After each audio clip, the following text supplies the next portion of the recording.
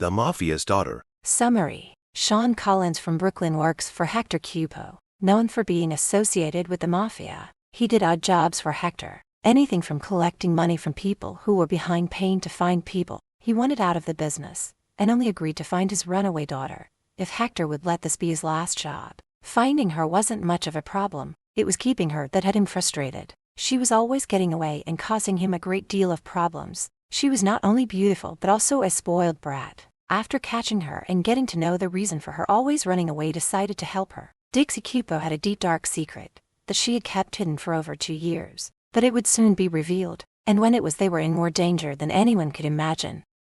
Chapter 1. Sean cursed when his phone rang at 6 in the morning, waking him from a deep sleep. Reaching for the phone and putting it to his ear, growled, "What?"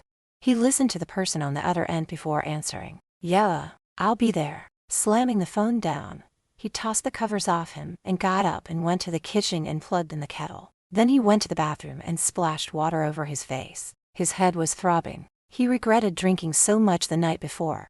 Taking a quick shower, he changed into jeans and a white t-shirt. He went back into the kitchen, made a large cup of black coffee, Saturday at the small table, and looked around his apartment. God, how he hated this place and this town, and the work he did for Hector Cupo. As soon as he had enough money saved up, he was heading to Texas and putting a down payment on a ranch.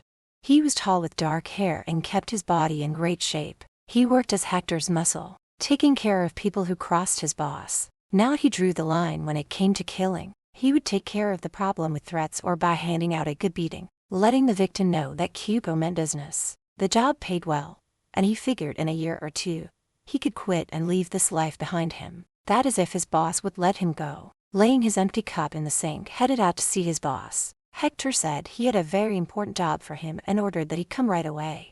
At 9 sharp, he pulled up the driveway in his Chevy to Hector's mansion. Normally, he never let anyone come to his home, but apparently, this job was important enough to warrant the visit. Sean was curious as to what the job was and hoped it wasn't another case of collecting a debt payment that some poor bastard couldn't pay. Sometimes he regretted what he had to do in his line of work. Sean was greeted at the door by a butler, who escorted him into Hector's home office. There he was sitting behind his desk, dressed in his tailored suit, his dark hair turning gray. Sean thought that for a man reaching 60, he kept his body toned and feet. He Saturday when Hector motioned to a chair across from him. "Sean, glad to see you're on time. Would you like a coffee or anything else?" Hector asked. "No, sir. Just tell me what the job is and I'll let you know if I'll take it." He knew he was taking a chance to talk to Hector that way. No one ever turned him down, but he seemed to be the only one who got away with it. That could be because he was the best Hector had. He was smart, cunning, and could snap a man's neck in a split second without breaking out in a sweat. Hector pushed a picture frame towards Sean. Inside was a picture of a young blonde. Sean picked up the frame and looked at the girl. He felt the bile making its way up from his stomach to his throat. It made him sick to think the old man was banging someone so young and pretty. "She's beautiful." He looked up at Hector. "Is she your girlfriend?" "No," he snapped in a snarly tone. "She's my daughter." Sean was shocked. He never knew the old man had a daughter. He'd never seen her in all the time he'd been coming here. "I didn't know you had a daughter." "Not many people know about her. I keep her a secret from my enemies. If they knew about her, they would try and use her to destroy me. Dixie is my only weakness and I'll do anything to protect her." "So what has she to do with the job you have for me?" he asked, handing Hector the frame. "My daughter has just turned 20. She has a problem with rules. I have spoiled her, and now she is rebellious." Hector stood up and walked over and poured himself a whiskey. Even though it was 10 in the morning, the girl is wild, out of control. She parties, drinks, and God knows what else she does when I'm not around. I can't tell you how many times I've had to bribe the cops not to arrest her." He sighed deeply before going on. "But she's my baby and I won't see her behind bars." Sean crossed his right leg over his left knee, shaking his foot, wishing Hector would get to the part about the job. "Where's her mother? Can't she do something?" Hector scoffed. "That tramp is dead. I got some stripper pregnant, and after she had the baby I got rid of her." Sean squirmed. He knew what Hector meant by getting rid of her. "Mr. Cupo, the job, sir." "What is it?" "Dixie has run off. I need you to go find her and bring her back here." "Sorry, sir. I don't do babysitting." He stood to leave but Saturday backed down when Hector motioned for him to sit. "You're the only one I can trust to bring her back safely." I'm willing to pay you anything. Name your price. I'm not interested, Sean bravely stated. Hector grabbed a piece of paper and wrote something on it, handing it to Sean. Looking down at the writing, he scoffed. Nope, still not interested. Hector's face turned a light shade of red. He was not accustomed to being turned down. Picking up the paper, wrote something else down, handing it back to Sean. Sean looked at it. He stared at the figure Hector had written. He was so tempted to take on the job. The amount his boss wrote was more than enough for a down payment on a ranch. It really was too good to turn down, but he thought he would push his luck a little further. I will consider it on one condition. What is the condition? That this be the last job I do for you. Hector stood up and poured another drink. He took a moment to think it over. You're the best man I have. I don't want to let you go. Sean stood and faced his boss, staring him right in the eyes. Most men would be too afraid to do that, but not him. He feared no man. Those are my conditions. Take it or leave it.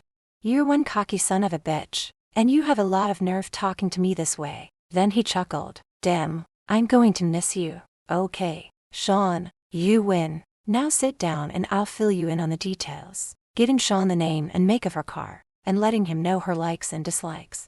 This time he accepted a cup of coffee. You leave right away, Hector said, opening a drawer in his desk, pulled out a photo of Dixie and handed it to him. Take this and show it around when you get there. Where exactly is there? His boss still hadn't told him where he was going. The last time she used her credit card was somewhere in Texas. That was a few days ago. She took out $3,000, so knowing my daughter, she's smart to use it again, knowing I could have it traced. That being said, she could be anywhere by now. Sean couldn't believe his luck. Not only did Hector transfer the money he was given for the job into his account, but he was going to Texas, so while he was passing through, he would check out some ranches that might be for sale. Now don't underestimate Dixie. She might appear all sweet and innocent at first, but believe me, she's cunning. You can expect her to put up a fight, but I want her brought back safe and sound, and I don't care who gets hurt. Don't fall for her tricks. She'll try and make you feel sorry for her by saying she's afraid to come back here, or that I beat her. Do you? Sean asked, looking at Hector to see if there was any truth to it. He banged his fist on the desk, swearing, Fuki, no, I have never raised a hand to that girl, but maybe I should have. Then maybe she wouldn't have turned out so wild. Sean was glad to hear that. He didn't believe in a man striking a woman, no matter what she had done. Hector went over to his safe that was hidden behind a picture, opened it and pulled out a wad of cash, handing it to Sean. Take this, it's for your expenses. You've already paid me plenty, Sean said, trying to hand Hector the cash back. His boss just laughed, shaking his head. Trust me, you need it. My daughter has an expensive taste, so make sure she eats in the best restaurants and stays in the finest hotels. She may also need some new clothes to wear since she didn't take a lot with her. Shoving the cash into his pocket, he walked away, stopping when Hector asked him to wait a second. Just 2 more things, Sean. Yeah, and what's that? He asked. The irritation he felt was obvious in his tone when he spoke to Hector. Don't even think about sleeping with Dixie. His eyes narrowed and his jaw twitched when he looked at Sean. No problem, boss. Blondes are not my type. So you said there were 2 things. What's the second one? If you do touch her, actually I will have both your hands cut off. That way you'll never be able to touch another woman. Then Hector broke out in a fit of laughter, trying to make out as if it were a joke, but Sean knew better. He knew his boss wouldn't hesitate to do such a thing. Right, I'll be off now. See you when we get back. Turning, Sean walked out, glad that soon he would be rid of this life and Hector. Chapter 2. Leaving his boss's home, he felt eyes following him as he walked to his car. Before getting in, he turned around and saw Hugo watching him. He wore dark glasses so Sean couldn't see his eyes. Hugo was a big man and had a husky build. His hair was dark blonde and he was a nasty piece of work. It was known that he liked to torture his victims before killing them. Sean got the feeling that the man hated him, but that was alright since he also hated Hugo. Giving the man the middle finger, he got in his car and starting it, he revved it up, sending pebbles flying as he took off. He could see Hugo scurrying out of the way. His face turned red as he stared at Sean when he drove off with his fist in the air. Back at his dreary apartment, he packed some clothes into a bag. Another bag he filled with weapons and a pair of handcuffs. Though it was a simple job, he wanted to be prepared for anything. Tossing his things in the back seat of his Chevy, he got in and checked the map. Then read all the info Hector had given him on Dixie, and where she was last known to be at. He had a long drive ahead of him, and the sooner he found the girl, the sooner he could leave this god-forsaken place he called home.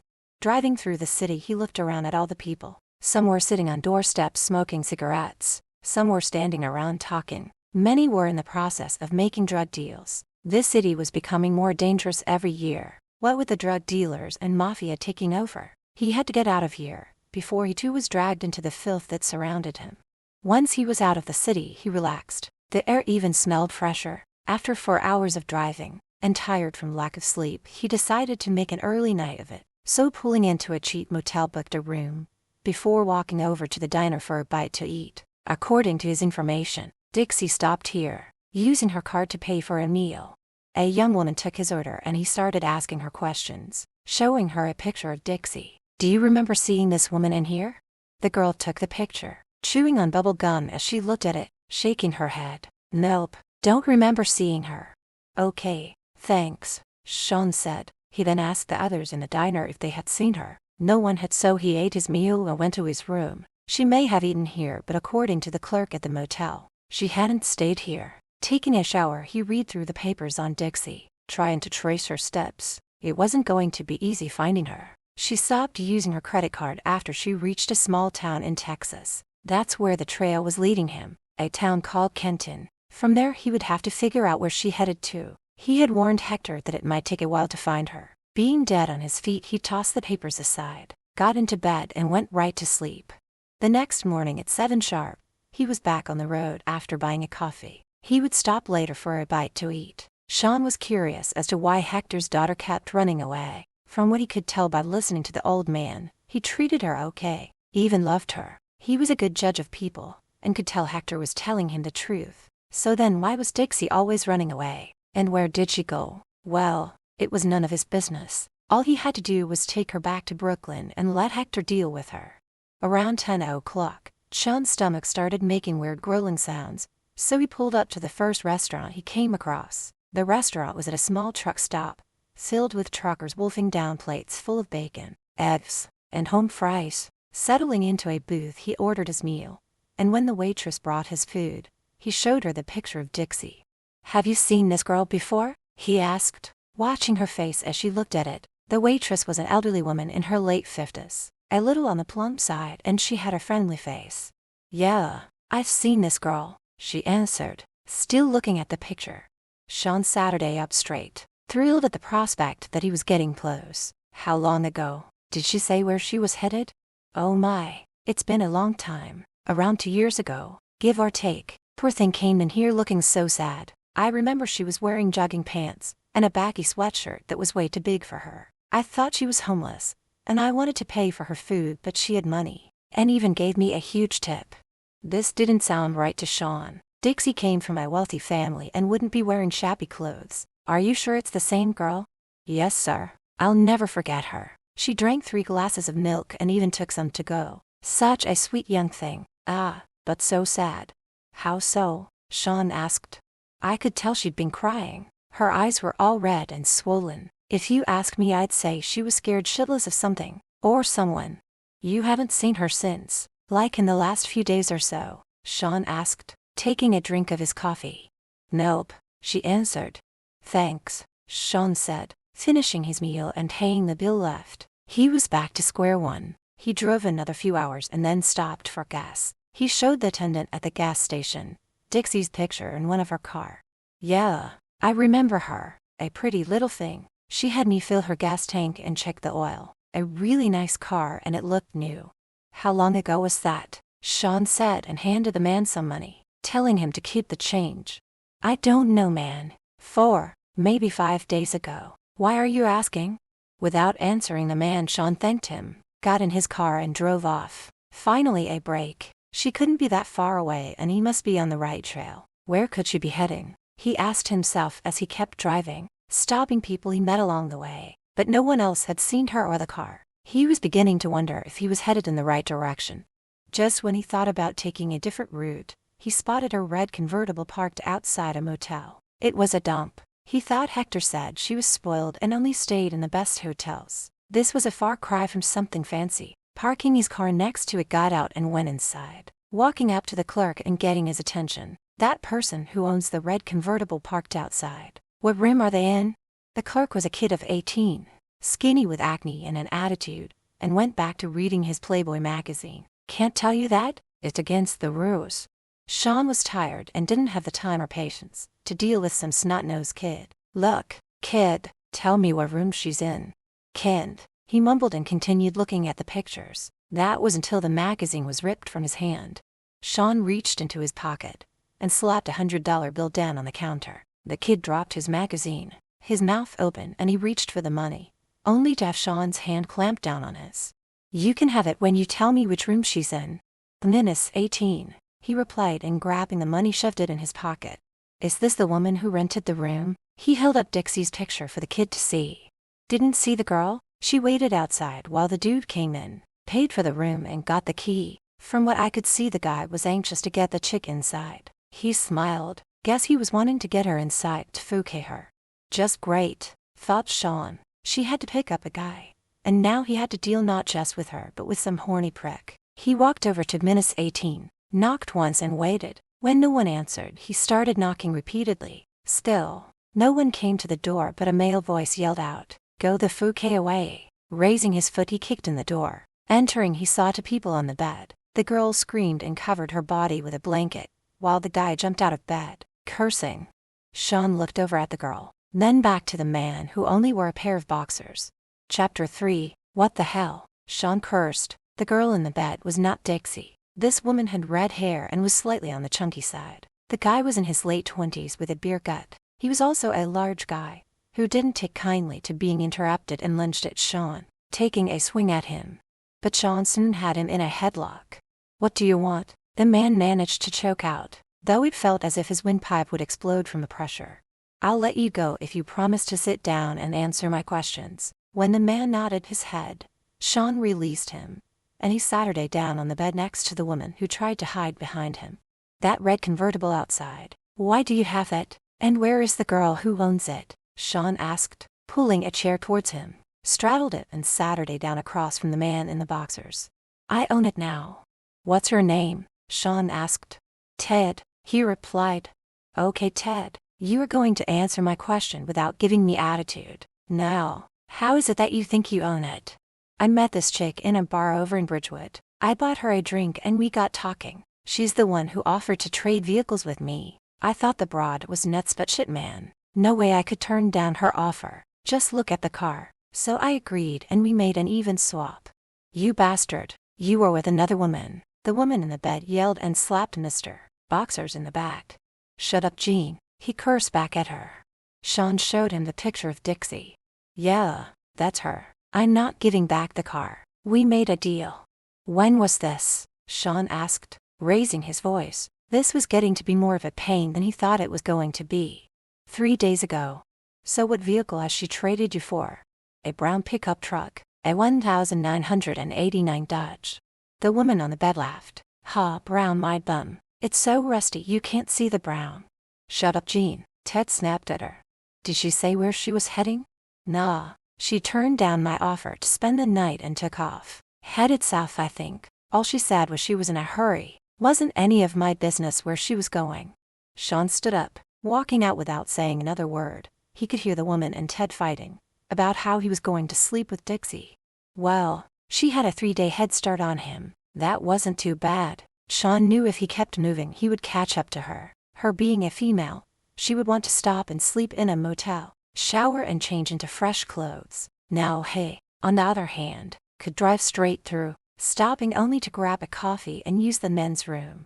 When he reached the small town of Bridgewood, he stopped at the one and only bar. He would grab a beer and whatever passed for food and ask around about Dixie. Surely since it was here, she drank and switched vehicles with Ted, someone would have talked to her. Maybe, just maybe, she might have said where she was headed.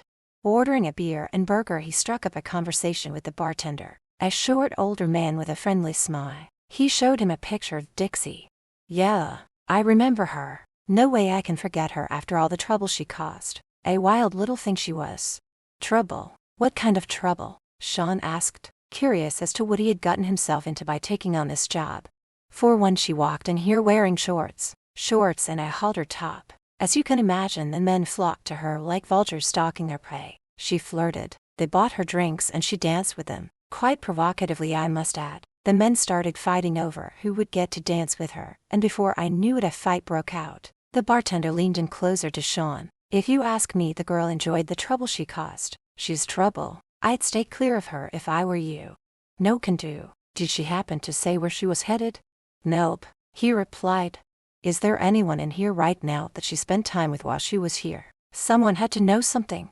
That man there, Troy, the bartender said, pointing to a cowboy playing pool with another man. Both young. Thanks, Sean said, taking the last bite of his burger, picked up his beer, and headed over to the pool table. Hey, can I have a word with you?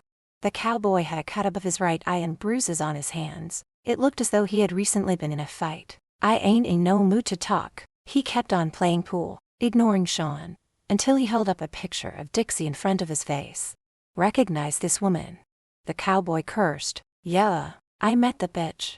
I'm trying to find her. Is there anything you can tell me? Sean asked, stifling a yawn. It had been a long day and he was exhausted. Buy me a drink and I'll tell you what I know. Going to the bar, the two men sat down and Sean ordered them both a beer. What did you and she talk about? Sean asked. We just talked, the cowboy, whose name was Troy, said as he took a drink from his bottle. Will you tell me what you talked about? I need to know everything. She came walking in here wearing these shorts, her hair long and blonde. She was so hot looking, had great legs and a nice rack. I went and sat next to her and we got talking. I bought her drinks and something to eat. We danced, and we got along real good till she started flirting with another man. Well, I was pissed. I mean, with all the money I spent on her, I figured she owed me something. You know how it is. When she was at the bar talking to this other fellow, I went right up and ran my hand up her leg, and she whacked me over the head with a beer bottle. He pointed to the bandage on his forehead. Had to have 3 stitches put in. I don't care about all that stuff. I want to know if she said where she was going or who she might be going to see, Sean said, annoyed with this cowboy. Only said she had to go see a girl, and that she had a few days of travel ahead of her. That chick caused a lot of trouble in here. After hitting me, she told the guy she was flirting with that I called him a spineless snake, and all hell broke loose. Before I was knocked out, I did see her leaving with some fat bum. Tossing down some bills, Sean left the bar. He headed next door to the cheap hotel and booked a room. He realized now that this girl was going to be a handful, and was glad he brought along the handcuffs. He had planned on driving straight through till he found her, but it was getting hard keeping his eyes open, and the 4 beers he had didn't help. Sean woke up refreshed and after eating hit the highway. He was slowly catching up to her, and as soon as he had her and got back to Brooklyn, he was packing his belongings and getting the hell out of the city. It was turning out to be a scorcher of a day. Rolling down his windows, he cranked up the radio. It was going to be a long drive to the next town, a little place called Border Town. 4 hours later, he pulled up to a bar called Luke's. A big smile crossed his face when he saw the old, brown rusty pickup. Luck was indeed on his side. She was here. He had her. Getting out of his car, he looked around. There wasn't much here. The bar, a beat-up motel with the vacancy sign flashing. There were houses scattered along the way as he drove through the town. There were only a couple of small stores and a gas station. Wiping the sweat from his forehead with the back of his hand, he walked into the air-conditioned bar. Music was blaring, people dancing, and some were playing pool. Taking a seat at the bar, he looked around for Dixie. Not seeing her, he ordered a beer. He got to thinking, maybe she rented a room at the motel and was there. He would finish his beer and head over there, but then he spotted her coming from the ladies' room. She was wearing jeans and a tight-fitting halter top. It was obvious she was wasted by the way she was staggering. Her hair messed up. Now he had to figure out a way to get her out of the bar and into his car. With her being drunk, that may not be an easy task, so he sat and waited, trying to figure out how to handle the situation. Then he saw her walking towards him, her eyes on his as she sat down next to him on the bar stool. Chapter 4. Sean was not expecting Dixie to look as beautiful as she did. Her picture didn't do her justice, he thought as he stared at her. She wore very little makeup, and even with her hair messed, she was downright gorgeous. When she spotted him staring, he was shocked at her foul mouth when she turned to him. What the fuck are you staring at? Motherfuck her. She motioned for the bartender to pour her another whiskey. That's some filth coming from such a beautiful mouth, Sean said, shaking his head with disgust. A lady shouldn't talk that way, he added.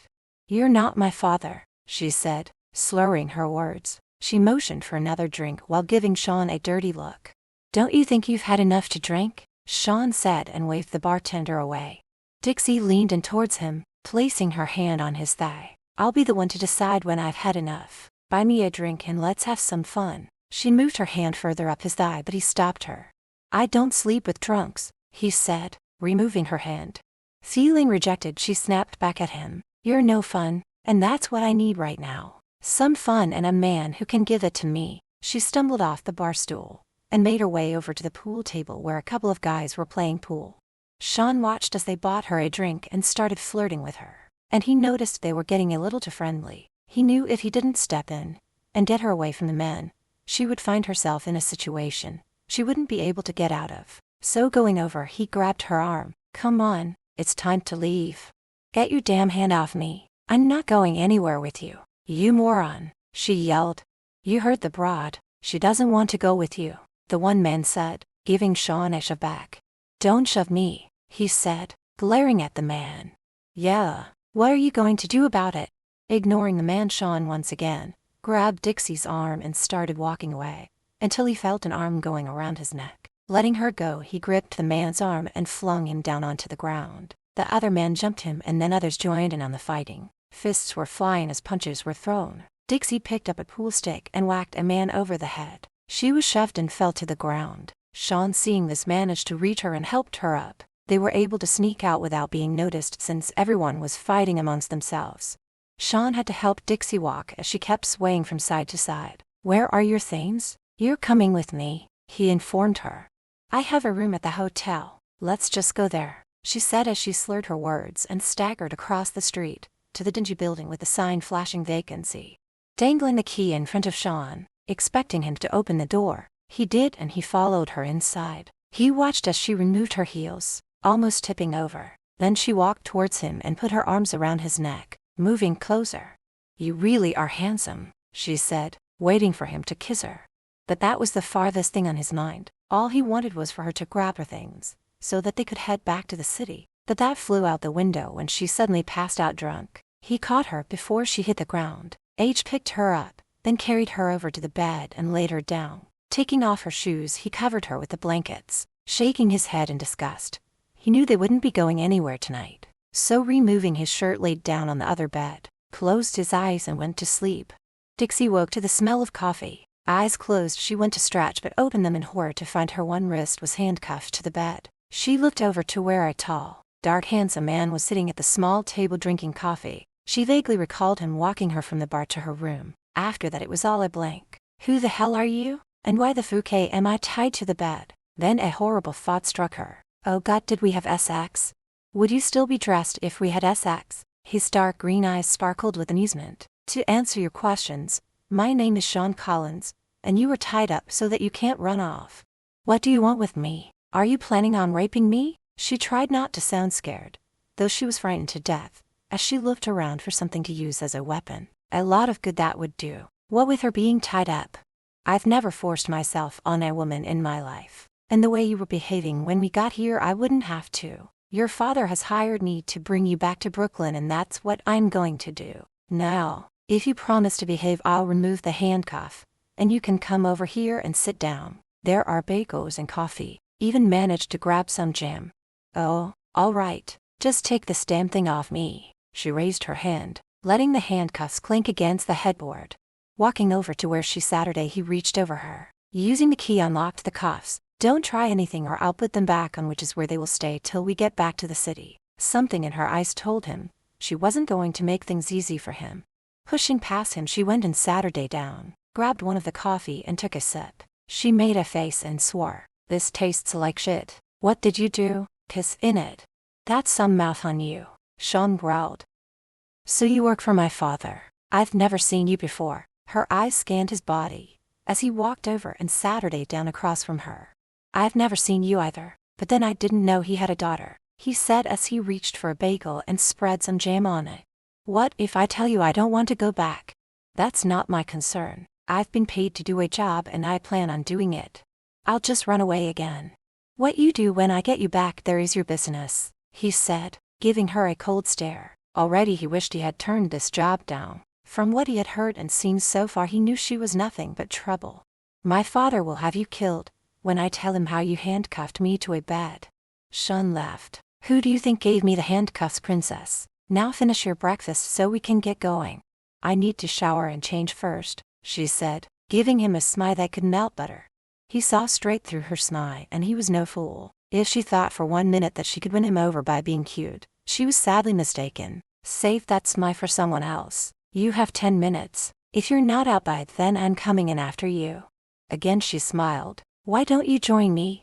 Sean shook his head and a scowl crossed his face. Not interested. Now get moving or you can forget about the shower. Fouquet, you're not much fun, are you? Getting up, she grabbed her bag and headed into the small bathroom, locking the door behind her. Going over and lying on the bed, he put his hands behind his head, closed his eyes and listened to the water running from the shower. He waited 10 minutes and checked his watch. Still, the shower was running. Getting up, he went and knocked on the door. Dixie, time's up. Get out here now. No answer. So he knocked again, but nothing. Shit. He swore out loud and kicked the door open with his foot. Pulling the shower curtain back, no one was there. The window was wide open and he knew she had tricked him. He ran into the other room, grabbed his keys and raced out the door. Looking around, the old rusted truck she was driving was gone. Swearing, he jumped into his car and squealing the tires sped off in the direction he figured she was going. She had a good 15-minute head start, but his car was fast compared to that old rust bucket she was driving. He would soon catch up to her. This time he would be more careful and not trust her. Chapter 5. Sean was so pissed at himself for letting a woman trick him. He should have checked the bathroom first, to make sure there was no way for her to escape. As he drove along the dusty road, his radio blaring, he swore he would keep her in handcuffs all the way back to Brooklyn. Still, he wondered why she was always running away from her father. From what her father had told him, she was always caught and brought back. A few times she returned on her own, so maybe she just wanted to get away and have some fun with this girl she was headed to see. Well, it wasn't his problem. He had a job to do and he never stopped until it was completed.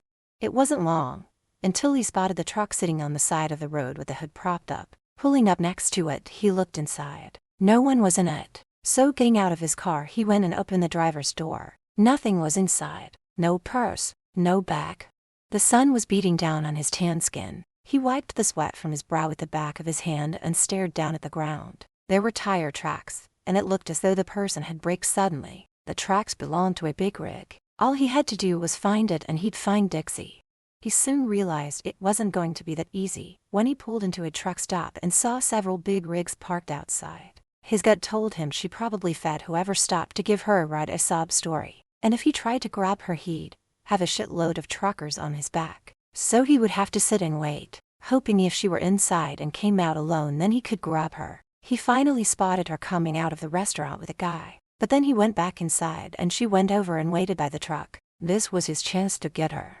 Walking around the truck, he snuck up behind her. Handcuffs ready, he pounced, taking her by surprise and cuffed her hands behind her back. She screamed and tried to struggle, but it was too late. Let me go, you bastard. His mouth was close to her ear when he spoke. Did you really think you could get away from me? His hand on her upper arm started pulling her to where he was parked. My bag, she snapped. Letting out a sigh, he stopped and picked it up. Then a voice and the sound of a rifle clicking had him stopping in his tracks. Turning, he saw an older man aiming a rifle at him. Help me, Dixie cried out. He's trying to kidnap me.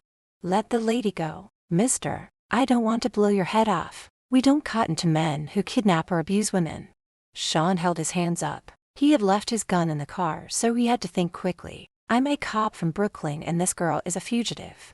Dixie shook her head, her eyes pleading with the man. No, he's not a cop. He's been stalking me and wants to rape me. Shoot him, she yelled.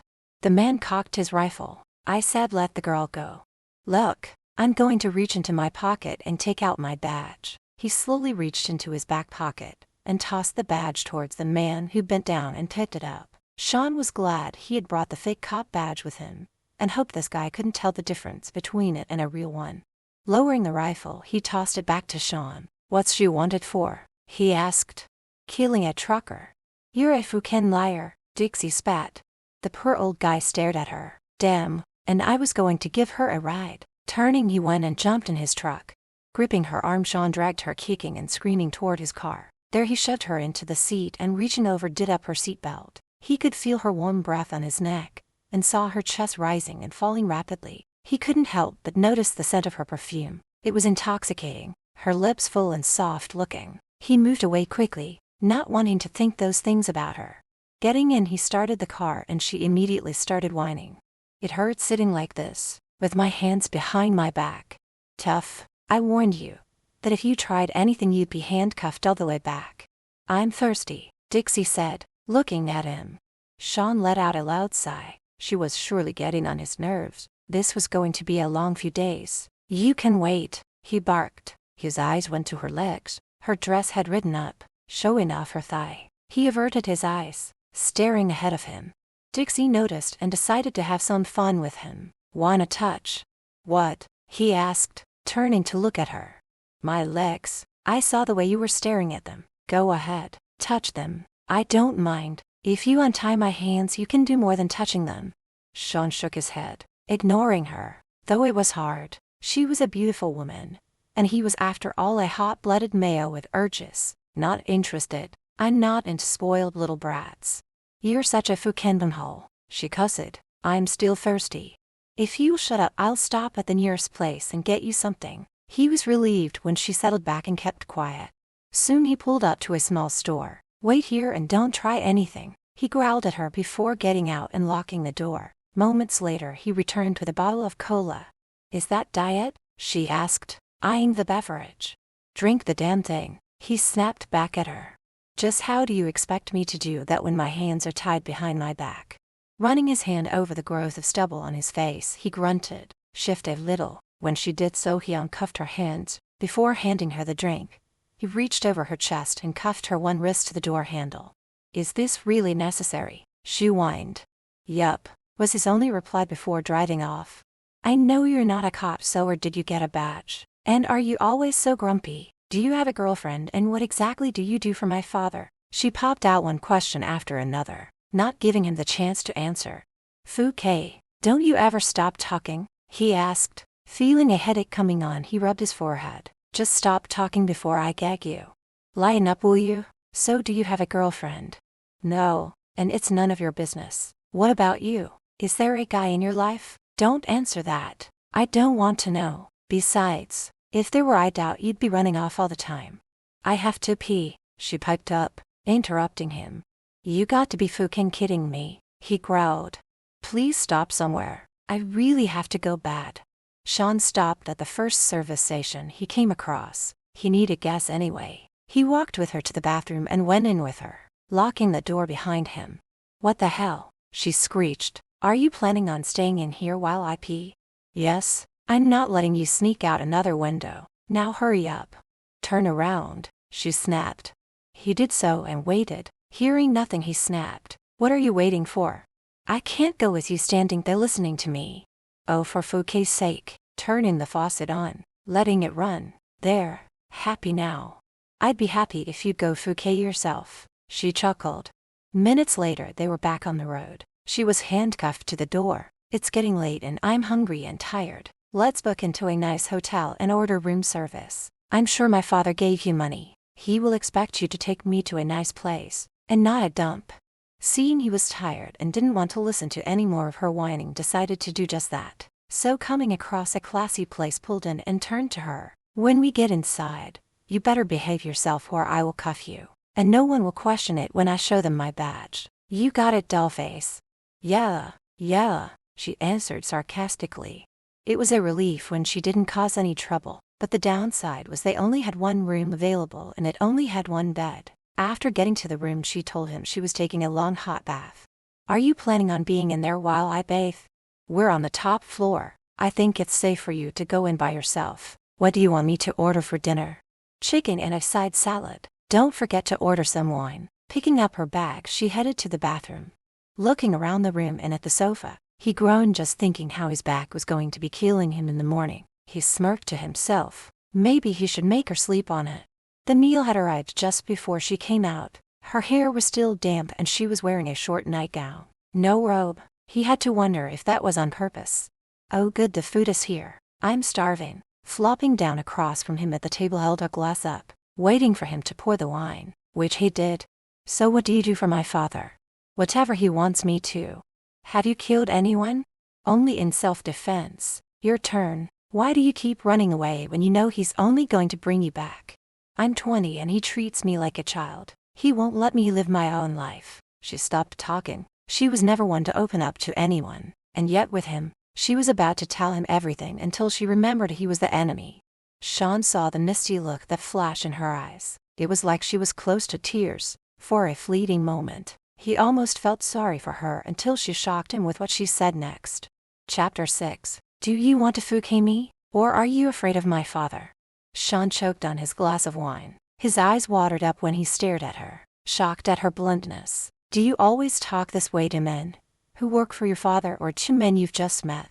Not to the guys who work for him. They're all so big and fucky and ugly. But you're different. You're good looking and young. I bet you know how to fuck women really well. If you lick it rough, that's okay with me. Why, I bet you have a big snake and know how to make a woman come. Sean was sick of her filthy mouth. Never had he heard such trash coming out of a woman's mouth before. Dropping his fork, he glared at her. Standing up, he grabbed her arm and dragged her over to the bed and flung her down. She lay there, saying nothing as he climbed on top and put her hands above her head. Dixie started breathing heavily, licked her lips and stared at him. Oh, so you do like it rough. Before she knew what was happening, he had pulled the handcuffs from his back pocket and tied her to the bedpost. Into the kinky shit. I see. Hovering over her, his face dangerously close to hers, he smirked. Not interested, doll face. I'm taking a shower and don't want you taking off. You can't leave me like this, she cried out, cursing and trying to break free. Watch me, he said as he walked away. You prick, she yelled behind his back, causing him to break out in laughter. He needed a shower, a cold one after having been on top of her. He could feel the warmth from her body go through his shirt. She was a very enticing woman. She smelled good and her body was so soft. It will be hard resisting her, especially since she kept teasing him that he would not give in. She was the boss's daughter and returning her home was his job.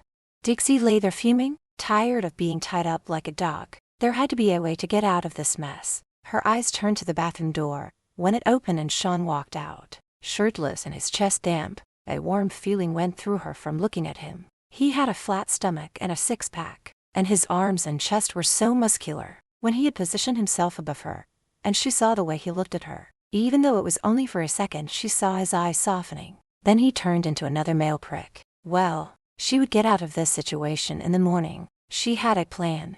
You're not going to leave me like this all night, are you? Yup, he said as he made up a bed on the sofa. What if I need to use the bathroom? Then tell me and I'll uncuff you. Now shut up and go to sleep. He laid down on the sofa, tossing and turning, trying to get comfortable. It wasn't working. His feet dangled over the edge and there wasn't any room to move. You look uncomfortable there. Why don't you sleep here? There's plenty of room, she said, giving him a smile. You'd like that, wouldn't you? I'm onto your little tricks. Are you afraid I might try to seduce you? I'm tied up, so what could I possibly do to you? Go to sleep, he barked. She purred softly. This bed is so soft, like floating on a cloud. After an hour, his back was hurting like crazy. It felt like knives digging into him. Hearing Dixie's soft, even breathing, he decided to sleep in the bed next to her. He could always rise early, before she woke, and slip out without her even knowing. Not wanting to wake her, he slept on top of the covers. She was right about the bed. It was so comfortable. Waking before her, he moved slowly off the bed and putting on a shirt, he ordered some room service. He looked back over at the bed. She looked like a sweet angel when she was asleep, but awake she was a foul-mouthed spoiled brat. So how did you sleep? She asked, opening her eyes to find him looking at her. Okay, and you? He asked.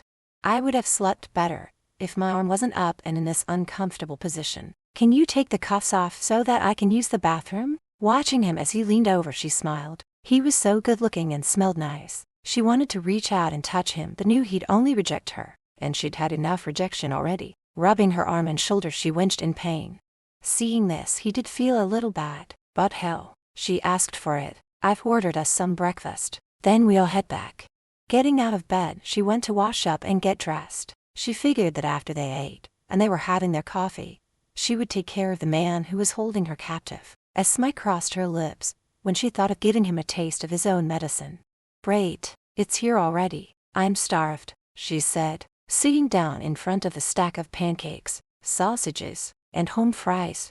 Sean watched her with amusement. "For a petite woman, you sure can pack the food away." "Yeah, I also don't gain weight. I'm lucky that way." Reaching down for her purse that Saturday by her feet, she pulled out a small pill box. "Would you mind getting me some water?" she asked, smiling sweetly. "What are those?" he asked, pointing to what she was holding in her hand. "My birth control. Water, please." "There's juice right in front of you," he grumbled. "I always take them with water. Would you mind getting me the water?" Muttering under his breath, he stood up and went to where there was a jug of water on the table by the window. When his back was turned, Dixie dropped 2 pills into his orange juice. Then she took her birth control out from the other side of the pill box and popped it into her mouth when he came back with the water. "Thank you. I'll not be your fetch boy next time you get it." "Okay, Grumpy." "Geez." Again smiling at him sweetly, she watched as he picked up his glass and drank the juice all in one gulp. "I know you slept in the bed last night. Did you think I wouldn't notice?" "Don't worry, doll face. I didn't try anything." "Too bad. I wouldn't have stopped you. Never gonna happen. And if it did, I would still be taking you back home. So if you think that by sleeping with me I'd let you go, you're sadly mistaken." Finishing his breakfast, he began feeling lightheaded and was fighting to keep his eyes open. "What's wrong, Sean? You don't look too good. Maybe you better lay down on the bed for a while." He didn't argue when she helped him over to the bed and laid him down. He wanted to stop her, but his mind wasn't functioning properly, and it was like he had no control of his body. He tried grabbing her hand when she lifted his arm above his head but couldn't. "What did you do to me?" he hissed. Stroking his cheek, she grinned. "Just something to make you sleep. Don't worry, it won't hurt you, and I'll leave the do not disturb sign on the door." She then proceeded to handcuff his hand to the bed. "I really am sorry about this, but I can't go back yet." Leaving his side, she gathered up her belongings. Looking over at Sean, went back over and leaned over him, placing her lips on his, and giving him a soft kiss. She touched his hard muscular chest and let out a sigh. "If you didn't work for my father, and we had more time, it might have been good between us." She looked back at the man on the bed and her heart skipped a beat. Her conscience did bother her, but she had to leave before it was too late. Dropping the key to the handcuffs on the table by the door, she picked up Sean's keys to his car. Stopping by the front desk, she told the clerk he was staying another night and didn't want to be disturbed. After all, she couldn't risk maid service finding him before she was able to get as far away as possible.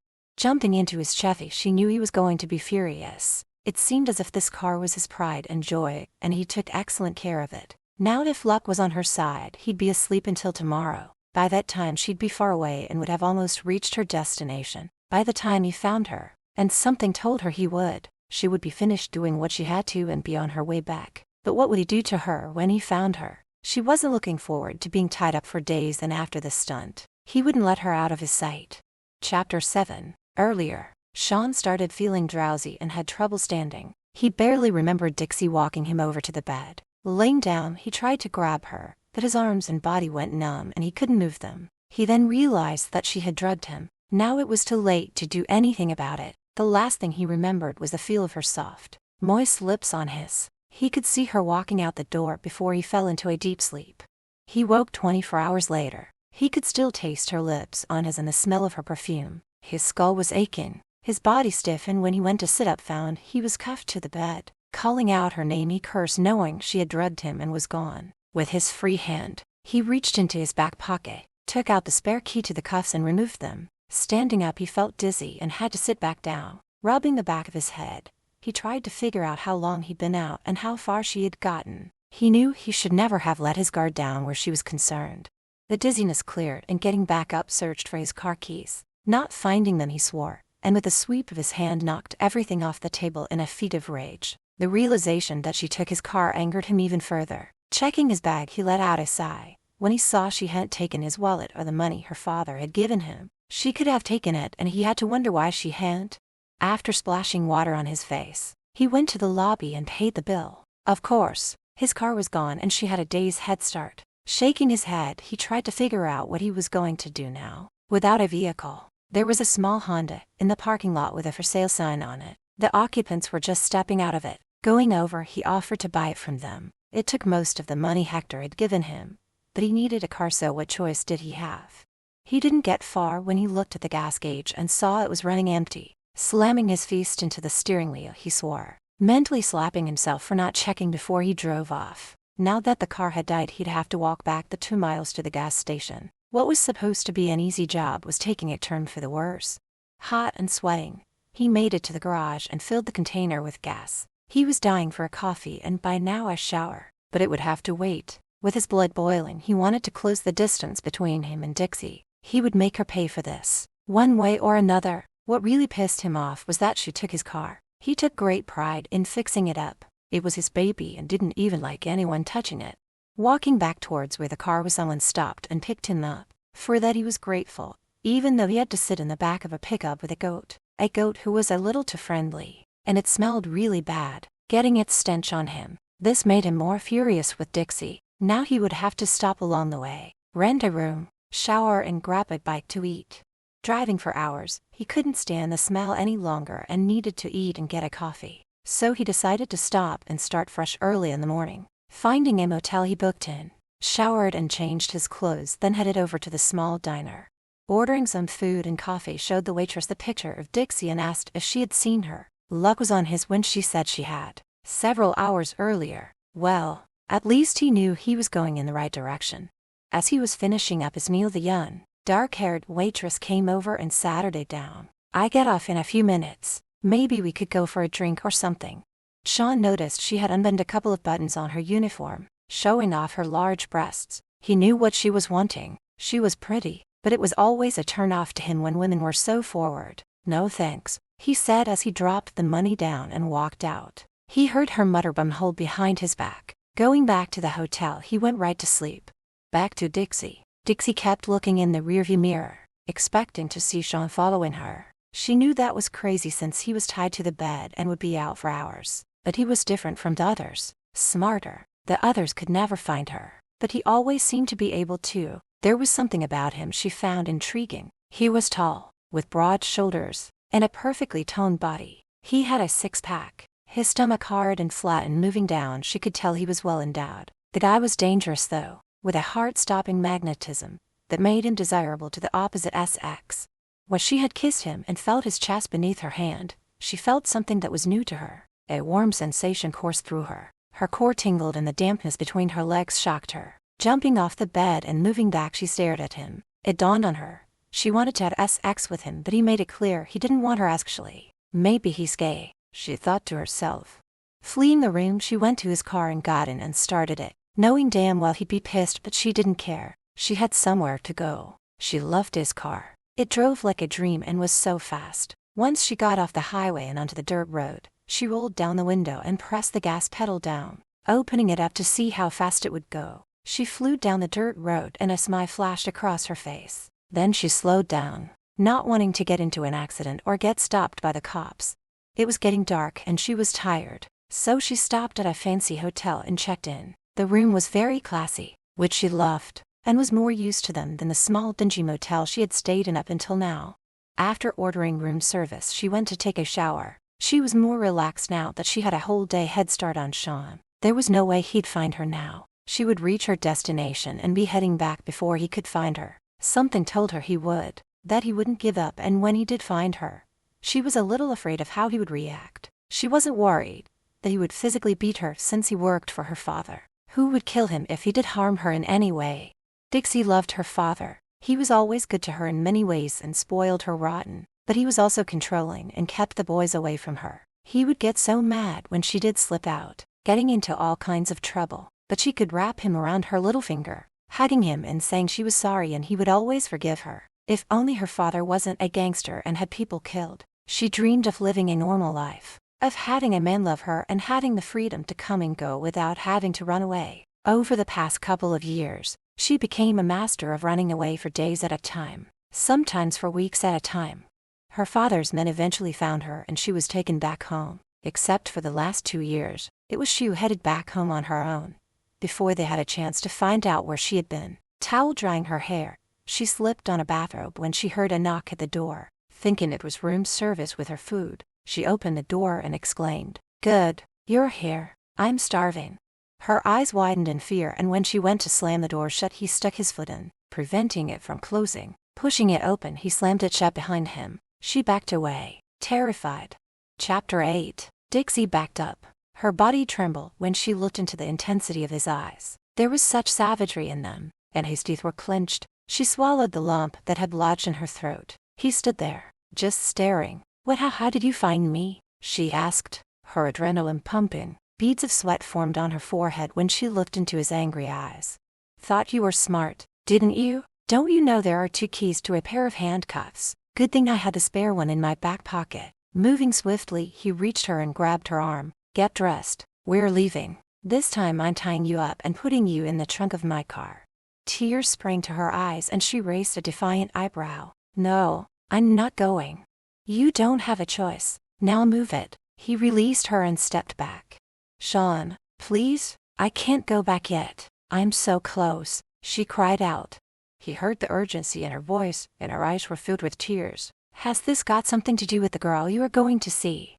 she gasped. "How do you know about her?" Her voice cracked, eyes as wide as saucers. "You told some guy at a bar you were going to visit a girl." "Who is she?" he asked. Biting her bottom, she was relieved that he didn't know.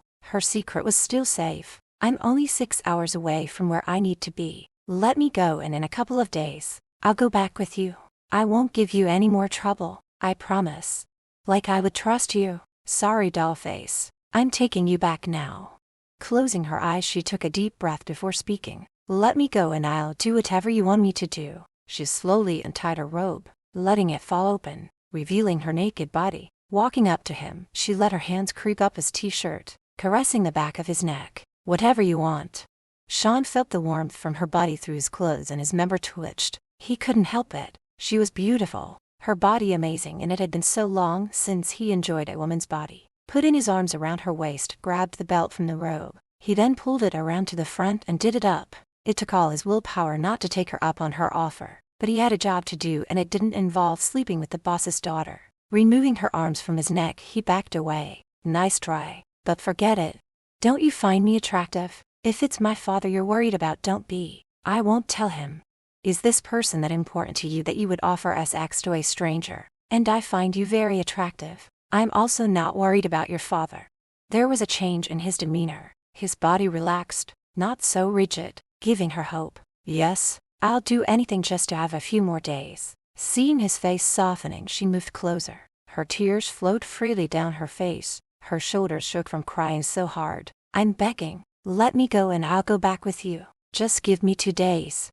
Sean tossed his hands up in exasperation. "Okay, I'll give you 2 days, and then you come willingly, or else you will spend the ride back in the trunk." Overjoyed, she threw her arms around his neck, hugging him. "Thank you. Thank you so much." Taken back by her display of being grateful, he held her in his arms longer than was really necessary. What broke them apart was a knock at the door, and someone shouted out, "Room service." Sean opened the door and the woman pulled in the cart. After he handed her a tip, she left. "I ordered plenty. Will you share my dinner with me?" she said as she wiped her tears away. Not waiting for him to answer, she started dishing out the food, handing it to him. "I am sorry about drugging you, but not for handcuffing you to the bed. I thought I'd let you know how it felt." "What did you give me?" "2 sleeping pills," she answered, watching his expression to see if he was still mad. He didn't appear to be, so she kept talking. "How long have you worked for my father?" "A little over a year." "Do you like working for him?" "No." "Do you like him?" "No." "You don't talk much, do you?" "No." "God, can't you at least carry on a conversation?" "You ask too many questions. I'm here to take you back, not to be your friend. You better get some sleep. We'll be leaving in the morning," he said, wiping his mouth with a napkin. "Wait, what?" She stopped her fork in midair. You're going with me?" "Yes," he nodded his head. "I'm not letting you go alone." "But I promised I wouldn't try anything. Just wait here, and in 2 days I'll come back." Her throat closed up and she was close to panicking. "I don't plan on taking the risk of you taking off. Sorry, dollface. I don't trust you. Either I take you or you don't go." He smirked when he saw the expression on her face. It was somewhere between shock and fear, also anger. "You can't go with me," she cried out. "Why not?" he asked. crossing his arms over his chest. Because my father or his men can't ever find out where I've been going. If they do, it will be bad for everyone. Please, can't you just trust me? You drugged me, stole my car, and caused me nothing but misery since I met you. So no, I don't trust you to go alone and to come back. I suggest you go put on a nightgown for bed. Tossing her napkin down, swore when she rose from the chair. I can hate you, she swore, and headed to the bathroom. Hey, he shouted out behind her back. I give you my word. I won't tell anyone where you've been going. She stopped to look back at him. I hope you mean that. She turned, shutting the bathroom door behind her. Moments later, when she returned and got into bed, he followed. She wondered if he had changed his mind about her giving her body in exchange for letting her have those extra days before he forced her to go back home. To her dismay, he cuffed her wrist and was about to attach it to the bedpost. Do you have to? You know yourself how uncomfortable it is trying to sleep with these on. He thought about it for a moment and then attached it to his wrist, binding them together. Seriously, she muttered with contempt. Can't let you take off now, can I? I wouldn't. Why would I after you agreed to let me go? This way I'll know for sure, he replied, lying down with all his clothes on. You really are a pompous ass, she snapped. You really should watch that mouth of yours. Has no one ever told you it's not ladylike? You have a mouth worse than a truck driver. Sean hated when a woman swore, and this particular woman needed her mouth washed out with soap. He snickered when he thought about what would happen if he were to try and do it, knowing she probably would kick him where it would hurt. What's so funny? She asked, raising herself up on her arm. Nothing. Go to sleep. He lay awake listening to her breathing, knowing she was asleep. He looked over and saw her chest rising and falling. He didn't know if the tears she shed earlier were just an act to get him to feel sorry for her and for him to give in, but watching her face while she slept so peacefully, he somehow knew they were real. She couldn't be that good of an actress. Or could she? The next thing he knew, she had rolled over, resting her head on his chest, and her arm landed across his stomach. He thought about moving her but decided against it. She seemed comfortable and he really didn't mind since she smelled so damn good. Dixie found when she woke up she had cuddled up to Sean. Lifting her face, she saw he was asleep with his arm around her. Even though he had been a jerk, handcuffing her, for some strange reason she felt safe with him. Safer with him than with anyone else, even under her father's watchful eye. She lived in fear, not from him, but from his enemies, and the bodyguard he had following him wherever he went. Hugo. Hugo was cruel and she was deathly afraid of him. Sean opened his eyes. A pair of light brown eyes with golden specks were staring back at him. He removed his arm and she moved away.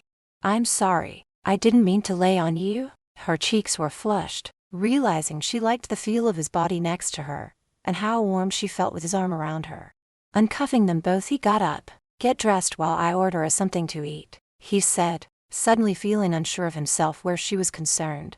When she came out of the bathroom, he stared at her. She looked so different. She wore very little makeup.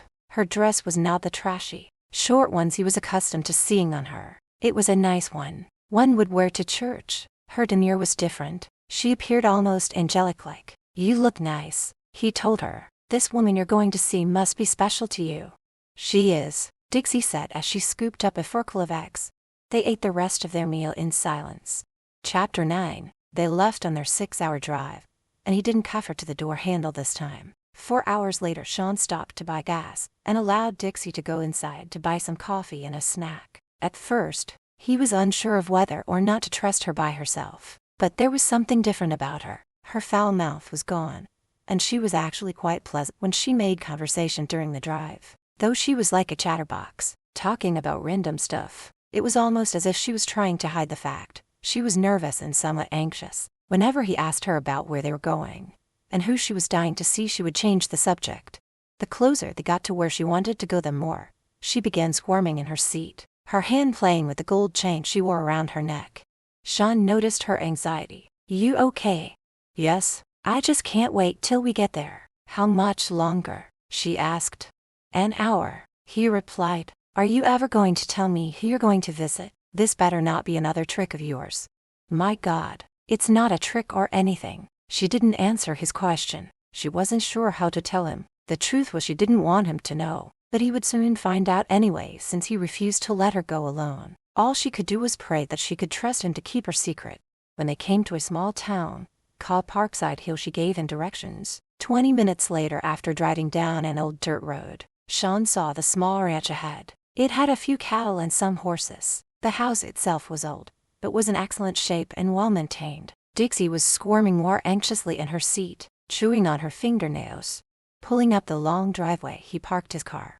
Dixie turned to face him. "You've got to swear to me that you won't tell anyone about this place or who lives here." "I already promised you that. So who lives here and why are you keeping them a secret?" Before he could get his answer, she jumped out of the car and ran to the woman who came out from the house and stood on the porch. Climbing from the car, he walked towards them and watched as the two women hugged. "Look at you, Dixie. My, you look so pretty."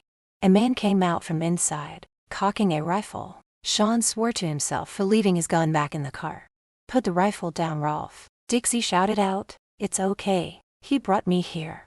The man, Rolf, lowered his weapon and Dixie went and hugged him. "Meet Sean Collins." She turned to him. "Sean, this is Rolf and Karen Barnes." Sean shook Rolf's hand, a big beefy hand. The man was a giant with muscles that would scare even the Incredible Hulk. His wife was half his size. Sean guessed them to be in their late 40s. Dixie introduced them to Sean. "Where's Bella?" she asked Karen. "She's inside with Teddy, dear." The three of them walked into the house. Sean followed behind and stood at the door watching. He saw a young man holding a child, who was probably around 2 years of age. The guy was also a large man, who he would soon learn was Karen's and Rolf's son.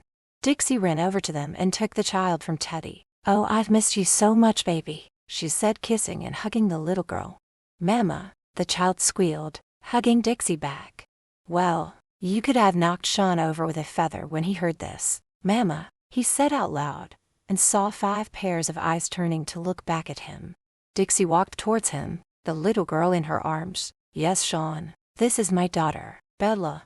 He saw the tears welling up in her eyes, and he had so many questions for her, but he would have to ask her later when they were alone. His eyes were drawn to the tiny child, who had her mother's eyes and hair color. She was the spitting image of Dixie. "She looks exactly like you," he said, smiling at Bella, who in return smiled back. "Sit down and I'll make you some lunch. You must be hungry," Karen said as she headed into the kitchen. Teddy, their son, Saturday down next to Dixie and put his arm over her shoulders. "We've missed you. How long can you stay?" "Only a couple of days," she replied. She glanced over at Sean, who was eyeing them suspiciously. She wondered why.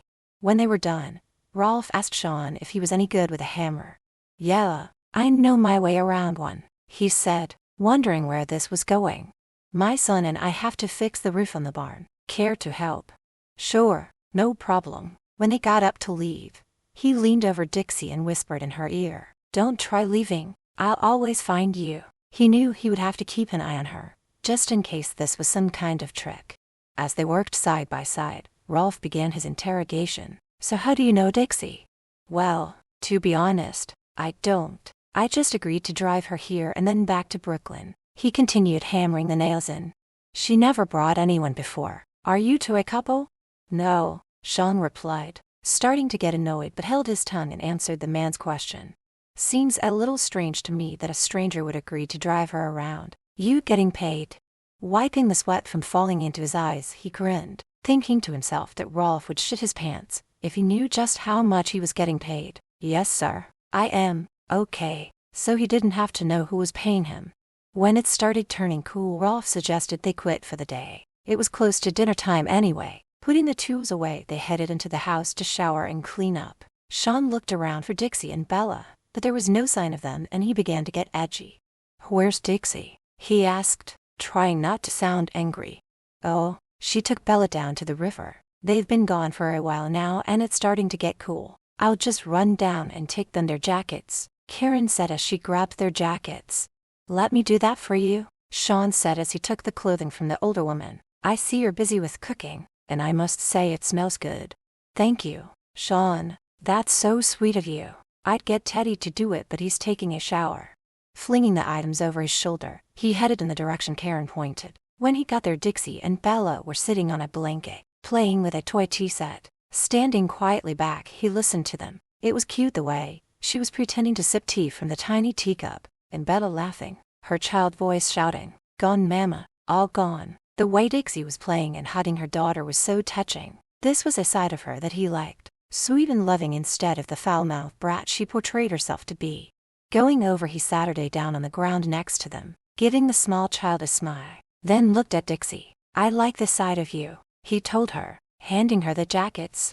Dixie stared at him while she put Bella's sweater on. She then hugged her daughter to her chest and kissed the top of her head, loving the smell of her. "Thanks for bringing these. I should have thought to do it when we left the house."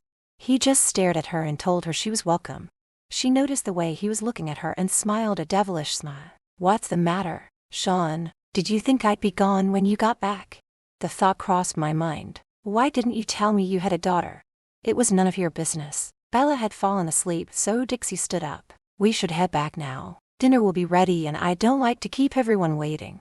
Sean gathered up the toys and blanket. He saw the way she held her daughter so protectively in her arms. It went against everything he thought he knew about her. He was curious about who the father was, and if Hector knew about his granddaughter. He doubted it though. He was about to ask her when Teddy came sprinting towards them. "Here, let me carry her," Teddy said, taking the child. Her eyes opened and she reached out for him. During dinner, Bella called out to Gamma. Karen took her tiny hand and kissed it. "Yes, baby, I know. You want more." Sean looked at Teddy. Well, now he knew who the father was. That was one question answered, but it left much more in its place. The men took their drinks into the living room. Karen started the cleanup, and Dixie took Bella for her bath and put her to bed. After enjoying some homemade apple pie, they all turned in for the night. Rolf showed Sean the room where he'd be sleeping. It was a nice room with 2 single beds in it, very clean and cozy. He wandered across the hall to where Dixie was. She was standing over the crib watching Bella sleep, talking softly so as not to wake her. "It will be time for a regular bed soon. You're growing so fast. I love you, baby." His heart broke when he heard the sadness in her voice and could see she was crying. So quietly creeping away, not wanting to intrude on her time with Bella, went back to the bedroom, removed his clothes and climbed into bed. Chapter 10. Laying there, hands behind his back, covers down around his waist, he got to thinking about Dixie. She was a mystery to him. First, she started off as shy and crude, but now she was sweet and so motherly. He wondered what game she was playing, and who the real Dixie was. His head turned when the bedroom door opened and she walked in. Removing her robe, she went to get in the other bed. "What are you doing?" he asked, sitting up and staring at her. "What does it look like?" "I'm going to bed," she answered sarcastically. "In here," he snapped. "Yes, in here. Where else would I sleep?" "I just thought you'd be sleeping with Teddy." A look of shock flashed across her face. "Teddy? Why would I sleep with him?" Her tone was hostile when she glared angrily at him. "I figured that where you'd sleep. After all, he is Bella's father." The anger from her face disappeared and she burst out laughing. "You think he's the father, isn't he?" Sean barked. He didn't like it when women laughed at him. Climbing into bed, still snickering. "No, Teddy is definitely not the father." "Then who is?" "Really, Sean, it's none of your business." He sat her up on the edge of the bed. "What about your father? Does he know about Bella?" "No, and that's the way I want to keep it. He has a right to know he's a grandfather." Getting out of bed, she paced the floor, running her hand through her long blonde hair nervously. He can never know. Going over, she stood before him, standing between his thighs, looking down at him. "You promised me you wouldn't say anything. Have you changed your mind?" "I gave you my word I wouldn't. I always keep my promises." "Tell me this though. Bella's father, does he know about her? Have you told him?" "No," she answered, moving away. "Should Dixie? The man has a right to know he has fathered a child. How can you be so cruel as to keep her from him?" She whirled around to face him. "If he found out about Bella, he'd take her from me, and she would be in terrible danger." Sitting down beside him on the bed, she looked him right in the eyes. "If my father finds out about her, he'd want to take her home. You know who he is and the danger that surrounds us. I will not let my daughter live the life I'm forced to live. The Barnes love her. She is safe here. Someday I will take her far away from here where they'll never find us. Until then, it's better this way." Not being able to hold back any longer, she broke down and cried. Taking her in his arms, he held her, stroking her back. "How did you end up here in the first place?" "When I found out I was pregnant, I wore baggy clothes. I didn't get very big, hardly showed much. I left home when I was getting close to giving birth. I made it this far when the Barnes found me. I was in labor and Karen delivered Bella, right there on the side of the road. They took us to their place. I was really sick and they nursed me back to health. I told them everything about who I was and my father. They loved Bella and agreed to keep her until I was able to take care of her, even though they knew the danger it could put them in. Sean's heart went out to Dixie. She had gone through so much at such a young age. He took her face in his hands, and with his thumbs, he wiped her tears away. His thumb had a mind of its own when it moved across her bottom lip. Looking at them, he lowered his mouth onto hers. He felt her arms going around his neck as she kissed him back. Lowering her down onto the bed, his kiss deepened, his tongue darting inside her mouth when she willingly opened for him. They both started breathing heavily, hearts pounding. She moaned softly when his hand moved down the curves of her slender body. But then he jerked away and got off the bed. I won't do this, Dixie. We can't. Truth be told, he wanted her more than he ever wanted any woman. With a throbbing erection, he turned away from her so she couldn't see how his member was straining against the material of his briefs. I'm sorry, I shouldn't have done that. Silently she went back over to the other bed. Getting in, she laid on her back, looking up at the ceiling. I understand. Getting back into bed, he turned his head to look at her. I'm sorry for what you've been through, but I still have to take you back. She looked over at him. I know, she said, her face wet from the tears that had fallen. I'll run away again, and I still have one more day with her. You did agree to let me have 2 days. You have it, Dixie, and what you do when I take you back is your business. Now get some sleep. Dixie liked it when he kissed her. It was deep and passionate. Liked the way it felt when his hand touched her. It was gentle, not rough or violent. It made her feel wanted. Her heart was aching so bad. She needed to be held, if only for the sake of being comforted. Sean. Yeah, he answered back. Will you hold me? Dixie, please don't. I just want to be held, nothing else, she sniffed, close to crying. He really didn't think it was a good idea, but hearing the sadness in her voice, he knew she was being honest about just needing someone to hold her. Lifting the covers, he motioned for her to get in. Once she was under the covers, he pulled her into his arms, holding her close. This little wildcat that he thought he would try to tame was getting to him. She was not the tough, spoiled brat he thought she was in the beginning. If he could, he would leave her be. But Hector had already paid him, and if he did not deliver Dixie, the man would find him, and he would be tortured beyond any imagination you could think of before being killed. He listened to her breathing as she slept. He wondered what would have happened if he hadn't stopped himself from making love to her. One thing is for sure, it would have been great. It took him ages before he was able to calm down his desire to have her and fall asleep. That was difficult, seeing she was curled up in his arms, her head resting on his bare chest, her arm flung across his stomach. The next morning he woke up late. Dixie wasn't in bed. Going into the kitchen, tucking his shirt in, he found her and Bella eating. When she saw him, she got up and started fixing him something to eat. Where is everyone? He asked, sitting next to the child. Rolf and Teddy are doing chores. Karen went into town for supplies. Sit, I'm making you breakfast. Raising an eyebrow at her. You know how to cook?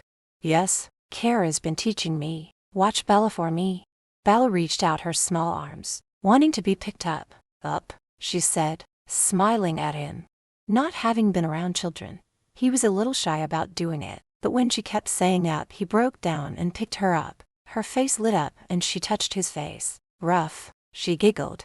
She likes you, Dixie said as she placed the food in front of him and took Bella so that he could eat. Want to come with us to see Prince? Who's Prince? A horse. I like to take Bella and let her feed him some carrots. Later they walked over to the barn and went inside where a beautiful black horse stood. Bella squealed with delight when the animal nibbled on the carrot she held out to him. Dixie smiled, her face beaming with pride and love for her daughter. You really love her, don't you? Of course I do, silly. She's my baby. Sean moved closer and tucked Dixie's hair behind her ear. His fingers lingered on her cheek. A lump formed in his throat, and he had a strong urge to kiss her. But after kissing her last night, he thought better of it. Clearing his throat, he dropped his hand. I think I'll go help the guys with the chores. Okay, she replied quietly, watching him walk away. Sadness filled her heart at that moment when he showed tenderness and then walked away. Sean helped Rolf mend a fence, while Teddy was off doing something else. You like her, don't you? Rolf said out of the blue. Ew, Dixie, she sure is different from the first time I met her. Are you in love with her? Sean stopped what he was doing to glance at Rolf. I've only just met her. That don't mean nothing. Hell, the second I saw Karen I knew I loved her. We were married 2 weeks later. I see the way you look at her. It's the look of a man who is in love. You're crazy old man. Sean snickered, yet he had to wonder if he was falling for her. He felt himself being pulled to her, found himself wanting to kiss those soft lips of hers, after the first time she kissed him. Right, he answered back. Dixie's a lovely girl, been through hell and back. What with all that happened to her? Now the man had Sean's full attention. What do you mean by that? She ain't told you? Sean shook his head no. Well, it ain't up to me to tell you, up to her. Taking off his hat he wiped away the sweat. We best be getting back. Dinner will be ready soon. Knowing he wouldn't get any information from Rolf he dropped it. Maybe he could get Dixie to tell him. Chapter 11. After dinner Sean suggested that they go for a walk, taking Bella with them. The girl walked in between the two, holding each of their hands. Rolf said something to me earlier, about what you went through a while back. Dixie felt her body going stiff. What did he tell you? That's just it. He wouldn't tell me anything, said it was up to you. So how about it? Will you tell me? Sean, it happened a long time ago and I don't like remembering it, much less talking about it. So to answer your question, no, I won't tell you. Picking up Bella she took off, leaving Sean to follow behind. Once he caught up he walked beside her. I'm sorry if I brought out some bad memories. It's just that I wish you would tell me. I might be able to help you. He felt as though there was much more to her secret, one that would affect her future with Bella. He was becoming very fond of both Dixie and her daughter. His male instinct kicked in, the one where he had to be the protector, whether she wanted him to or not. She stopped to shift Bella, who was becoming heavy in her arms. You can't help me. No one can, so please stop asking me questions. I'll stop for now, but you will tell me what's bothering you? Seeing her struggling with Bella, he offered to carry her. Here, let me have her. Bella climbed into his arms and laid her head on his shoulder. When she put her arms around him, he felt a strange feeling go through his heart. This little tyke, in only a short 2 days, had captured his heart. He was now determined to help keep her safe, and hopefully find a way for mother and daughter to be together always. It would take him time, but he was going to find a way to make it happen. Later Dixie gave Bella her bath and got her ready for bed. The child lay sucking her thumb, while Dixie sat by the crib, reading a story to her until she fell asleep. After visiting the others for a while she told them she was tired and going to bed. She was awake when Sean came to bed, and he could see how upset she was. Laying in the other bed he looked over at her. She had her back to him and he saw her shoulders moving, and he heard her sobbing, though she was trying to be quiet.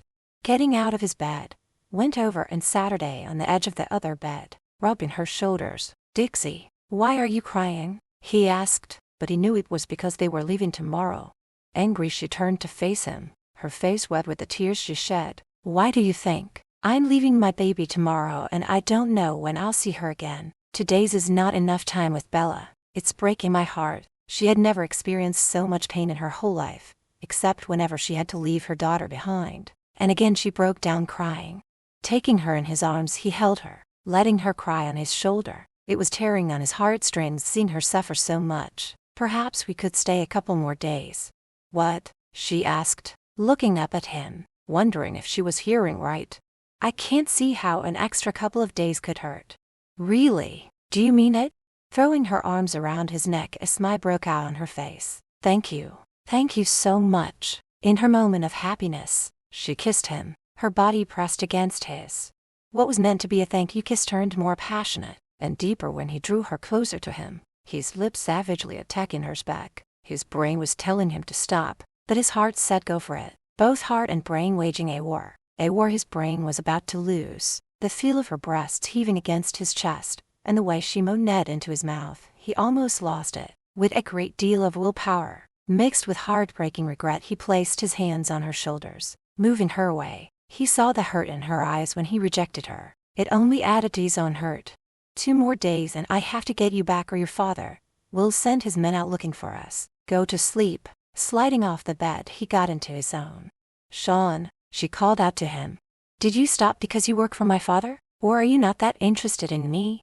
I'm very interested, Dixie. You are a SI and desirable woman, but you're vulnerable at the moment, and I won't take advantage of you. You wouldn't be. I'm willing and I want you to. He rested his head in the palm of his one hand. I don't want to start something that's never going to go anywhere. You see, once I get you back to Brooklyn, I'm leaving. He didn't tell her. He was planning on finding a way to reunite her and Bella. He didn't want to get her hopes up. You're quitting your job with my father. Do you think he'll let you go? She sat her day up in bed. The thought of never seeing him again was too much to take. We made a deal that if I brought you back he would release me. He gave me his word. Night, Dixie. He rolled over onto his side. He hated seeing that sad look in her eyes, and knowing he was partly responsible for it. Next morning, "Who are you calling?" Dixie asked when she woke up. "Your father. I have to let him know it's taken longer than we thought." Jumping out of bed, she raced to his side, putting her hand on the phone. "You can't do that. They will track your phone and find this place," she cried out in a panic, touching the side of her face. "This is a pay-as-you-go phone. It can't be tracked. Trust me." He dialed as she stood listening. "Mr. Cupo. No, I haven't gotten her yet. She's very tricky. Calm down, sir. I'm close. Yeah, I'll call as soon as I have her. Bye." He grinned at her. "Your father is pissed." "Thank you, Sean. Are you sure there's no way that can be traced?" "I am. Now go to Bella. I hear her calling you." The next 2 days were going great. It was almost like they were all a family, laughing together, eating and working as a family. Sean grew to care for this newfound family. Even Teddy, who in Sean's opinion was a little too friendly with Dixie, he wondered if maybe he was jealous of the husky young man, and the way he flirted and teased her. At night they slept in their separate beds. He didn't try kissing her again. He couldn't risk it, fearing once he started he wouldn't be able to stop. The morning they were leaving was one of the hardest days of Sean's life. When he watched the tearful scene between Dixie and the others, especially with Bella, he could see how she was trying to be strong and not cry as she hugged her daughter to her chest. "You be a good girl now. Mommy will be back soon. I love you, baby, and always will." Handing Bella over to Karen, she reached into her bag, pulled out an envelope and handed it to Rolf. "Take this. It will help with taking care of Bella." Rolf shook his head. "No, I can't take her money." Dixie chuckled. "It's not mine. It's my father's and he'll never miss it." She shoved it back in his hand, giving Bella another kiss, turned and dashed out of the house, as if the devil himself was chasing her. Sean said his goodbyes and, picking up the bags, followed Dixie out to the car where she sat her day waiting. It wasn't until they were out of sight that she started crying. He wasn't sure what to say to comfort her, but he slammed on the brakes when she yelled at him to stop the car. By this time she was crying hysterically, and opening the door, she ran into the field and stopped by a tree. He reached her just as she threw up, holding back her hair. He rubbed her back and waited while she emptied the contents of her stomach. "It's going to be okay," he said in a soothing tone. Wiping her mouth with the back of her hand, she sobbed. "How is it going to be okay? Do you have any idea how much it hurts to leave your daughter behind? It rips a piece of my heart out every time I leave her, never knowing if I'll ever see her again." When she sank to her knees, she placed her head in her hands and sobbed. Sean got down to her level, pulling her into his arms, stroked her hair, letting her cry, and it broke his heart. "Dixie, I'll think of a plan to get you and Bella together." She looked up, her body still trembling. "What are you talking about?" Wiping her tears away, he held her face in his hands. "I have connections. I may be able to get the two of you out of the country, so far away that not even the devil himself will find you." "Why would you do that for me?" she asked between sobs.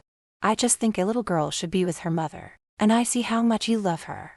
Dixie, for the first time in years, felt hope. The very thought of being free and watching Bella grow up filled her heart with a warm feeling. "When?" "It will take time. 2 weeks, maybe longer." Getting to her feet, she stood before him. "That long? Why not sooner?" she cried out. "It takes time to come up with a plan. It won't be easy. Not with your father and all the security he has around his home. Be patient, Dixie. I promise you I'll think of something. You would really help me." "Yes, but there is one thing I want from you," he said, watching her as he leaned against a tree, arms crossed. Raising an eyebrow, she asked, "What do you want?" "I want to know who Bella's father is, and why you won't tell him about her." "You know I don't want to talk about it," she practically yelled at him. "That's the only way I'll help you." Sean didn't mean it. He would still help her, but she didn't know that. His gut told him it was important to know who the father was. Dixie shrugged her shoulders in defeat. "All right, I'll tell you, but you can never let him know or we all will be in great danger." Chapter 12. Hugo. He's the father. Even saying his name made her feel sick to her stomach. Sean made a face. It was one of disgust. "Oh shit, Dixie. You've got to be kidding me. That man is almost old enough to be your father. What the hell were you thinking to sleep with him?" Giving him a shove, she sniffed. "You jerk. It wasn't like that." "Really? Then tell me what it was like." Was it weird that he felt a pang of jealousy course through him? Dixie went and sat her day down on a tree stump. She felt sick and knew if she stayed standing her knees would give out. "I was 17. My father was out of town on business. Hugo stayed behind to guard me. I was lying in bed when he entered my room smelling of whiskey and cigarettes. I yelled at him to leave, but instead, he locked the door and came over to the bed. When I tried to get up, he threw me down and jumped on me." Her body began to tremble and fresh tears flowed down her face as she relived the nightmare of that night. "I tried fighting him off, but he was too big and strong. His hands and mouth were everywhere. He pulled off my gown and assaulted me. Not once but twice. I was a virgin and wanted to stay that way till I got married. I can still feel the pain from his brutal attack. It hurt so bad, and the more I cried the more he got excited. He took away my virginity. Something I can never get back. He stole my innocence." Sean was rendered motionless. He never expected to hear this. Hugo was an evil man, to begin with, but to rape the boss's daughter. "Did you not tell your father?" "No." "Why not?" Sean was shocked. "Hugo said if I did he'd deny it, and he would kill me and make it look like one of my father's enemies did it. I was scared to death of him. I still am." Sean ran his hand through his hair. His blood began to boil and he wanted to kill Hugo, wanted to gut him like a fish. "Has he done it again since then?" "No, just that one night. When I found out I was pregnant, I kept it hidden. If I hadn't, Hugo would have done something to terminate the pregnancy. If he finds out he has a child, I know he'll hurt her. As much as I hate him and what he did to me, I don't regret Bella. She's my baby and I will do whatever it takes to protect her."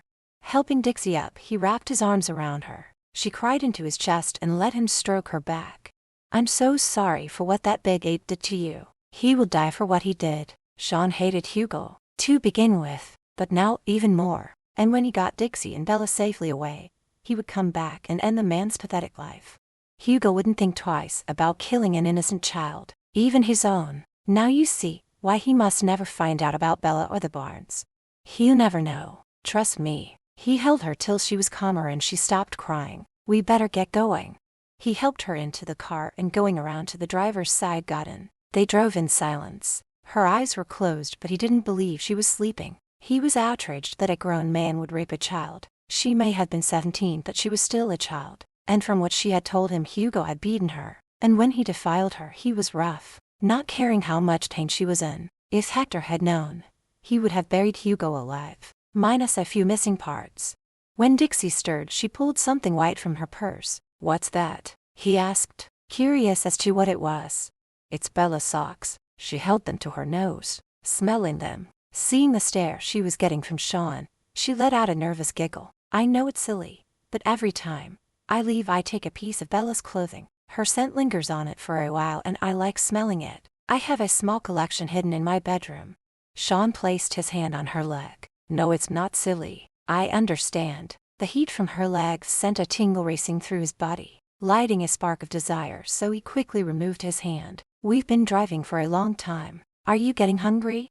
"A little, but I sure could use the bathroom," she answered back. So pulling into a small diner, they went inside. She headed to the ladies' room, telling him to order for her. "I was thinking that in another 3, maybe 4 hours we should stop and get a room," Sean said as he finished his meal. "Good," she replied. "I am feeling tired, and my backside is getting sore from all this sitting. Are you planning on cuffing me to the bed?" "Am I going to have to?" He smiled at her. "No, I'm not going anywhere," she smiled back. They ended up driving for another 4 hours, before stopping at a motel in a small town. Sean booked them into the room, and as they were about to walk in, he stopped and looked around. He had great instincts and he felt as though someone was watching them. "What's wrong?" Dixie asked when she saw the concern on his face. "Nothing. Let's get inside." Opening the door for her to enter, he glanced around one more time. Once settled, she sat her day on the end of the bed. "Let's go over to the bar and have a drink. I bet they have wings." When he agreed, she went to change into jeans and a clean blouse. They ordered beer and wings and music was playing. "Dance with me," she said. Standing up, she held out her hand, which he took and headed to the dance area. A slow song was playing and she melted into his arms, her head resting on his broad shoulder. Sean was drawn to her scent. Her hair smelled like fresh strawberries. She felt so small in his arms. Her body fitted into his as if it was meant to be a part of him. When she raised her head to look at him, he lowered his head and kissed her. The kiss was one of those sweet, tender ones that made your heart warm and body tingle. "Dixie, he stammered. "We should go sit down. They just dropped off our food." Disappointed, she nodded her head. That kiss touched her. It was not one of passion but sweetness. It made her feel special and respected. She wanted him but knew he didn't want her that way. Little did she know that Sean did want her, wanted to take her back to the room and fling her on the bed like a rag doll and devour her. But he wouldn't do that. She was still hurting from leaving Bella and he somehow knew. She still suffered from the memory of what Hugo had done to her. He still felt as though they were being watched. A couple more beers later, she said she had to use the ladies' room. Sean paid the bill and Saturday waiting for her to come out. He checked his watch. She had been gone too long, he thought. So heading to the ladies, he knocked. No answer. Going inside, she wasn't there. He knew she wouldn't run off. Then he heard a commotion coming from outside the bathroom window. Two men had her, and they were trying to shove her into the back seat of a car. Dashing out, he reached them before they got her inside. She was putting up one hell of a fight. Taking his gun from the back of his waistband, pointed it at them. "Release the girl or I will blow your fucking head off," he yelled, cocking the gun. Being caught off guard, the nun let go and she ran to Sean. He shoved her behind him, out of harm's way, when the one man pulled a gun and pointed it at Sean. Chapter 13. The sun had set long ago. It was dark out back except for the light that shone dimly from the street. Sean could see the young man who was pointing the gun, his hand shaking, and he looked scared to death. Troy, the man Dixie had bashed over the head, was standing next to him. He kept his attention on the younger man. "Put the gun down, son. I don't want to shoot you. We just want to teach the bitch a lesson. You know, for what she did to me." Troy pointed to the stitches on his forehead. "She's sorry about that." He looked over his shoulder at her. "Aren't you? Say you're sorry." He lowered his gun when the other man did. "I will not," she hissed. "Do it, Dixie," Sean shouted. Peeking from around him, she snapped. I'm sorry you're a pig and I should have bashed your fucking head in." "Someone ought to tame that broad," Troy said as he and the other man got into the car and drove off. Shaking his head at Dixie, Sean started walking towards the hotel. She followed him, grabbing his arm and stopping him. "Why are you mad? You have a smart mouth on you, one that is going to get you in a whole lot of trouble one of these days. Hell, could you not have just said you were sorry and left it at that?" "Why should I?" He ran his hand up my leg and tried to grope me. "Well, from what I heard, you were asking for it, the way you were behaving." "You bastard," she swore and stormed away. Tears stung her eyes. "That still doesn't give a man the right to put his hands on a woman." Sean reached her. His hands on her arms, leaned her up against the wall. "You're right. He had no right to touch you." Without thinking about what he was doing, he brought his mouth down hard on her. His kiss rough and demanding. He tasted beer on his tongue when he slipped it into her mouth. He pulled away, mentally cursing himself for kissing her. But hell, he was becoming addicted to her. Wanting to kiss her was like a drug that he was craving more and more. "Sean," she said, her chest heaving, her heart pounding. "Let's get back to the hotel. We're leaving early tomorrow," he said. His mood had changed. He appeared angry. He was finding it hard to resist the temptation to take her in his arms and make love to her. It was a fight he was slowly losing. When they got inside, she turned to him. Her own actual frustration was getting to her. She shoved him where his back hit the wall. "You keep kissing me and then pull away. You want me and I want you? So what is your problem?" "We just can't," he replied. "Just once I'd like to know what it's like to be made love to by a man who won't hurt me. A man who wants me for me, not just for us sex. You're a real jerk, Sean." When she turned her back on him, he grabbed her arm and pinned her up against the wall. His mouth came crashing down on hers. His body crushed hers as his kiss deepened. A moan escaped her mouth when he let her go and going over to the door opened it. "Where are you going?" she cried out. "For a walk. I won't be gone long." Going over to the bed, she sat her down, and a single tear fell down her cheek. Letting out a couple of deep breaths, Sean lost the battle between right and wrong. Turning back around, he stormed inside. Seeing Dixie sitting on the edge of the bed, tore off his shirt and rushed over to her. She looked at him, Confused and shock was written on her face. Before she could say a word, he grabbed her. Pulling her further up on the bed, he laid her down. His mouth came down hard on hers. "I can't fight it any longer. I want you. I want you to," she said with a whimper, her hands creeping up behind his neck, pulling him down for a kiss.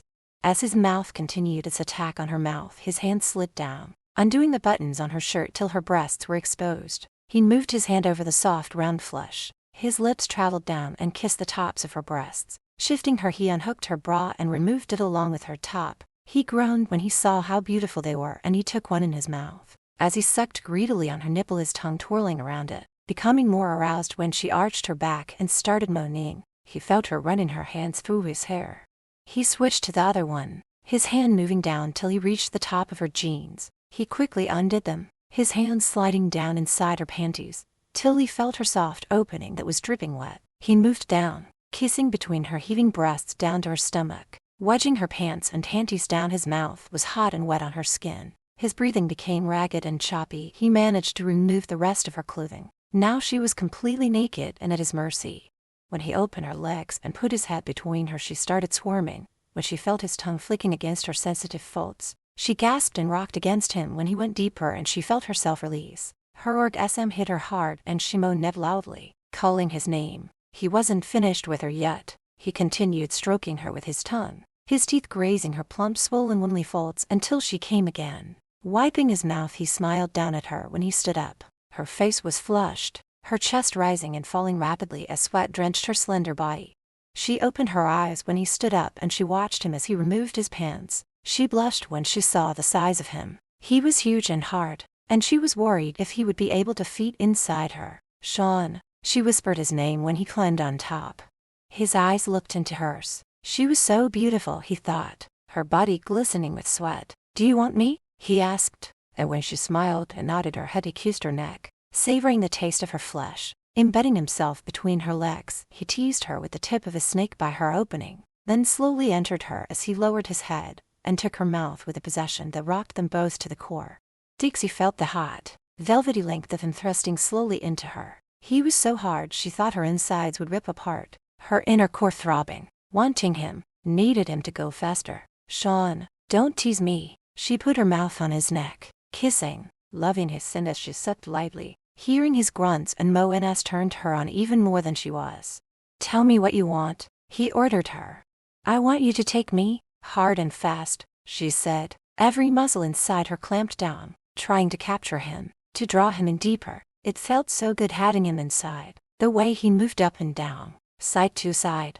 The muscles in his stomach tightened. He knew he was close but wanted to watch her release, so he started pumping a little faster and deeper, and when she shook with an orgasm, he was going to have his turn. Speeding up, a drop of sweat fell from his body onto hers, and hovering over her, he let go. A tremor ran through him, his scalp tingled, the fire in the pit of his belly shot through his entire body, and he moaned when he came, his juices filling her.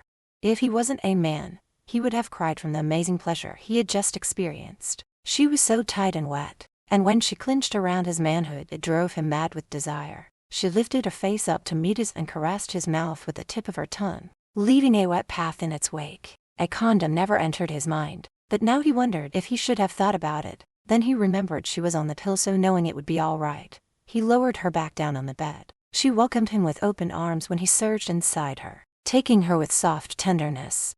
They lay in each other's arms afterward. Dixie teared up. He touched her, kissed her, and made love with so much passion. He was tender, not rough, thinking of her pleasure before his own. It felt right being with him. There was no fear, no pain, only a sense of fulfillment and satisfaction. Her body trembled when he kissed her feet all the way up to her inner thighs. "Maybe I shouldn't have made love to you, but I have no regrets," Sean said as he pulled her into his arms. "Me either," she replied and fell asleep in his arms. It was still dark outside when he felt a warm hand moving down his chest, past his stomach, and grabbed his member. He kept his eyes closed, not wanting Dixie to know he was awake, but when she began to circle the tip with her finger, it sprang to life, betraying him, and he heard her giggle. "What's funny?" he asked, opening his eyes. At how quickly it grew and became so hard, she said, running her hand up and down the length of him. "Well, you know what happens when you play with it, don't you?" he said, a wide grin appearing on his face. Climbing on top, she straddled him, his hands reaching up to cup her breasts in his hands. "Yes, I know," she answered. Rising up, she lowered herself down slowly onto his snake, till he was all the way in, and she started moving up and down. Sean let out a loud grunt. Hands on her hips, he helped her to speed up. Before they were both about to release, he rolled her over onto her back without losing contact and brought them both to an orgasm that rocked them to the very core of their being. Chapter 14. Dixie woke up with a smile on her face. Pulling the cover over her, she sat her day up. Sean had just walked in carrying 2 coffees and a bag. "I got us some bagels. I thought you might be hungry," he said, giving her a warm smile.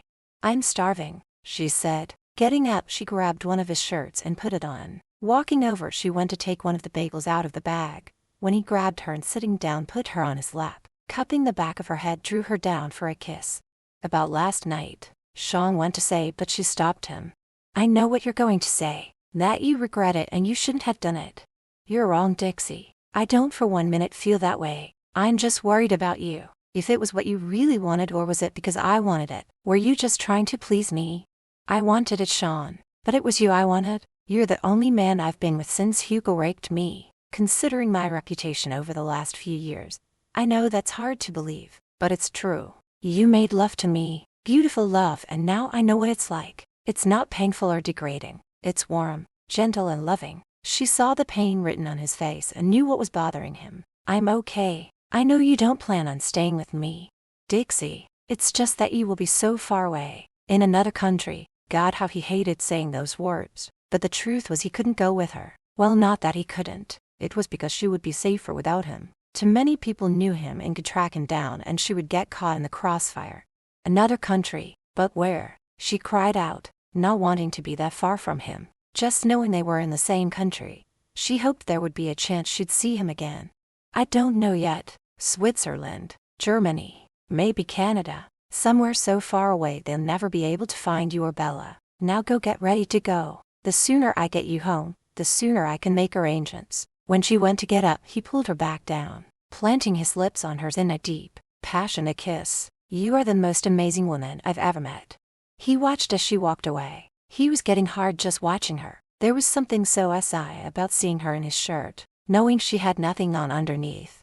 Driving for 5 hours, they stopped for gas and a bite to eat. "I hope we don't run into anyone else you pissed off," Sean said, looking at her quizzically.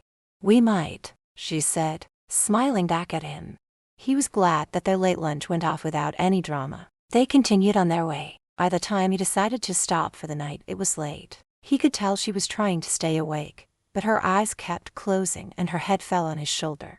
The room was small with 2 single beds. Coming from the bathroom, he found her fast asleep on the bed. He removed her shoes and covered her up with a blanket. She never stirred. He considered renewing her clothes so that she would be more comfortable, but then he figured he'd leave her be. She was dead to the world, so he stripped down and got into the other bed. Dixie had showered and changed by the time he woke up and had gone next door to the diner, bringing back breakfast for them. "You told me you were done working for my father. What will you do?" Wolfing down his ham and egg sandwich, glanced at her. "I'm thinking of buying a small ranch, maybe somewhere in Texas." "Isn't ranching a far cry from what you do now?" she asked, curious as to why such a change.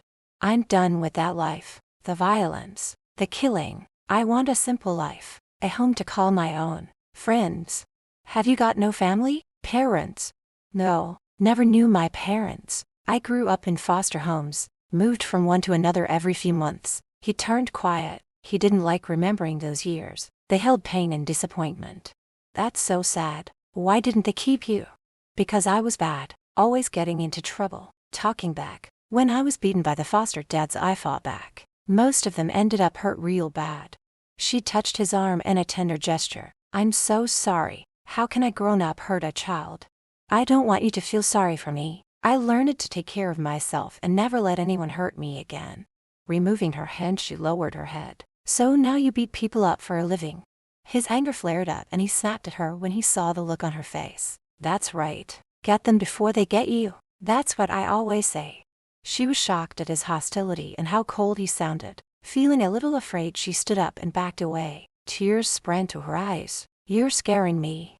Lowering his head, he ran his hands through his hair. He felt guilty when he saw the terror in her eyes. I'm sorry. I know what I've become. Getting up, he went to her, putting her face in his hands. I didn't mean to scare you. I would never hurt you. He lowered his mouth to hers, his kiss warm and gentle.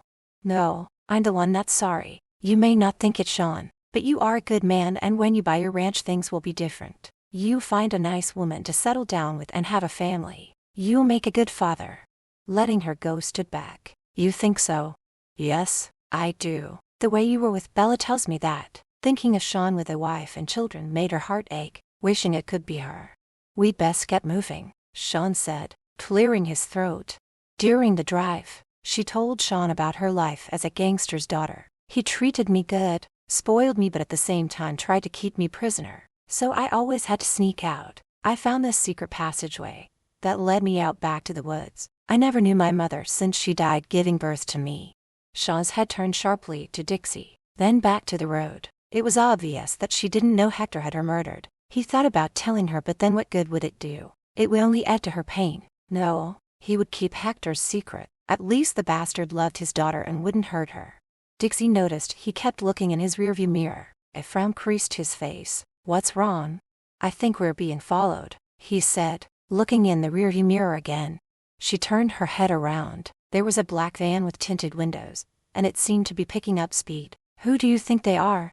Sean didn't answer right away. Instead, he stepped on the gas. They'd speeded up, and he ordered her to hang on and push the pedal all the way down till they were going at an ungodly speed. The van couldn't keep up with Sean's vehicle, so he was able to get some distance between them, and making a few turns was able to lose them.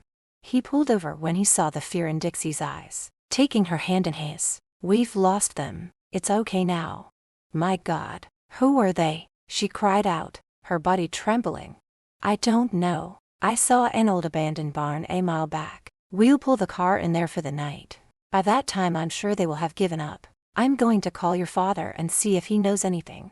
Sean pulled his car inside the broken-down barn, and with his car turned off he dialed Hector's private number. Dixie listened to his side of the conversation, and then he handed her the phone. He wants to talk to you. Dad. No, I'm okay. Yes, he's taking good care of me. No, he hasn't hurt me. Okay, bye. She hung up, handing Sean back the phone. What did my father say to you? Wiping his mouth with his fingers, he turned to look at her. Your father's enemies know about you and are after you. But why? I didn't do anything to them. Her lips trembled, and she started biting on her fingernail. It's your father they want to hurt, and by getting you they'll get him. I just don't get it though. He told me he was careful keeping you a secret. Someone who works for him must have betrayed him. He saw her terror and put his arm around her, pulling her close. I won't let anything happen to you. I'll get you home safe. Soon you'll be far away and out of danger, I promise. He lifted her chin up with his hand so she had to look at him. Do you trust me? She nodded her head. Yes, I do. Lowering his head, he kissed her. We'll stay here for about an hour, then head out. I'll take a different route, he said as he wrapped his arms around her and she snuggled into him. Sean, she whispered. Yeah, he replied. Once Bella and I are out of the country, will I ever see you again? Dixie, I can't answer that. I don't know. He felt his heart breaking at the very thought of never seeing her again. But life was never fair. Why don't you hop in the back and get some sleep? There's a cushion you can use for your head. What about you? She asked. You need to sleep too. I'm going to drive through the night. He couldn't stop smiling when she crawled over the seat, her bum hitting him in the face. Crawling over the seat, she saw him smiling. What's so funny? You could have gotten out and gone to the back door. Laying down, she curled up, her eyes starting to close, and she felt him put his jacket on her. Thank you, she murmured. Starting the car, he turned on the radio. Will it bother you if I have the radio playing? When he didn't get a reply, he turned and looked back. She was fast asleep. Smiling, he backed out of the barn and started driving, taking back roads in order to stay off the highway. Chapter 15. When Dixie woke up, at first she couldn't remember where she was, but then she saw Sean in the front seat, still driving. The sun was rising, so stretching she sat her up and leaned forward. How long have I been asleep? Hours, he replied. I need to pee. Can we stop somewhere, please? There's a town up ahead. We'll stop there. I think we lost those guys, so it should be safe. Glancing over his shoulder gave her a smile. She liked the way his face lit up when he smiled. Sitting on the edge of the seat, she placed her lips on his neck and felt him shiver when she kissed him. "Stop that before we get into an accident. It's distracting me," she continued, moving her lips along her neck. "Don't you like it?" "Oh, I like it, but not now." "Okay." He got so turned on when she kissed and sucked on his neck. His manhood sprang to life, straining against his jeans, making it very uncomfortable for him. Ignoring his demands to stop, she placed her hand on his inside his shirt, caressing his chest. "Fouquet," he swore and made a sharp turn, going down a deserted dirt road. Parking between trees, he hopped over into the back seat, taking her by surprise. An hour later, "Are you ready to go?" he asked, getting out from the back seat. Taking her hand, gave her a kiss before getting into the front. "You best get going before we end up in the back again." Half an hour later, they reached the small town called Taylor's Ridge. Talk about a small town. That consisted of a gas station, a combination bar, and a diner. Also, a rundown hotel that had seen better days. Dixie excused herself to use the washroom, returning moments later. "What are you looking at?" she asked when he kept staring at an old shed. "That's a good place to hide my car." He pointed to the shed. "We'll get a room at the hotel and wait until it's dark." "But I thought you were in a hurry to get back." She placed her hand on his arm. "Whoever is after you will be looking for us through the day. They won't be expecting us at night, and I need to sleep." Paying the man for the gas, asked if he could put his car inside for the day and offered him money. The man, in his 60s, gave Sean a skeptical look. "You hiding from the law, boy? I ain't about to help no outlaw." Before he could answer the man, Dixie piped up, "We're having an affair and my husband found out and is after us." She then shed a tear. "He beats me and I'm trying to get away from him. Won't you please help us?" Sean was flabbergasted at how well she could lie, and the old man's face softened. "Oh, you poor, sweet thing. I don't cotton to a man beating a woman. Of course, I'll help you." Handing Sean his money back, told him to go ahead and hide his car. Taking her arm, led her towards the hotel. "Why did you lie to him?" "He wasn't going to help us, so I fed, and it worked." Sean pulled her into his arms. "You are full of surprises." Giving her a kiss, he walked into the hotel and asked for a room. Seeing the room, she wrinkled up her face. With a scowl on her face, she went over to the double bed and lifted up the covers. "What are you looking for?" Sean asked. "This place is a dump. I'm checking to see if the sheets are clean." "Yup, not bad. I guess it will do." He chuckled. "Okay, so it's not the 5-star hotel you're used to, but it'll have to do for now. I'm going to take a shower. Don't go anywhere." When he came out from taking his shower, Dixie was not there, and he swore and was about to get dressed and go look for her when the door opened and she walked in. Smiling, she placed the food from the diner down. Then she noticed how angry he looked. "What's wrong?" she asked.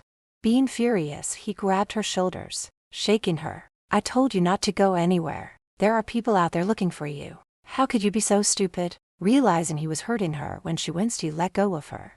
Her eyes glistened with fresh tears. "I only went over and got us something to eat." "God, you are such a fucking jerk, and don't you ever manhandle me again, or your balls are going to be black and blue for days."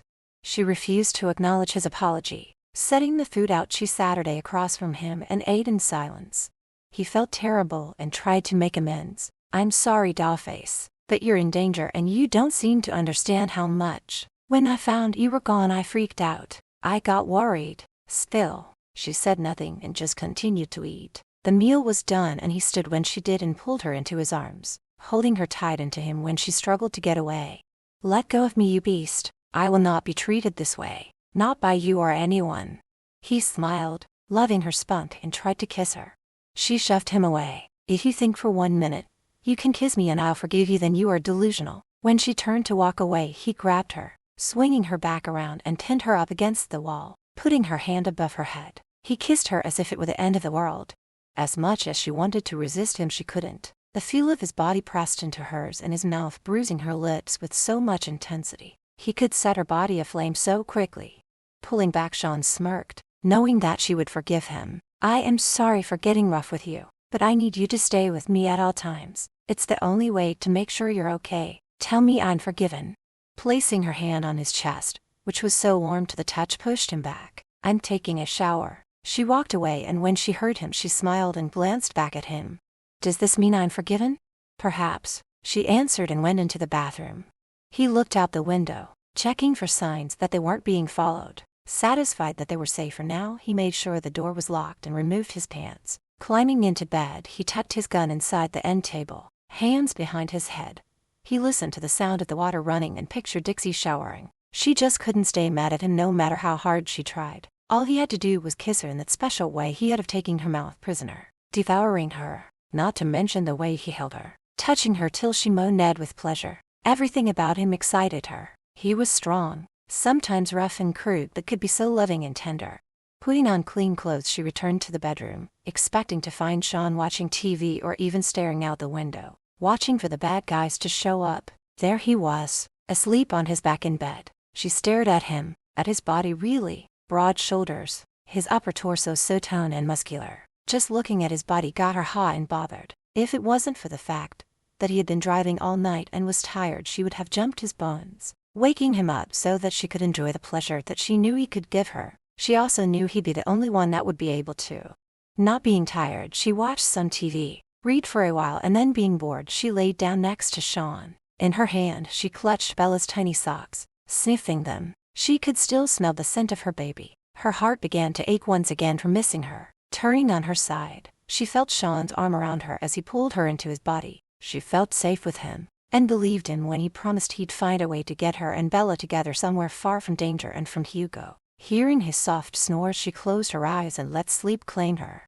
Dixie was shaken awake by a frantic Sean. The room was dark except for the light from outside.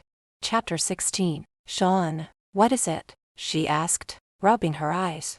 No time to explain. Grab your stuff and come with me. He pulled her off the bed and picked up his bag. Opening the door a crack, he looked out. Then taking her hand, he practically dragged her out.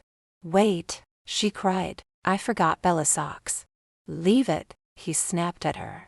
No, she said, pulling from his grip, ran back inside. Sean threw his hands up in exasperation. They didn't have time for this. Anger prominent in his eyes, he took a hold of her hand when she returned. He would lecture her later once they were in the car. Have they found us? She asked once they were on their way. She knew he was angry when he wouldn't talk to her. Sean, will you say something? Next time I tell you to do something, do it, he snapped at her. Crossing her arms, she stared out the window. I'm not your dog. You don't get to give me orders. Tightening his grip on the steering wheel, he lashed out. Damn you, Dixie. This isn't a game. The men after you are dangerous. They mean to kill you to show your father they can get to him. It's a message that he's next. Why do they want him dead? Sean let out a sigh. For his territory. He runs the biggest drug and gambling organization and they want it. Come on, Dixie, you know who he is and what he does. Surely you're not that naive. It was true. She knew about her father's business, but he never involved her in any of it. Sean was right. She should have listened to him and not gone back into the room. I'm sorry, but it's just that Bella's scent is still on her socks and I don't know when I'll see her again. He put his hand on her leg, giving it a light squeeze. Just promise me next time, when I tell you to do something, you'll do it. Feeling the heat from his hand, she smiled and turned to him. I promise. So you're no longer angry with me? No, I'm not. Why did we have to leave in such a hurry? Two men in dark suits went into the bar. I'm sure they were looking for us, so we had to leave before someone told them we were here. He only hoped they hadn't spotted them leaving. So much for hiding through the day. His hopes were dashed when he saw a dark car behind them going at a high speed. It was the car he spotted outside the bar. Fasten your seatbelt, he ordered, and was pleased when she did what she was told without asking questions. He stepped on the gas, and still, the car was approaching at a high speed. Dixie turned her head and saw the car. It's them, isn't it? Shit, he swore when another dark car was approaching towards them. It then swerved, blocking Sean from moving on. The other car was fast approaching. Veering to the right, he drove off the road and headed into the woods. Dixie gripped the dashboard. She looked at Sean, but not wanting to distract him, kept quiet. Even though she wanted to scream, with the trees and no path, he had to stop. Getting out, he yelled at her to do the same, his gun in hand. Placing his hand around her neck, looked at her sternly. Go hide in the woods and don't come out. What about you? She cried out. There was no way he could take out all those men by himself. Go, damn it. Stay there till I come for you. He could hear them coming. His hand still around her neck pulled her close, kissing her hard, then letting go. Go, he barked. She took off running until she could no longer breathe. Stopping, she hid behind a tree, her heart thumping hard inside her chest. She felt sick and threw up. Moments later, she heard gunshots and stood up. She didn't know what to do. Should she stay hiding or go back? It was dark and the sounds of wildlife were all around her. Frightened to death, she looked around and realized she was lost. Not sure which way she had come from. More shots rang out, and leaning her head against the tree, cried, so afraid that Sean could be dead. Hearing a twig breaking, she turned and saw a man right behind her. She went to scream, but he grabbed her and covered her mouth with his hand. He was big, wearing a dark suit and holding a gun to her head. He growled, "Behave, bitch, or I'll blow your fucking head off." Sean found himself surrounded by four of the biggest and ugliest men he'd ever encountered, and raised his gun and pointed it at the one who looked like he was in charge. "You're outnumbered. Drop your weapon and I promise you I'll see to it that you die quickly," the one in charge hissed. What a bunch of cowards, having to use guns to take one man down. Sean grinned. "Would you rather we beat you to death?" "You could try, though I doubt you would win," Sean snickered. "Looks like we have a clown here." The guy smiled at his guys. "He really thinks he might stand a chance with 4 men. What say we put our weapons down and beat him to death, slowly?" Sean threw his gun down, and so did the others. He took off his jacket and prepared to fight as they rushed him all at once. He had trained with a ninja and learned many tricks and moves that took many by surprise. He also studied boxing, among other specialized combat maneuvers. With speed, he jumped, kicked, and had 2 men down, both dead. The 2 bigger surviving ones had some good moves of their own, and one managed to grab him from behind, putting Sean in a chokehold. The other one started pounding his fists everywhere into him, his face, his stomach. When he felt the knife slicing into his flesh, it made him more pissed than ever. Raising his legs while the other man still held him, he kicked the one hard in the throat, crushing the bones. The guy fell to the ground, dead. Sean then wrestled the other man on the ground and groaned in pain when a fist pounded into the knife wound. After struggling, he was able to get the man on his stomach, arms pinned behind his back and arm around the man's neck, adding pressure to his windpipe, ready to snap his beefy neck. "Who sent you?" he growled into his ear. "Fuck you," the man hissed back, causing Sean to add more pressure to his neck. "Tell me, you son of a bitch, or I'll crush your throat." Choking, the guy begged for mercy. "I don't know who. All I know is they want Kibo's territory, and the way to get it is to kill him." "Then why go after his daughter?" Sean shouted in his ear. "The bastard is always surrounded by his men. No one can get to him. Once it was known he had a kid, and if they got their hands on her, they would have the old man." "You keep saying they. Who are they?" "I told you I don't know. I'm just following orders. Rumor is it's someone close to him. You can't help her. Others will be coming." "Well, you'll be one less." The sound of bone breaking shot through the night when Sean snapped his neck and the man fell lifeless to the ground. Standing up, he spits out blood and wipes his mouth with the back of his hand. He then lifted his shirt to check the knife wound. It didn't look too bad, so he picked up his gun and tucked it into the back of his pants. He had to find Dixie. She didn't know her way around here and might get lost. Knowing she must be scared out of her mind, he only hoped she hadn't gone too far. Though it was dark, the full moon casts a soft light, enough to see. He took one more look at the dead, bloodied bodies lying on the ground. He wasn't sure how she would react to seeing what he had done. To have killed these men, would she be disgusted and maybe afraid of him? He hoped she would understand and realize it was to protect her. Turning, he frowned. See, Dixie was there, and a man was holding a gun to her temple. This guy was much bigger than the others, like the Incredible Hulk. She stared at him, her eyes filled with terror, a silent cry for him to save her. Sean pointed his gun at the man's head. "Let her go." The man sneered. "No can do. Put down your weapon or I'll put a hole in this little beauty's head." He pressed the butt of his gun tighter into her temple, making her cry out in pain. Raising his hands up, he kneeled down, placing his own weapon down, then stood up. "So you're going to shoot me? If you're anything like your friends, here, I guess that would be best for you. You could never beat me any other way." The man laughed. "These guys are pussies. No way you could hurt me. I will kill you with my bare hands." Seeing the way the man flung Dixie to the ground, where her head hit a rock, and she was out cold, his blood boiled with rage. His dark eyes swirling like a storm, about to erupt, he charged the giant. Chapter 17. When Dixie came to, she saw Sean and the man rolling on the ground. Ask watched as he grabbed the knife that lay next to him and slit the man's throat without flinching. She sat there horrified and gasped. Sean looked like a different person from the one she had gotten to know. His eyes were dark, his face changed, and a chill ran down her spine, and it frightened her. Standing up, he turned to Dixie. When he heard her gasp and rushed to her, but when he got close she cringed, as though she were afraid of him. Knowing she had witnessed what he had done, he backed away from her. "I'm sorry you had to see that." He saw the cut on her forehead and the blood. "You're bleeding. Are you okay?" Touching her wound, she nodded. "Yes." He didn't try to touch her. He didn't dare after seeing that look of disgust in her eyes. Walking over to his car, he opened the trunk and took out the first aid kit. It hurt when she gave him that look like he was some kind of monster. His back to her. He felt her hand on his back, so he turned to face her. "Sean, He cut her off in mid-sentence. "Don't say it. I know what you're thinking. That I'm a cold-blooded killer." Taking the stuff out of the kit and pouring some water on a clean cloth cleaned her cut. "No, that's not what I was thinking. I just never saw anything like that before and it scared me. I know you're not a cold-blooded murderer." She reached up and gently touched his bruised and bleeding face. Taking her hand from his face, pulled her into him. His mouth came down on hers and he felt her arms going around his neck. They stayed that way for a few minutes, just holding each other, and she kept her eyes closed, not wanting to see the death that surrounded them. It was only after she pulled back that she noticed his shirt and the blood. "Oh my God, you're bleeding." She opened his shirt and saw the cut, her eyes filled with tears. "It's nothing, just a scratch," he answered. "Looks like more than a scratch. Take off your shirt and I'll clean it and bandage it up." With the bodies lying around, the air turning cold, she cleaned his cut and the blood off his face and applied a bandage. She then took his bag from the back seat and got him a clean shirt to put on.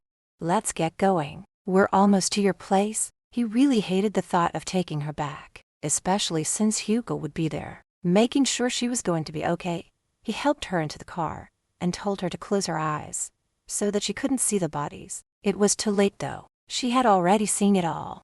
The sun was starting to rise as they drove in silence, Dixie nervously wringing her hands together. Soon she would be home. Her nerves on edge, she shouted out, "Stop the car."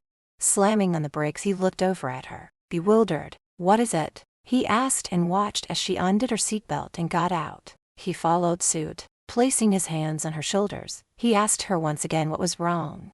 "I'm afraid." "What? If you can't get me and Bella somewhere safe, I might never see her again and it's killing me." "Maybe you should tell your father everything, about what Hugo did to you and about Bella. At least that way you can be with her, and I'm sure Hector will dispose of him in a hurry." She jerked away from him. No, are you crazy? I won't ever let my baby live the life I had to. I would die before I let that happen." She stared at him, close to breaking down. "You can't say anything either. You promised." She pushed him away when he tried to hold her. "I always keep my promises, Dixie. I won't tell him, and I will get you and your daughter away from here." She moved into his arms and let him hold her as he stroked her back. Then he moved her back so that she could look at him. "When we get to your father's place, keep it together and wait to hear from me. As soon as all the arrangements have been made, I'll come for you and we'll get Bella." Dixie nodded her head. "I'm not sure how long it will take, so be prepared. Have a bag packed and hidden where it won't be found. We'll have to move quickly, so just pack a few clothes." "Okay. Won't I be seeing you until then?" she sniffed, trying not to cry. "No, I don't think so." "Ready to go?" he asked, taking her hand. "Not yet. Kiss me first." Her eyes stared right into his, almost begging. Putting her up against the car, taking her face in his hands, his mouth came down hard on hers. Their lips pressed together, he kissed her, their mouths moving as they savagely devoured one another's lips. She moaned when she felt the bulge in his pants pressing against her thigh, and wished they had one more night together. She clung to him, not wanting to ever let him go. Sean couldn't stop. He knew this would be the last time he'd get to feel her lips touch her, and it was ripping him apart. Reluctantly, he broke their embrace and moved back. "Let's go." He held her hand for the rest of the drive there. The gate was open for them when they arrived. "I'll go in with you," he said, helping her out, and they walked side by side into the mansion. Knowing Hector would be in the family room, they went there. Entering the room, and when Hector saw them, he stood up and rushed over and took Dixie in his arms. Seeing the state she was in, it cut above her head. Her clothes ripped and tattered, turned to Sean in a fit of rage. "What happened to her? You were supposed to protect her," he yelled at him. "We were ambushed by some men. They were waiting for us as if they knew we'd be there." He looked over at Hugo. "You got any idea how they knew we were so close?" Hugo stood, straightening his tie. How the hell would I know? His dark eyes matched Sean's as they stared angrily at each other. Hugo is my most loyal man. Are you suggesting he has something to do with this? Hector snapped with his arms still around Dixie. Sean looked back at his boss. Before I took care of the last man that attacked us, he told me it was someone from inside your organization. Someone who wants to take your place after you're dead. Seeing Hugo's smug smile, he wanted to kill him right there and then, especially for what he had done to Dixie. There was no doubt in his mind that Hugo was behind everything. Hector scoffed. You're wrong, Sean. Hugo has no reason to do this thing. What makes you so sure, Dad? Dixie said, breaking free from her father's grip. Because I trust him, Hector replied. Maybe you shouldn't trust him, Father. Hector took her hands in his. My darling baby, you don't know how worried I've been about you the last 3 years or so. Your behavior is out of control. What with you running off and getting into all kinds of trouble. Now that my enemies know about you, your life is in more danger than ever before. It's time for you to grow up and get married. Father, no, she cried out. Daughter, I'm getting old and I don't know when one of my enemies will take me down. I have picked out a man who will be able to protect you and take over my business. Sean stood there listening to every word and felt sick to his stomach when he got a feeling as to who Hector was talking about and looked over at a smiling Hugo. Just who would that be? She asked as she tried to control her temper. Hugo, he answered. He has been with me for years and knows every aspect of my business and will take care of you. Feeling the room spinning, she gripped the edge of the couch to prevent herself from falling and glanced momentarily at Sean and quickly back to her father. No, I will not marry him. Sarah, Sean interrupted. Surely you can't be serious. Hugo is old enough to be her father. He is only a bodyguard, beneath her class. He shot Hugo a look filled with hate and disgust. It has been settled. Hector's voice boomed out, his tone telling them all his patience was wearing thin. He turned to Dixie, stroking her cheek. Go bathe and get some rest. I'll have the staff bring you some food. Tomorrow night I'm having a party. Now that you have been found out, I want everyone to meet you. Then they will know not to bother you and we will announce your engagement to Hugo. Dixie knew there was no change in her father's mind, so she turned to leave. She stopped at the entrance to look back at Sean. He too looked at her for a second and nodded his head. Sean walked over and stood in front of Hector, knowing Hugo would hear what he had to say. Sir, I think it's Hugo that sent those men to take Dixie and it's him that wants you dead. That's foolish, Hugo shouted out. I will be taking over for the boss Sunday, so I had no reason to want him or Dixie harmed. Maybe you don't want to wait. Maybe you want to be the boss now. His anger was about to erupt till Hector stopped him. Enough of this foolishness, Sean. I know I said you could leave after bringing my daughter home, but I need for you to stick around a little longer. I want you here tomorrow night to help keep an eye on things, just in case. Sean didn't have to think twice about it. It would be the perfect opportunity to kill the bastard. Okay, I'll stick around a while longer. Good. Now leave us. Hugo and I have business to discuss, Hector said, motioning for Sean to leave. Dixie was waiting for him when he came out. She pulled him into an empty room and locked the door. Sean, what are we going to do? You're going to stay calm and play along with your father. I can't marry that man. I won't, she cried out. You won't have to. Hugo will be dead tomorrow night. I'm going to be at that party and I'm going to kill him. It's too dangerous, Sean. What if something goes wrong and it's you that gets killed? I don't know what I'd do if anything happened to you. She flung herself into his arms, overcome with grief and desire, started unbuttoning his shirt, and she reached up, kissing him, her body pressing into his. Sean knew this wrong, but he couldn't stop what Dixie had started. All thoughts of what Hector would do to him if he caught them vanished from his mind when he lowered her to the floor onto the thick dark carpet. Still, with their bloodied clothes on, and being sweaty from the events that took place earlier, he began peeling off her clothes, removing his own pieces of clothing hovered over her, his mouth going to the soft flesh of her neck.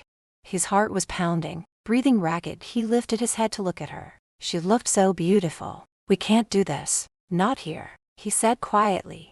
We can. No one comes in here. I need this, Sean. I need you. She reached down, taking his snake in her hand, felt it swelling and getting hard. Her pussy cat was hot and wet, throbbing, and wanted to feel the velvety length of him inside her as it pounded wildly. Spreading her legs for him, she guided him inside, raising her hips to take him all in. Her face went to the crook of his neck and moaned when she felt him moving up and down.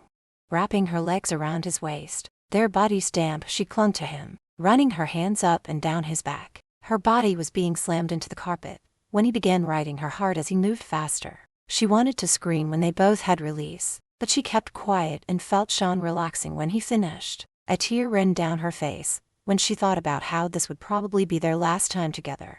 Collapsing on her, he kissed her neck, trailing down to the top of her breasts. Taking one in his mouth, he fondled the other one. He sucked and licked the nipple. It got him all hot and bothered again when he felt them getting hard and erect. Turning her around slipped his snake in, his hands cupping her breasts and kissing her back. She moaned, and her words were soft and quiet as she spoke through breathy pants. "Oh God, yes. Faster, Sean. That feels so good. Harder," she cried out. He then grabbed her hips and grunting and moaning, he pounded in deeper and harder, moving at such speed. After satisfying their lust, they lay face to face, kissing. Sean knew how dangerous this was, but at the moment he didn't care. If this were to be their last time and he got caught, Hector would have his hands cut off. But damn, he thought, it would be worth it. But he had to think of Dixie and Bella. He promised to reunite mother and daughter and couldn't do that with no hands. "We have to get dressed before someone catches us." Giving her one last kiss, they got dressed. "Dixie," he said, taking her in his arms, "lock your bedroom door when you go to bed. Whatever you do, don't be alone with Hugo. Is that clear?" "Yes," she nodded her head. "Good girl. Now be brave and I'll see you tomorrow. Be careful, Sean. Don't do anything foolish." "I won't." After another long and passionate kiss, Dixie opened the door and looked around, checking to see if anyone was nearby. With the coast clear, she walked into the door and watched him leave. Her heart was aching and she wanted desperately to go with him. Shutting the door, she dashed upstairs to her room, breathing a sigh of relief that no one saw them. In that one half an hour, she experienced so much sexual bliss. Tired and sweaty, she went and took a long hot shower. Chapter 18. After showering, she went over to the bed and laid down holding Bella's socks. She could still smell her scent on them. Closing her eyes, she pictured Bella in her arms, loving the way it felt when she held her, and she felt close to tears. She wondered how she was going to be able to wait till 3 weeks before they could be together. Having missed Bella's first steps and her first word, she didn't want to miss any more firsts. Getting up off the bed, she went and grabbed a nightgown from the dresser. She now wished she hadn't come back home. The thought of being married to Hugo made her skin crawl. She found nothing attractive about him. He was heavy build, not in the fat way, muscular and tall. His hair was brown eyes. So to say, he wasn't unattractive, but he was cruel and rough. That night he attacked her, he would hit her, and he seemed to get off on doing so. It was only when he raped her the second time she stopped fighting him and lay there, just wanting him to get it over with. When he finished, he slapped her face again, his hands rough on her when he shook her. He told her if she said anything to her father, he would say she got him drunk and seduced him. He would also slit her throat and blame it on one of Hector's many enemies. After that night, he never did it again, but the memory stayed with her. It made her feel dirty and shattered her innocence and self-worth. The pain when he took her virginity at her thinking ex would always be painful and wanted nothing to do with it. Realizing she was pregnant 4 months later hit it, feeling ashamed and also didn't want Hugo to know. At first, she thought about getting rid of it, but when she felt it growing inside her, she knew she couldn't. Now she thanked God she hadn't. Her baby was all that kept her sane. Being with Sean showed her that ex didn't have to hurt or be wrong. It was beautiful. He was tender, passionate and loving. She also knew she had fallen in love with him, but he had said he couldn't go away with them, so she would have to try and get over him. As long as she had Bella, she would be okay, but would never forget Sean or get over him. She felt better, but was totally exhausted and wanted to crawl into bed and sleep. She felt a sense of relief knowing that tomorrow night, Hugo would be out of her life, and that Sean was going to get her away from here. She could finally have a life with Bella. Walking from the bathroom to her room, she stopped dead in her tracks. Panic coursed through her like a raging river when she saw Hugo lying on the bed, holding Bella's socks in his hand, a sick grin on his face when he looked over at her, waving the socks up. "You forgot to put this with the rest," he said, getting up and walking over to her. "I don't know what you're talking about," she stammered as she backed away from Hugo. "Don't play dumb with me. I've seen the blanket and the sleeper among the other things. Is she mine?" "How dare you go through my things," she said and grabbed the socks from his hand. "Get out of my room or I'll tell my father." She tried to remain calm, but inside she was trembling. Fear taking hold of her, went to the door and opened it. "I said get out." Hugo moved towards the door, and when he reached it, slammed it shut. He grabbed her around her neck. His hand was large and covered her throat. Slamming Dixie into the wall, he tightened his grip. She clawed at his hands. "I asked you if the kid was mine." He loosened his grip but kept his hand around her throat. Dixie was not about to tell him the truth about Bella. "You're crazy. I don't have a child. She's not mine. She belongs to a friend. You might have fooled your father, but not me. I saw the way your body was changing. Your stomach getting bigger, your breasts swelling. Wearing loose and baggy clothes didn't fool me for 1 minute. I knew you were knocked up. After we had sex, I knew your body pretty well, so it was easy to tell what was going on. We didn't have sex. You raped me, you bastard," she hissed, and then she spit in his face and he removed his hand and wiped it from his cheek. She felt the stain on her face when he slapped her, and she fell backward onto the floor. Holding her cheek, she cursed him. "My father will kill you when he finds out you hit me." She saw the darkness and anger that clouded his eyes when he charged towards her, and she tried to scurry away, but he grabbed her by the hair and pulled her to her feet. "I know the kid is yours. Now tell me if she's mine." Her scalp was hurting as he yanked on her hair. She thought for sure he would pull some out. She fought back the tears as she looked into his eyes. When he brought his face inches from hers, and she dared to tell him another lie. "No, she's not yours. I would never give birth to a monster's baby. I would have gotten rid of it first." Letting her go, he shoved her away. His face red and he was sweating profusely. "You're a lying little bitch. After you raped me, I screwed others so that I could get the feel of your disgusting body on top of me out of my mind. One of them knocked me up. So you FKED boys, at least you had a real man first." He smirked, letting his eyes roam over her body, which was almost visible through her sheer nightgown. Dixie's lips curled into a sneer. "Far from it. Your snake was so small, it couldn't satisfy a woman, much less get her pregnant." "Bitch," he cursed when he grabbed her and pinned her against the wall. "Either way, I don't give a damn. I don't want any stinking kid, but she means a great deal to you, doesn't she? Why, I'd bet you would do anything to protect her."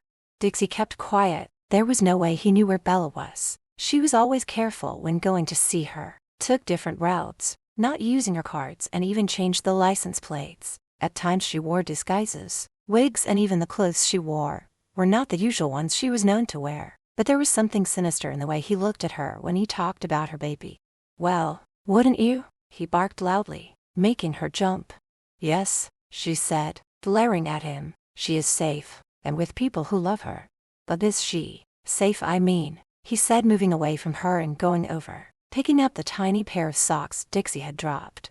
Dixie's heart started to race, and beads of sweat formed on her forehead. No, he couldn't possibly know where Bella was. "What the hell are you getting at?" She once again backed away. "What would you say if I told you I have her?" "You're lying." "Oh, there's no way you could find her." Just looking into his evil eyes, she knew he was telling the truth. Rage overcame her, and all she could see was an ugly smirk on his face when she lunged at him, slamming her fists into his chest, face, anywhere she could reach. "You bastard, where is she? What have you done to her?" Her tears fell as fear filled her heart and soul, and she sobbed.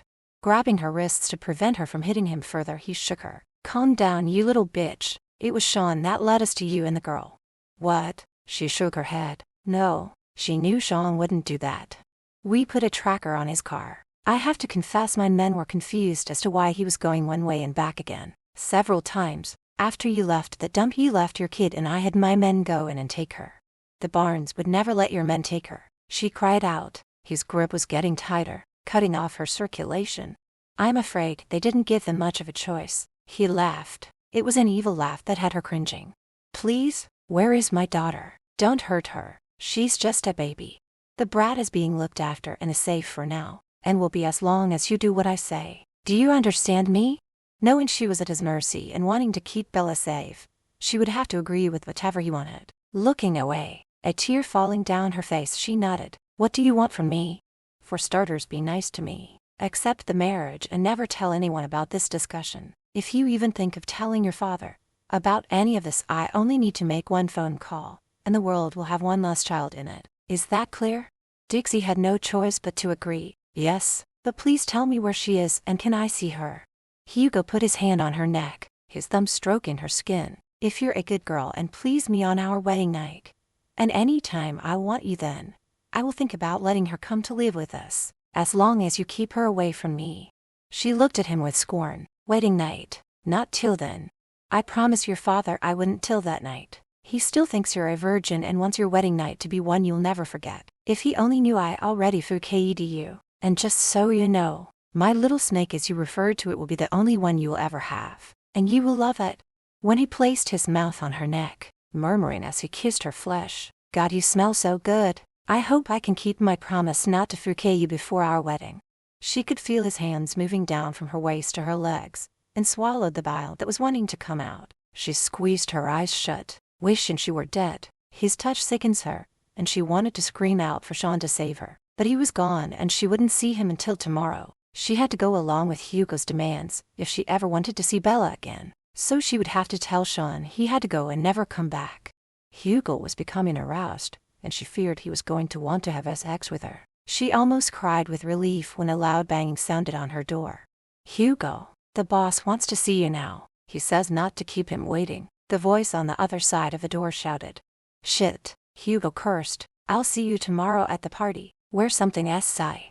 As soon as he walked out, she locked the door and sinking to the floor hugged her legs to her chest and cried. The feel of his mouth and hands on her made her sick. She knew there was no escape from him or this life. To get Bella back, she would have to be Hugo's wife and endure his touch.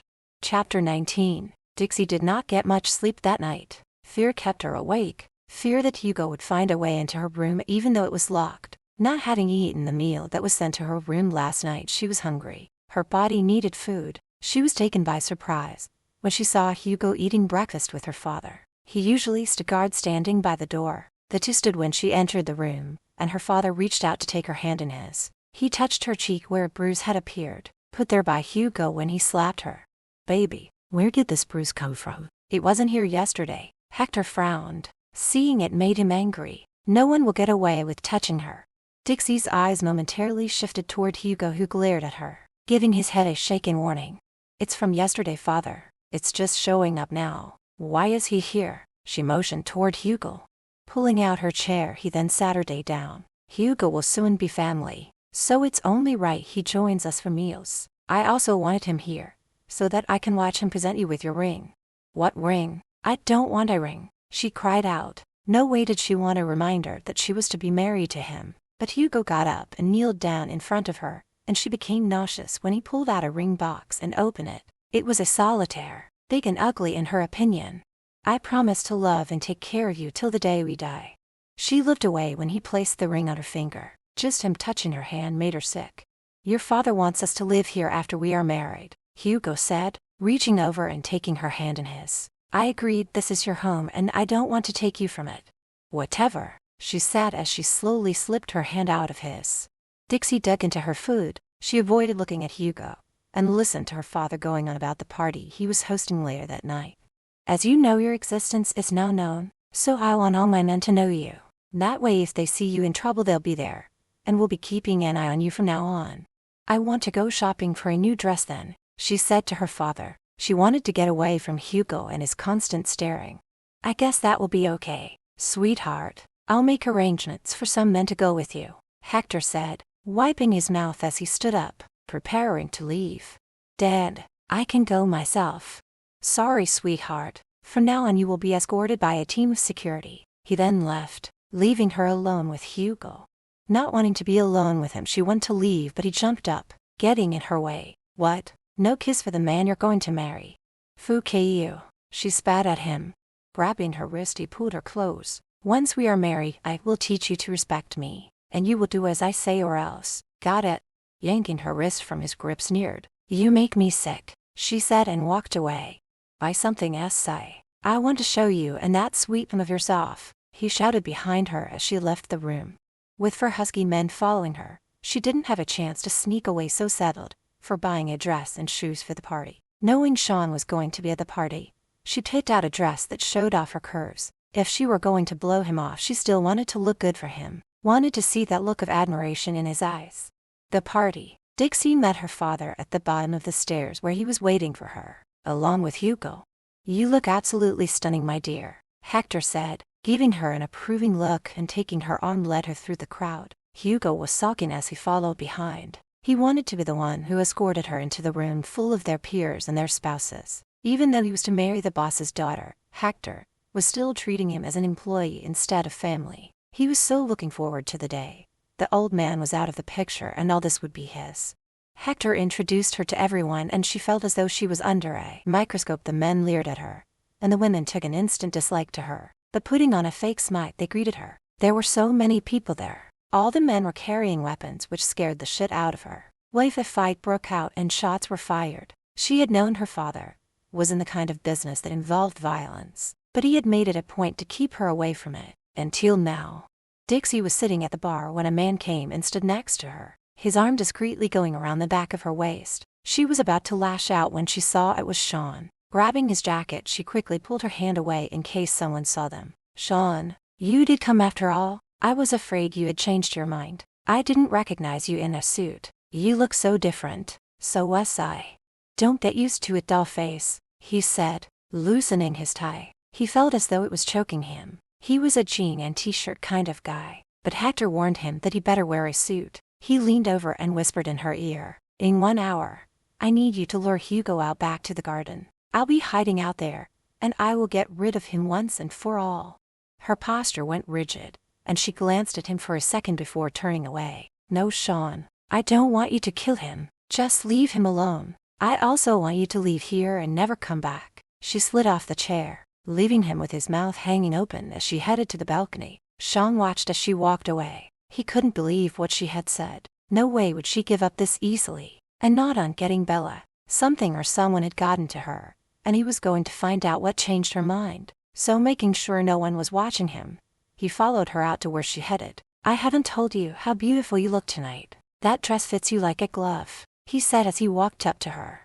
He could tell she wasn't expecting him to follow by the look of shock on her face. Since they were the only ones out on the balcony, he pulled her over to the side. She didn't have a chance to say anything when his mouth came down hard on hers and he pulled her into his body. His kiss was hot and demanding as he held her tightly in his arms. They both knew how dangerous this was, that at any moment Hector or Hugo could walk out and catch them. Lust and desire took precedence over common sense, as they hungrily enjoyed the passion of their kiss. It was Dixie who broke their passionate embrace. No, don't. We can't do this. Do you want to tell me what's going on? Why did you tell me not to kill Hugo and to go away? Is that really what you want, or has someone threatened you? She turned, wringing her hands together. He noticed the ring but kept quiet. I just decided that Bella was better off with the Barnes. I will marry Hugo and be a good wife to him. He'll protect me and it's what I want. You're lying, Dixie. You would never give up your daughter. Now tell me the truth or I'll go to Hugo and ask him myself. Better yet, I'll kill him. Grabbing his arm, she stopped him from leaving. You can't kill him, Sean. Please just go and leave me be. I'm not going anywhere. Now tell me. He has Bella, she said, her eyes filling with tears. If I don't marry him, he'll have her killed. He said that if I behave and do what he says, he'll let Bella come live with us. So you see, if you kill him, I'll never know where he has her. Sean was shocked and he ran his hand over his face nervously. How did he find her? You, she replied, looking at him. Me? No, I never told anyone. Sean, he put a tracker on your car, and when we left the Barnes, he had some men go and take her. She started sniffing. I don't know if they are alive or not. Hugo refused to tell me. You see, Sean, there's no hope for me. I have to do as he says. When did you find out? Last night. He came into my room when I was taking a shower. God damn it, Dixie. I told you to lock the door when you went to bed. He barked at her and instantly regretted it when tears fell down her face. She looked so tired and beaten and he put his arms around her. I'm sorry. I shouldn't have snapped. Did he touch you? Is he the one who gave you this bruise on your cheek? Dixie felt ashamed and embarrassed about Hugo touching her, and couldn't bring herself to tell Sean how Hugo kissed her neck and felt her up. He hid me when I told him to go Fouquet himself, leaving out parts of the story. I swear I'm going to take pleasure in killing him, he said, his hands balling into fists. You have to tell your father about what Hugo did to you and about Bella. Panic swept through her like a bolt of lightning. No, if I tell him, he'll kill him, and I'll never find out where Hugo has her hidden. Please, Sean, at least this way, if I marry him, I'll get Bella. She is what's important. They broke apart when Hugo's voice sounded from the other room, and he entered the balcony and saw the two of them standing there. Taking her arm, he glared at Sean. "You need to come with me. Your father wants to announce our engagement." Dixie gave Sean a sad smile. "Goodbye, Sean. Thanks for everything." As they walked away, Hugo glanced back at him and smirked. Sean stood in the background, listening as Hector announced the upcoming marriage of his daughter to Hugo. Seeing the man kiss Dixie, he had to urge to run over there and beat the man to death. She had a look of utter horror on her face when Hector said the marriage would take place 3 weeks from today. Champagne was poured, and when he had the chance, he walked over to Dixie. Standing behind her, he said quietly in her ear, "I'm not going anywhere." His fingers traced the back of her bare skin and felt her shiver. It was time for him to have a talk with Hector. Chapter 20. Seeing Hector, Sean went over to him. "Sir, may I have a private word with you?" "Not now, Sean. I have guests to entertain." "It's important. It's about Dixie," he said as his eyes checked the room. Hector turned his full attention onto Sean at the mention of his daughter. "We'll talk in my office. Follow me." The two men left the party, and going into Hector's office, the older man sat her down and pointed to the seat across from him. "Now what is this about my daughter?" Sean sat her and crossed his right leg over the left one and leaned back. "I'm concerned about her now that her identity is known. There are a lot of gangsters here tonight. One of whom I've noticed is Vinny." "Why is he here?" "I mean, he is your enemy. Vinny and I have buried the hatched. We agreed to put aside our differences and respect each other's territory. He'll stay out of mine and vice versa. You know the old saying, keep your friends close and your enemies closer." Now back to Dixie. "I don't like how some of the men are looking at her," he said, uncrossing his legs. "I think you should consider having a personal bodyguard assigned to her 24/7. "I have men watching her at all times," Hector growled, not liking being told that he wasn't doing enough to protect her. "I know that, sir, but to be honest, having 4 men following her wherever she goes only draws more attention to her. Whereas one man with experience, who is trained in the art of fighting, could probably protect Dixie better." Hector leaned back and pondered over what Sean had said. "Perhaps you are right. I'll assign Hugo to guard her." This was not what Sean wanted to hear. He stood up straighter. "I don't think that's a good idea. I mean, he's engaged to her, and his feelings might get in the way of thinking clearly. Better to have someone who has no emotional connection." He felt sick saying those words, knowing damn well Hugo was too cold-hearted to feel anything but greed and perverted tendencies. "Speaking of them getting married, don't you think he's too old for her? He is 20 years older than she is." "What does age matter? He will be able to keep her safe." "Now who do you suggest being her bodyguard?" Hector asked. This was his chance, and he took it. "I could stick around for a while longer, till things are settled and there's no sign that she's in any more danger." "I thought you wanted to leave as soon as possible. Why do you care so much about what happens to my daughter?" Hector was no fool. He had seen how Sean and Dixie would look at each other when they thought no one was looking. "Well, sir, I got to know her, the real Dixie, and I like her. I also know that right now she's scared out of her mind, too afraid to sleep. You must have noticed the bags under her eyes from lack of sleep."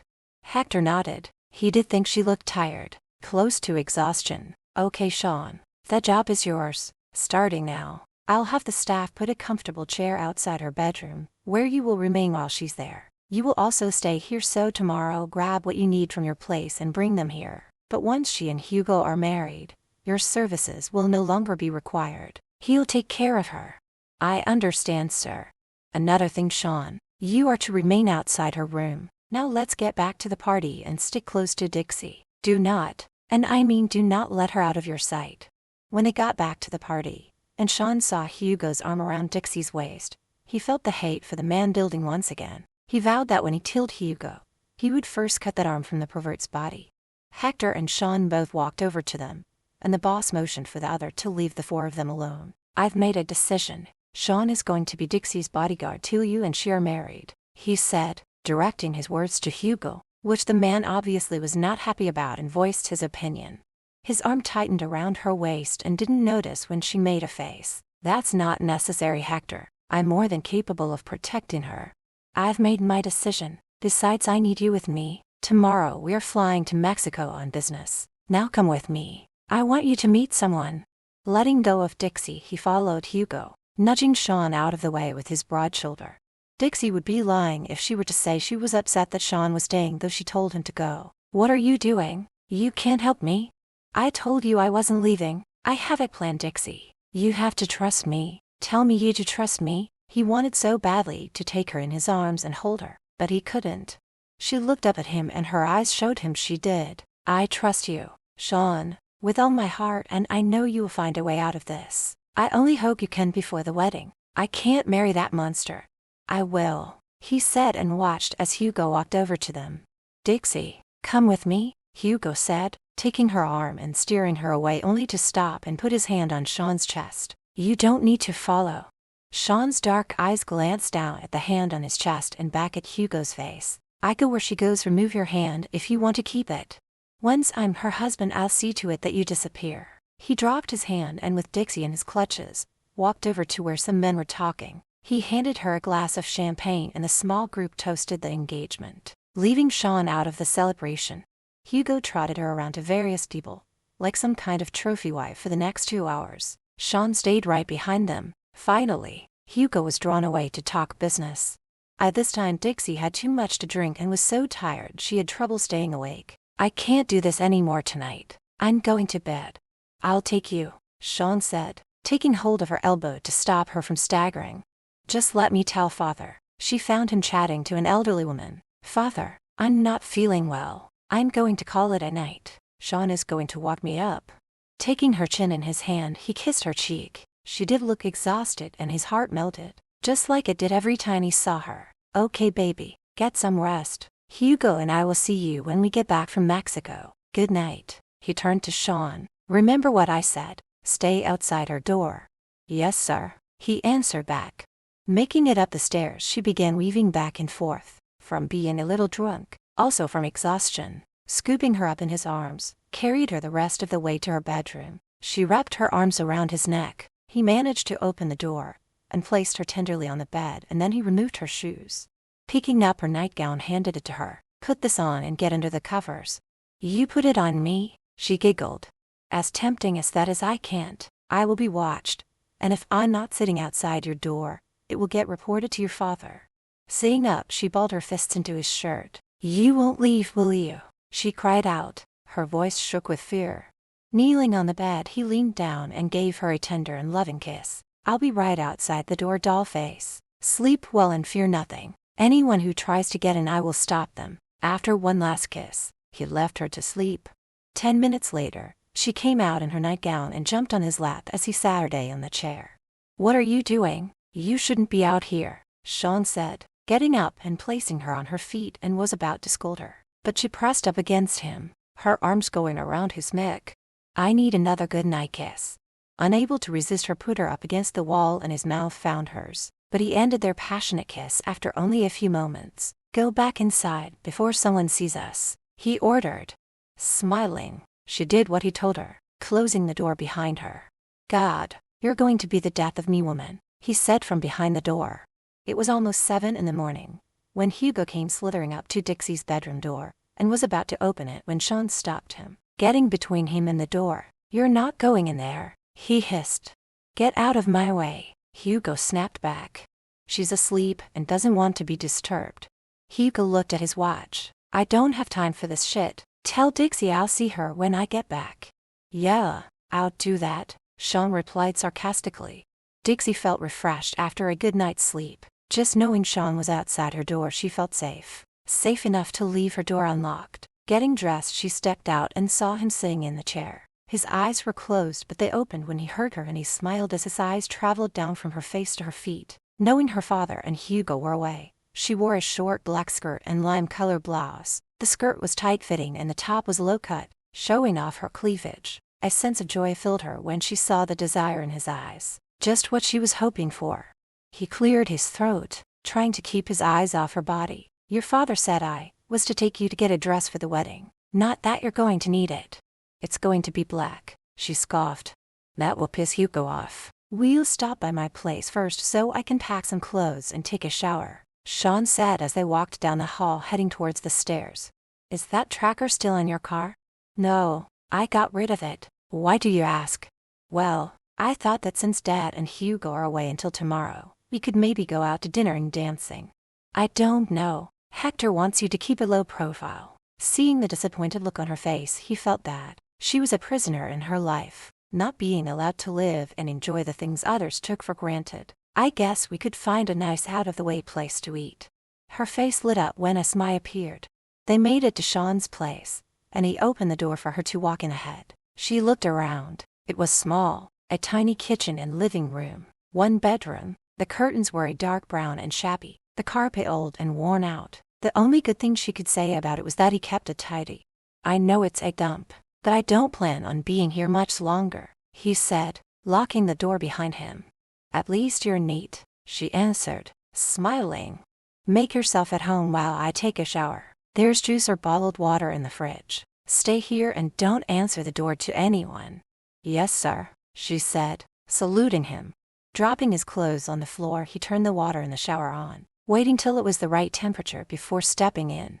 Getting under the water, he felt a presence with him, and he opened his eyes and found Dixie there in all her naked glory, the water running down her perfectly formed body. She grabbed the soap from him, and not saying a word soaped up her hands and started washing him. She started with his neck, moving down his chest. She seemed to enjoy running her hands over him, moving lower, stopping at his stomach, and going behind him, adding more soap to her hands and caressing his butt. He heard her breathy pants. You must be Superman, she moaned as she washed him. He looked over his shoulder at her and chuckled. What? He asked. I said you must be Superman. You have buns of steel. She was so turned on from caressing his rear, and her inner core began throbbing, and felt the pool of wetness filling her pussy cat. Going back around, she moved down, reaching his snake, which was now hard and standing at attention. Lathering up her hands, she washed his member and over his balls. He swallowed hard when she went down further, washing his legs. His pulse quickened, his ridged muscles and abdomen contracted, when she wrapped her small mouth around his manhood, her tongue running along the length of him. His breathing became ragged and choppy when she started sucking as she moved her mouth up and down, taking as much of him in as she could. Closing his eyes, he rested the palms of his hands against the wall, fighting the urge to grab onto her head. He wasn't about to do that, though it was crude when a man held a woman's head to force them to keep sucking till they came. He let out a loud grunt. It felt amazing, but when she started gagging, he smiled down at her. It was obvious. She hadn't done this before, but he appreciated the effort. Her mouth was too small to take all of him in, and he didn't want to release in her mouth, which he was close to doing. Pulling her up, he kissed her with a vengeance, devouring her mouth as she moaned. My turn, he said as he took the soap. He ran his hands over her silky white shoulders down to her breasts. I'm going to suck on these nipples and pretend they are popsicles. Sweet and juicy popsicles. One hand played with the breast as he sucked on her nipple, grazing it with his teeth, then switching to the other. The feel of her fingers caressing his head drove him mad with desire. He moved lower, his tongue sweeping over her navel as his hands continued washing her lower body. He moved down her legs and slowly up till he reached her thighs. Pushing her legs apart, his mouth went to her sensitive folds, thrusting his tongue inside her. He felt the tremor hitting her when he stroked her into a climax with just his mouth and tongue. He loved her spicy feminine scent and the sweet taste of her. Her screams rang loudly throughout the bathroom as she clasped onto his shoulders. Sean, oh my God, she whispered, panting and moaning from what she had just experienced. Her legs felt weak, her pussy cat still throbbing and dripping wet. She had released so fast and so hard, her insides still feeling his tongue. Standing up, he grabbed her hands and pinned them above her head against the shower wall. His mouth came down on hers, thrusting his tongue into her mouth. Their heads moved as their kisses became more demanding, deeper. His position pressed his hardness even more intimately against that aching throb between her legs. He cupped his hands under her bum and lifted her completely off the floor and ordered her to wrap her legs around him. Doing so, she was up against the walls and felt the blunt tip of his manhood sliding into her. She buried her face in his neck, sucking on his neck as he started pumping faster inside her. His hands and arms were so strong as he held her up and pounded away, her back being pushed into the wall. You're so fucking hot and tight, he said through pants. Like a volcano erupting. They came together, their orgasm rocking them to the core. Putting her down, he buried his face in her neck, his heart pounding along with hers. His strong arms held her in close to him. Turning the water off, he grabbed a towel and wrapped it around both of them, their wet bodies clinging to each other. And when he started kissing her, he felt his snake hardening, Picking her up carried her out and into the bedroom. An hour later she lay curled up in his arms. Sean lifted her chin up so that he could look at her, and he saw tears in her eyes. "What's wrong?" "Nothing." She shook her head. "Tell me," he said, wiping her tears away. "I'm worried about Bella. She's with people she doesn't know. She must be so afraid. What kind of mother am I to forget about her while I was enjoying what we did? You are a good mother, and I promised you I would find her. Let's get dressed. I have some calls to make." "Okay." She nodded her head. "I'll make us something to eat while you do that." "That would be great. Then we'll go get you that dress." He gave her another kiss and reassured her he'd find her daughter and get them away to a safe place. Chapter 21. Dixie found some eggs and bacon in the fridge, so she decided to cook them up. While Sean made a few phone calls, she listened as he talked. Not that she was eavesdropping, it's just that the kitchen was right next to the living room, and she could hear every word spoken. "I need you to check on Hugo McGuire. He works for Hector Cupo. Find out where he goes, and who he has spoken to. Go to the Nighthawk Club, where he hangs out, and find out everything you can about the man. I don't care what it costs. I have the money to pay. Listen to me, Smitty. I need as much information as you can get as soon as possible. You have my number. Call me. You owe me a favor, so don't let me down." He hung up and dialed another number. Dixie dishes out the food and puts the plates on the small kitchen table. Her heart started fluttering when she heard the name. Karen. Leaving the food, she rushed to Sean's side and sat her down. She knew he was talking to her and was wanting to know if they were all right. A feeling of dread swept through her, right down to her very core. Sean listened for a good 10 minutes before he spoke. "It's not your fault. You did everything you could. Dixie's with me and we're going to get Bella back." "Okay, bye." He hung up and sat the phone down. "Sean, what did she say? Are they okay?" He hung his head, rubbing his face before looking at her. He dreaded telling her what Karen had told him. She would be crushed. Teddy and Rolf were shot. Some men forced their way into the Barnes home when the guys were out doing chores. Karen was tied up, and they shot Teddy and Rolf when they came home. Dixie started to shake. Her blood ran cold. "Are they going to be okay, Sean?" "Teddy's in bad shape, but he's going to pull through." "And Rolf?" she asked. The judging from Sean's face, she already knew the answer. "No, no, oh God, no." She cried out, and standing, she knocked the chair over. Sean stood and went to go to her, but she backed away from him, shaking her head. "I'm so sorry. Rolf didn't make it." Breaking down, she cried, her sobs so loud and hard it broke his heart hearing it. He pulled her into his arms, and this time, she didn't back away, so he held her. "Karen feels really bad about not being able to do anything. She's asked me to take care of you.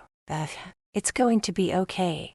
She shoved him away angrily. "No, it's not going to be okay. Because of me, Teddy is hurt and Rolf is dead. It's all my fault. I should never have left Bella with them. I knew how dangerous it was. Oh, why do I keep making stupid mistakes? I'm the one who should be dead, not Rolf." It was Sean's turn to become angry, and he grabbed her arms, giving her a shake. "I don't ever want to hear you talk that way. You have a daughter to think about. She needs her mother." "But it's all my fault, Sean," she said. Her tears flowed steadily and she fell into his arms. "It's not your fault. It's that fucker Hugo. I swear to you he will pay dearly for everything." He wiped her tears away with his hands. "You have to be strong, and you can't say anything to Hugo about what you know. Can you do that for me? Be strong." Nodding her head, she clung to him, her heart torn. Rolf had always treated her like a daughter. He was so sweet and kind, like a big old teddy bear. He and Karen were still so much in love even after all these years, and Teddy was like the brother she never had. No matter what Sean said, she would forever feel responsible for what happened to their family. Sitting with her on his lap, he waited till she had calmed down before speaking. "We should get going. We've been here for hours. We still have to get you that dress, and then I'll take you out for dinner." She looked over at the bacon and eggs that lay dormant for over an hour. "Let me just clean this up first. You go pack," she said as she stood up, and after wiping her tears away, started scraping the cold food into the garbage. He was worried about her on the drive to the clothing store. She hadn't spoken a word since they left his apartment. "Maybe we should eat first." "I'm not hungry," she answered back. "All right, we'll grab a bite after shopping." He took hold of her hand, giving it a gentle squeeze. They stopped at a posh bridal shop. Sean didn't care that he wasn't properly dressed in a suit. He wore jeans and a black t-shirt. His usual. He ignored the stares from the other patrons as he followed Dixie around. "May I be of assistance?" a young sales clerk asked, checking Sean's attire with a faint look of disgust.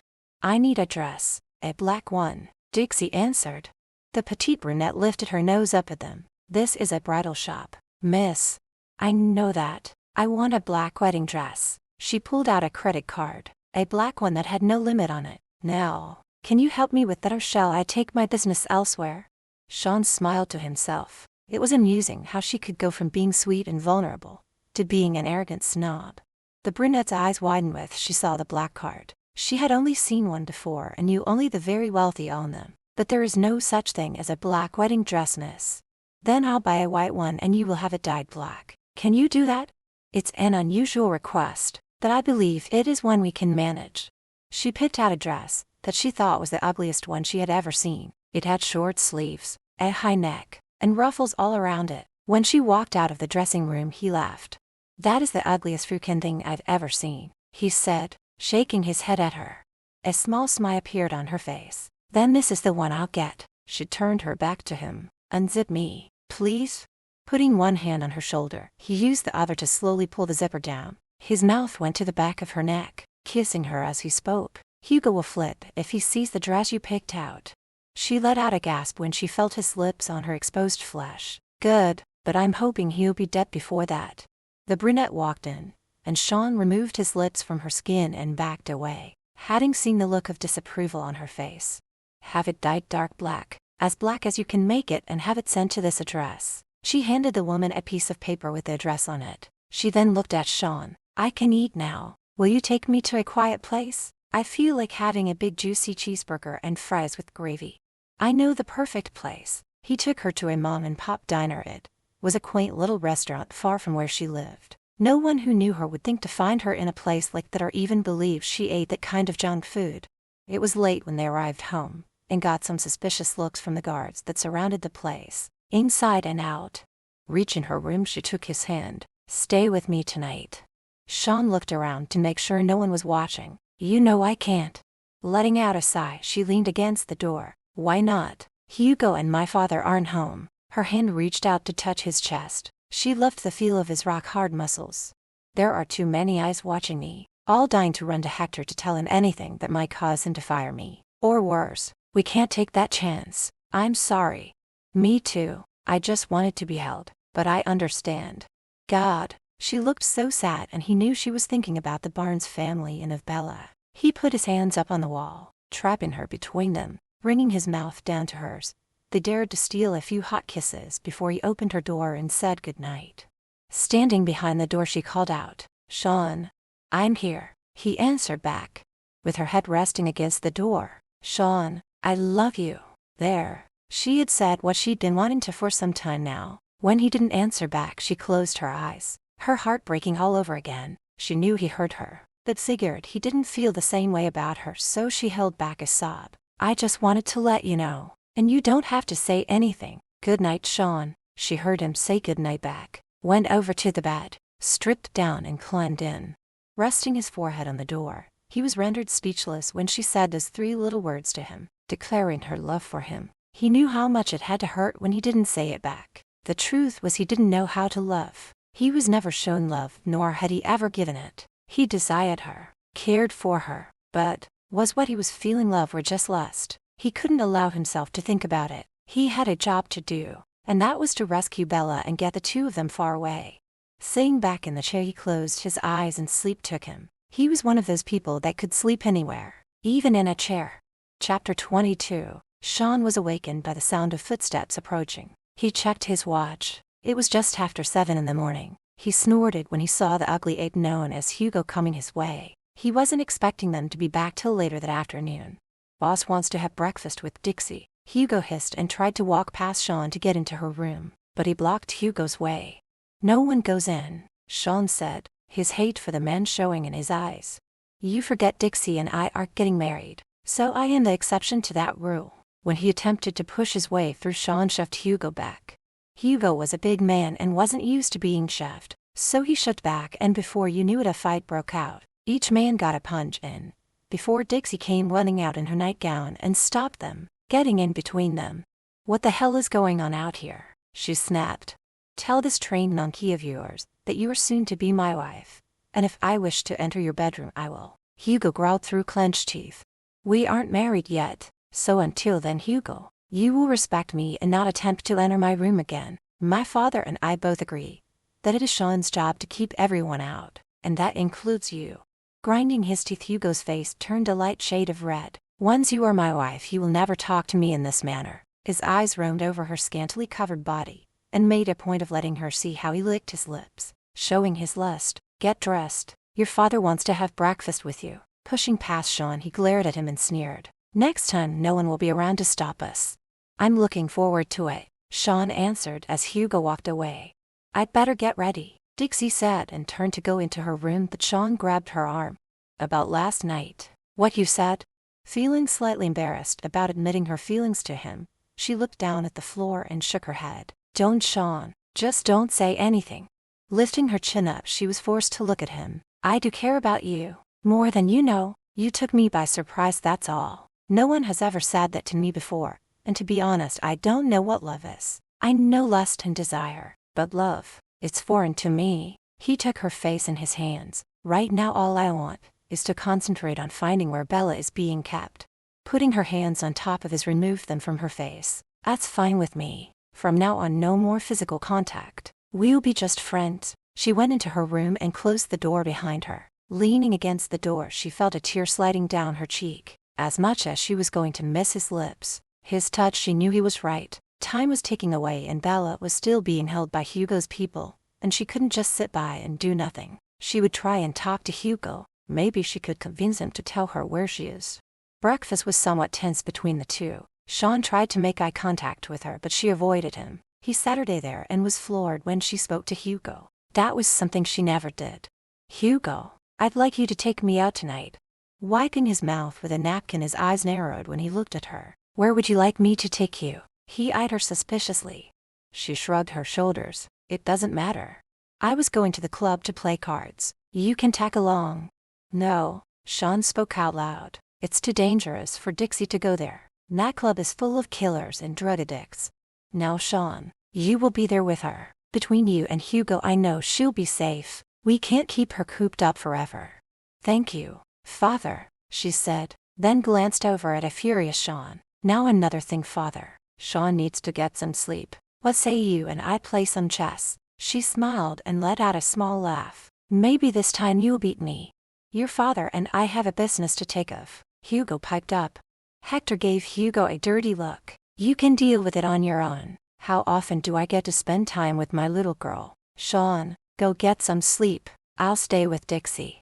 Sean never got a chance to talk with her before he went to lie down. He wanted to find out what the hell she was up to, suggesting she and Hugo go out. Was she punishing him in some way for not repeating those 3 words back to her? Did she not realize the danger she was putting herself in? "Checkmate," Dixie yelled. "Got you again, Dad. You are getting way too good at this, dear." "Dad." "Yes, hon. Do you really think you can trust Hugo? 'Cause I sure don't. The man has been with me for over 10 years. But if you must know, I trust no one. I know you don't want to marry him, but it's for your own good." "How can that be if I don't love him?" "He will protect you and keep you safe. Maybe in time, you'll learn to love him. Now it's time for you to get ready for tonight. We've been playing for hours and I'm tired of losing." Giving him a kiss on the cheek, went up to shower and change. Shutting her bedroom door, she was grabbed from behind, and when she went to scream, a hand covered her mouth. "Don't scream, it's me." Letting her go, Sean turned her around. "Christ, you scared the shit out of me. What are you doing in here?" She shoved him. "I wanted to talk to you. Do you want to tell me what the hell is going on with you? Why would you want to go out with Hugo?" There was no use in lying to Sean. He was too smart and would see through her lies. "I thought if I got him alone, I could get him to tell me where he is, Bella." He grabbed her shoulders. "You can't be alone with that man." "I have to try. You have no idea what it's like knowing your child is in the hands of a lunatic. I can't wait much longer. With every second that ticks away, I get more anxious, more scared. If I can just get a hint as to where she is, then it'll be something to go on." "I have men working on it," Sean told her. "But it's taken too long. Bella is with strangers. She must be scared, wondering where her grandma and papa are. She broke down and started crying. He took her in his arms, stroking her hair. I know it's hard. The waiting, the worrying. Perhaps you should talk to Hugo, but Dixie, you have to be careful. You can't let him know you're pumping him for information. I'll be careful. But why go out? You could just talk to him here. Hugo is more open when he goes out and has a few drinks. Once I get a few drinks in him, it will be easier to get him to talk. I don't like it, Sean grumbled. We'll be sitting at a table by ourselves. You can still be there, at another table or at the bar. He rubbed his forehead. Be careful, Dixie. Without thinking, he pulled her into him and his mouth came down on hers. His hand cupped the back of her head, his other around her waist as he devoured her mouth passionately. When his lips touched hers, she melted into him. She craved him like a drunk craves alcohol. He had told her Hugo could hurt her, when in fact it was he who could hurt her far worse. Sean had the power to break her heart. You have to leave now so I can get ready, she said as she moved out of his embrace. Dixie, I don't want you going to that club. It's too dangerous. I'll be safe with you there. Now go. She opened the door for him and watched as he slowly walked out. A few short hours later, the three of them arrived at the club. Hugo with his arm around her waist. Sean followed right behind them. Dixie and Hugo took a table by the bar where Sean Saturday, watching. Hugo was on his third scotch, and she was about to start grilling him about Bella when two men walked up to them. Hugo, the shorter of the two, spoke. You ready to get in the game? I want to win back the money you stole from me.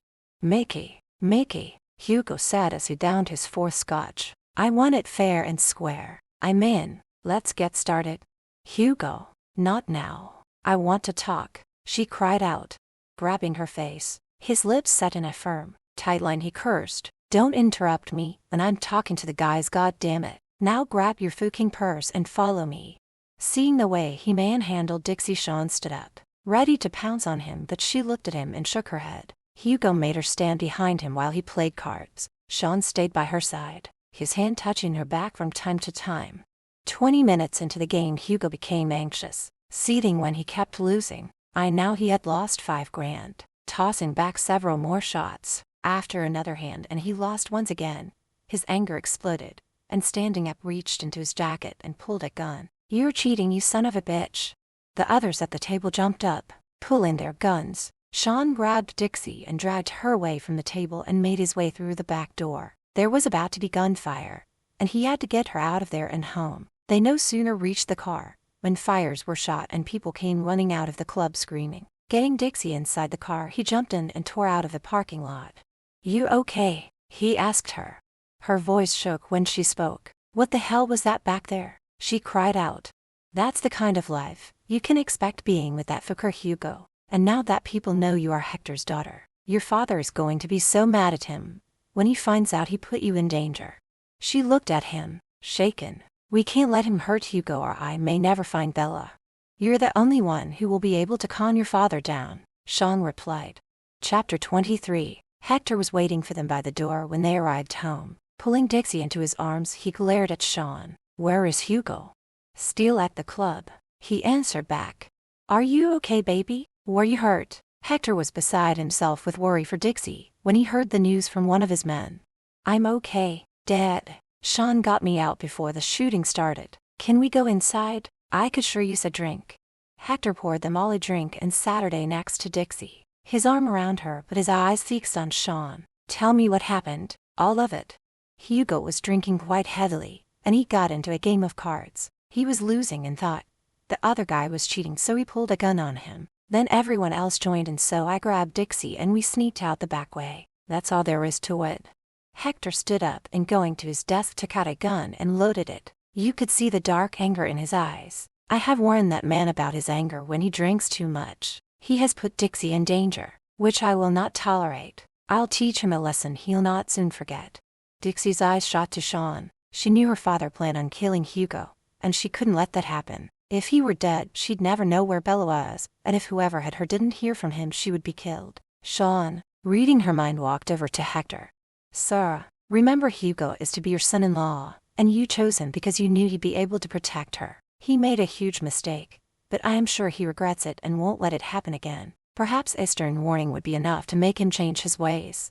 Hector looked at Dixie. Do you feel the same way? Yes, father. He made a mistake. I'm sure it won't happen again. I don't understand you. You were so against Hugo and didn't want to marry him. What has changed your mind?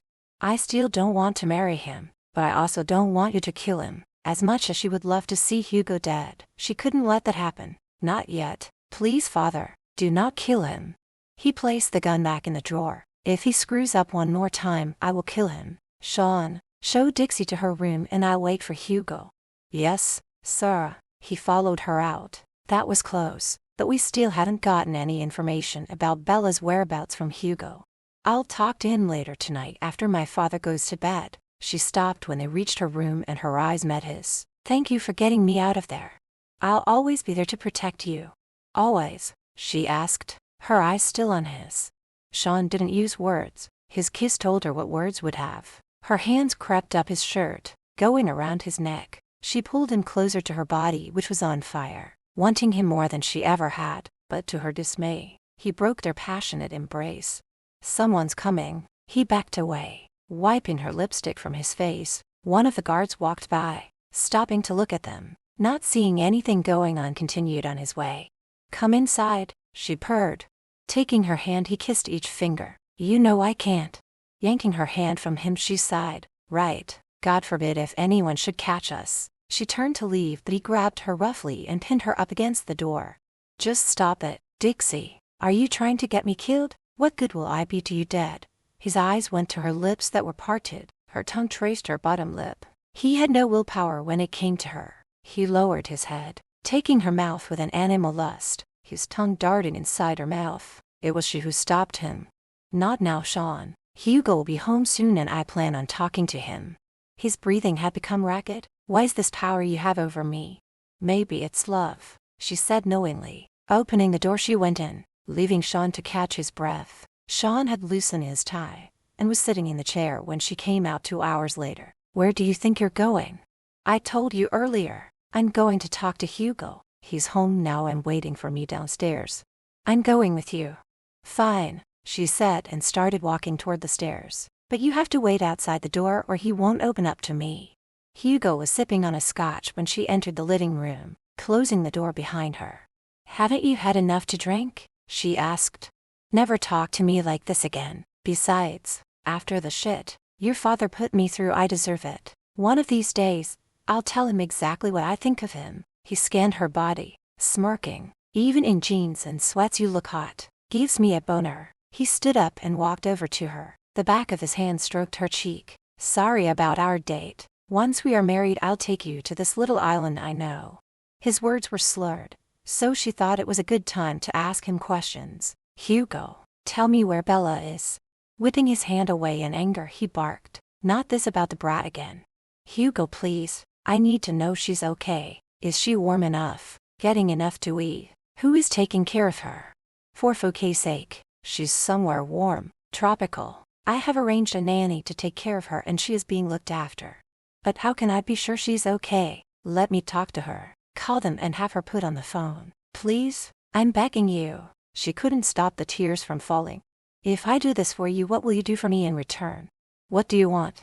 Going over, he cupped her face in his hands. You talked to your father about me, asking him to spare my life. So you must have feelings for me. It's no wonder. After all, I was your first. So, on our wedding night, you will give yourself to me. Open your legs and let me do to you what I will. Will you agree?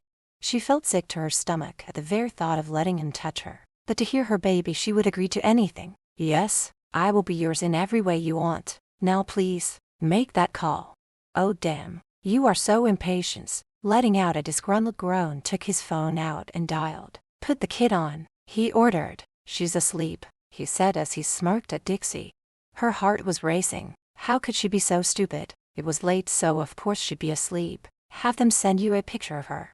A few moments later, he handed her his phone, and taking it, she sat her down. There she saw Bella asleep in a crib. She looked clean, with no sign of abuse. A stuffed animal lay next to her as she sucked her thumb. That was new. Tears ran down her face as Hugo watched. She touched the screen with her fingertips. My poor baby. Mommy will be with you soon.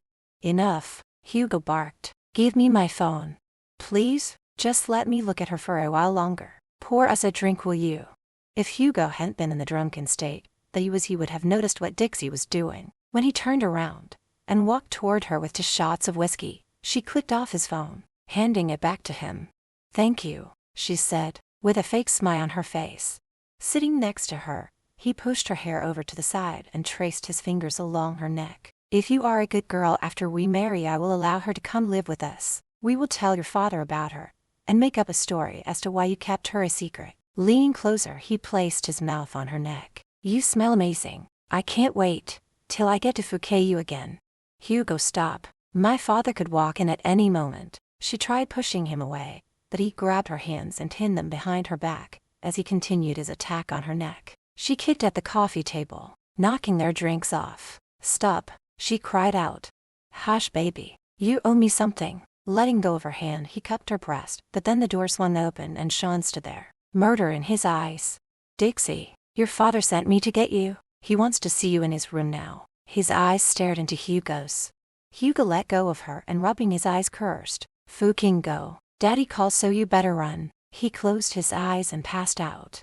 As she walked up the stairs, she wiped viciously at her neck. "Your father didn't send me. I heard the breaking of glass. Keep that up and your neck will start to bleed," he said when he noticed what she was doing. "I don't care. I need to get rid of that Val man's lips off me." Sean stopped right at her door, taking her hand. "What else did that man do to you? Did he touch you?" "He grabbed my breasts," she sobbed.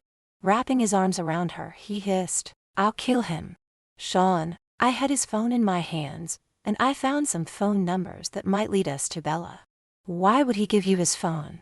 She told him about Bella being asleep, so she was sent a picture. She looked so peaceful and appeared unharmed, so it looks like she being well taken care of. And while he was making us a drink, I scrolled down and saw some numbers that weren't local. So if I can get a hold of his phone and get those numbers, it may lead us to her. For the first time in days, he felt hopeful.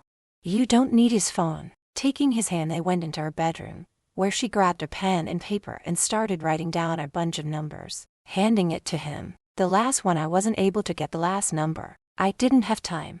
"But how?" He looked at her quizzically. "I have a knack for remembering numbers. How do you think I'm always able to beat my father at certain games?" She smiled. "You are fucking amazing," he said, and picking her up in his arms swung her around in a circle before setting her down, and his mouth came down hard on hers. With his foot, he kicked the bedroom door shut.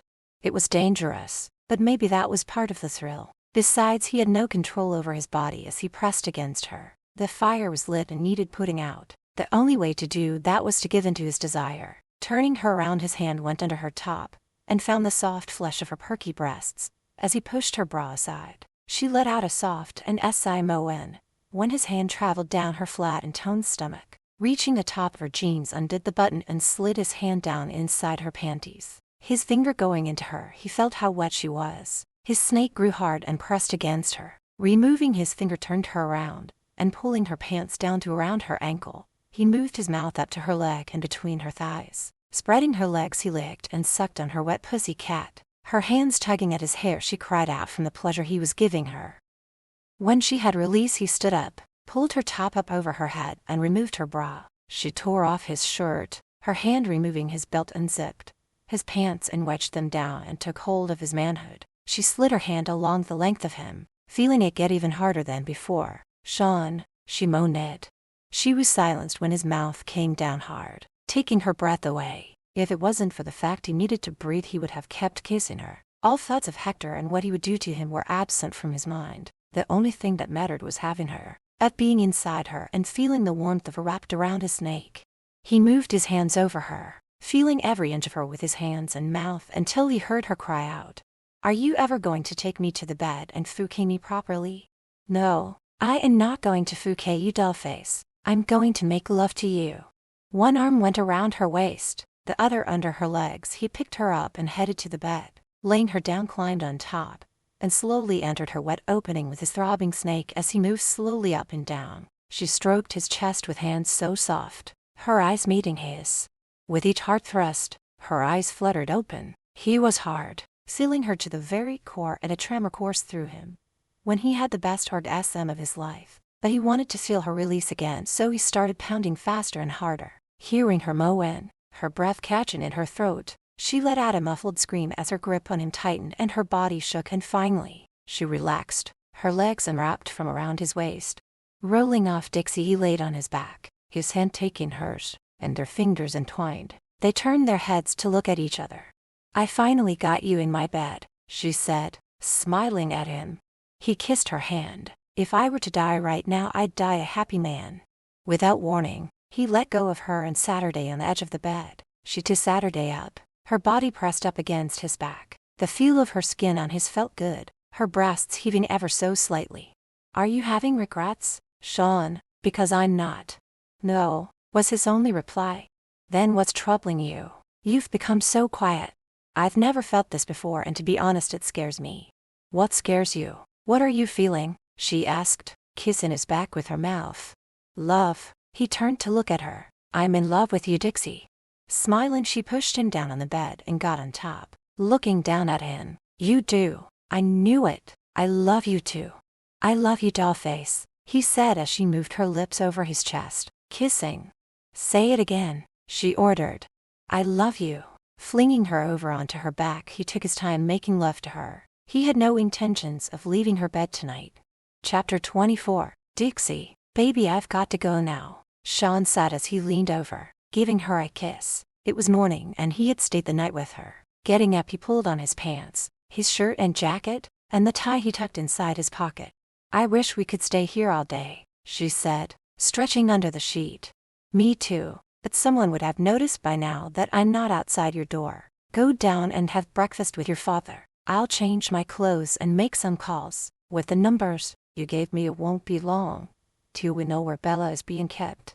Jumping out of bed, she puts on a robe, excited at the thought that soon she would have her precious baby in her arms. How soon?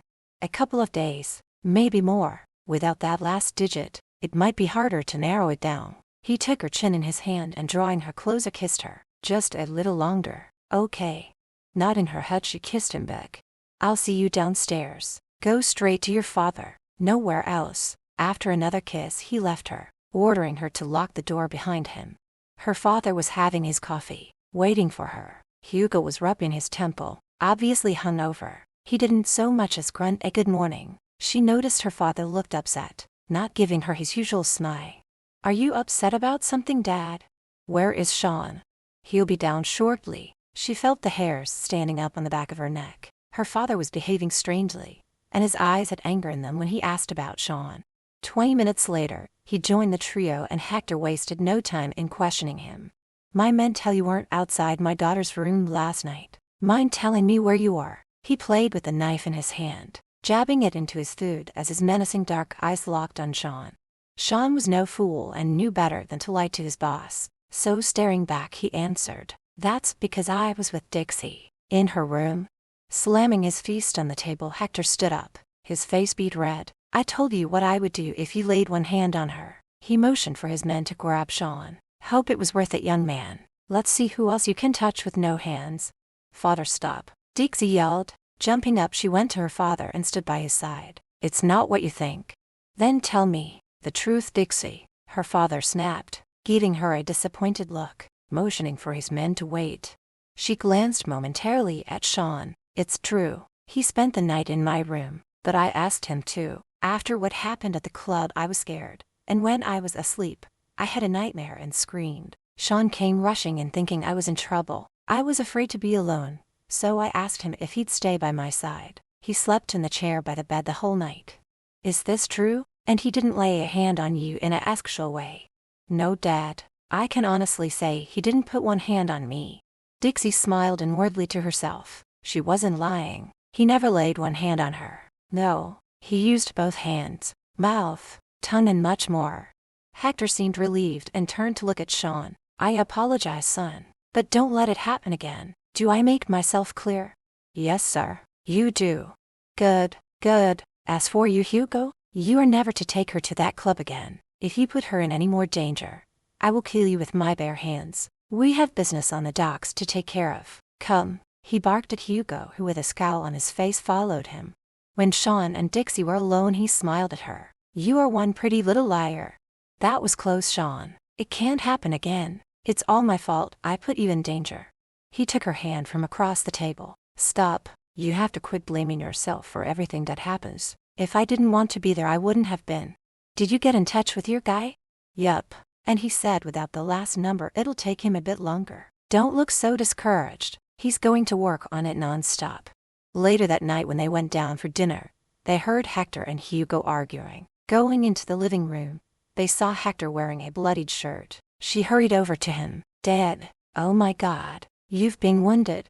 I'm fine. It's just a flesh wound, Hector said to her in a calm voice. What happened? She cried out and then glared at Hugo. You're supposed to be his bodyguard and protect him.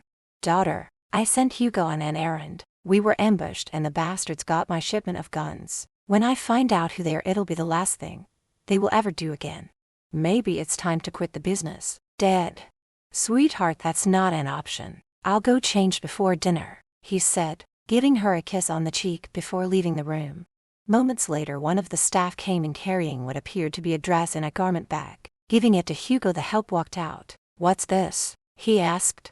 That will be my dress for the wedding. Just saying those words made her ill. She didn't want him to see it now. If she angered him, he would go back on his word about Bella. Let me have it, she said, trying to take it from him.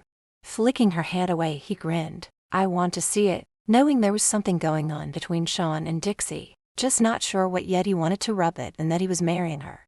Sean Saturday back, a grin on his own face, knowing Hugo was going to be pissed when he saw it. He had no idea how mad he would become.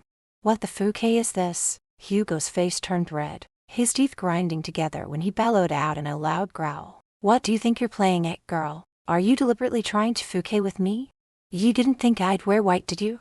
Hugo lunged at her, knocking her onto the table, grabbing her throat. He spoke quietly so Sean couldn't hear. Are you forgetting about the kid? As soon as Hugo went for Dixie, Sean was on his feet and took him in a chokehold, pulling him off her. Let him go, she yelled at Sean. I said let him go. Releasing Hugo, he stared at her as though she lost her mind. She went up to Hugo, placing her hands on his chest, her eyes pleading. Forgive me, it was just a joke. I didn't mean to anger you. Of course, I'll be wearing a white dress. She had to get him to forgive her, or he would change his mind about Bella coming to live with them if it got that far. This seemed to calm Hugo down, though his face was still red. Your jokes are not funny, Dixie. I'm going to take this out back and burn it. Any more stunts and you know what will happen. He stormed out, stopping to say something to Sean. You're a dead man. Once Hugo was gone, Sean went over to her. His hand on her throat, he checked for bruises. God, I want to kill him so bad. Not till we find Bella. I mean it, Sean. Don't hurt him till I have my baby back. I hate having to be around him, but what choice do I have? He touched her neck, running his fingers over where there were still signs of Hugo's fingers on her. I know, dollface, but his time will come. He quickly dropped his hand from her neck and backed away when the help came and announced dinner was being served. During dinner, Hector seemed upset about something, and a little hostile toward Hugo. You got any idea who was behind the hijacking of my shipment? No, sir, he replied as he continued eating. I want you to go back to the docks and look around. See if you can find a clue. What? Now? Hugo looked at him, ticked off at the request. Yes, now. Go, he said, raising his voice. When he was gone, he turned to Sean. I have a rat in my organization. I think it's Hugo. He's been acting strange lately. I want you to keep an eye on him. Let me know if you see him up to no good. Sean and Dixie glanced over at one another. Both were thinking the same thing. If Hugo was betraying Hector, he surely would be killed, and Dixie couldn't let that happen. At least not until they got Bella back. Dad, you said you could trust him. I also said I trust no one. I'm sorry, dear. I'm feeling a little sore, so I'm going to bed. Getting up, he kissed her goodnight.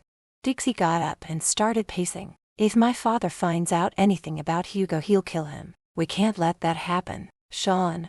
She was becoming hysterical, so he took her in the folds of his arms. Hector only suspects him. He has no proof yet. But Dixie, at least your father is starting to see him for what he is and won't make you go through with the wedding. I still think you should tell him about the rape. And Bella. No, Hugo told me if Dad got wind of it and something happens to him, his men have been instructed to kill Bella. I'm not willing to risk her life. Are you? No, he shook his head. No, I'm not. We should hear something from my guy soon. And when I get Bella back in your arms, I'm going to kill that fucker. Bending down, he kissed her upturned face. His kiss soft and tender, not the hot demanding ones he usually gave her. His phone started ringing, so he stepped away from her and answered it. Looking at her, he mouthed the words, "It's Smitty. He thinks he has some information on Bella." Chapter 25. The blood began to heat up in her body when she heard who Sean was talking to. Smitty, the man he had hired. Standing next to him, she waited, holding her breath and trying to contain her happiness at thinking maybe he found where Bella was being kept. But then her joy was dampened when she saw the crease in Sean's forehead and heard his side of the conversion. "That's not much help, Smitty. Do you know how many small islands there are? Keep working on it. Time is running out." Anything on Hugo's recent activities? He listened for a few minutes before speaking. "Are you sure about that? That's great. Yeah, I'll come to you. Bye, Smitty, and thanks again." He hung up and looked at an anxious Dixie who was clinging to his arm. "What did he say?" she cried out, her bottom lip trembling as she tried to hold back the tears, her nerves on edge. Taking her hand led her to the sofa and pulled her down with him. Smitty was able to track down the numbers you remembered. One belonged to Vinny. She let out a gasp. Vinny, Dad's enemy. Why would Hugo be calling him? It seems like Hugo is working for both sides. The other number's for a woman. April. The picture you got of Bella came from her phone. The third number, the one with the missing digit, he's not sure yet, but still working on it. Why does this man want to see you? Hugo was behind the hijacking of Hector's shipment at the docks. Smitty has proof. Pictures he wants to give us. Hugging her arms across her chest, she shivered, not from it being cold, but because of still not knowing where her sweet baby was. Rubbing her arms, he kissed her cheek. "We're close. It won't be long till we find her. I'm going to take you to your room. Lock your door when I leave." "I'm going with you," she said, getting up. "Dixie, no." Lifting her chin up and giving him a defiant stare, stated, "I'm going, Sean. Whether you take me with you or not, I'll follow." "You are so damn stubborn." "Right then. We'll tell the guards I'm taking you to the store." He smiled when she said they'd want to know what for. "Feminine products," he replied, chuckling. An hour later, they met with Smitty in a small bar. Dixie wasn't expecting someone so young. He was tall and skinny, with long blonde hair, wearing glasses, with really thick lenses. She guessed him to be in his early 20s. He looked like a total nerd, but according to Sean, he was a genius. Though he was not a fighter, he had many contacts and could hack into any phone or computer. There weren't any problems he couldn't solve. The bar was dimly lit. Just a few locals lined the bar, so this Saturday at one of the few booths where Smitty was waiting for them. Sean Saturday next to Dixie, his hand placed on her leg, almost possessive-like. Making the introductions and ordering drinks, they got down to business. Smitty reached into his denim jacket, pulled out an envelope, and setting it on the table, slid it towards Sean. He opened it, Dixie looking over his shoulders. There were several pictures of Hugo with Vinny, one taken in a bar. You could see Vinny handing him an envelope, which Hugo stuck in his breast pocket. Another picture was of the two of them standing on the docks, the night before her father's shipment of guns was stolen. "Looks like this Hugo fellow is betraying his boss." "Who is this April woman?" Dixie asked.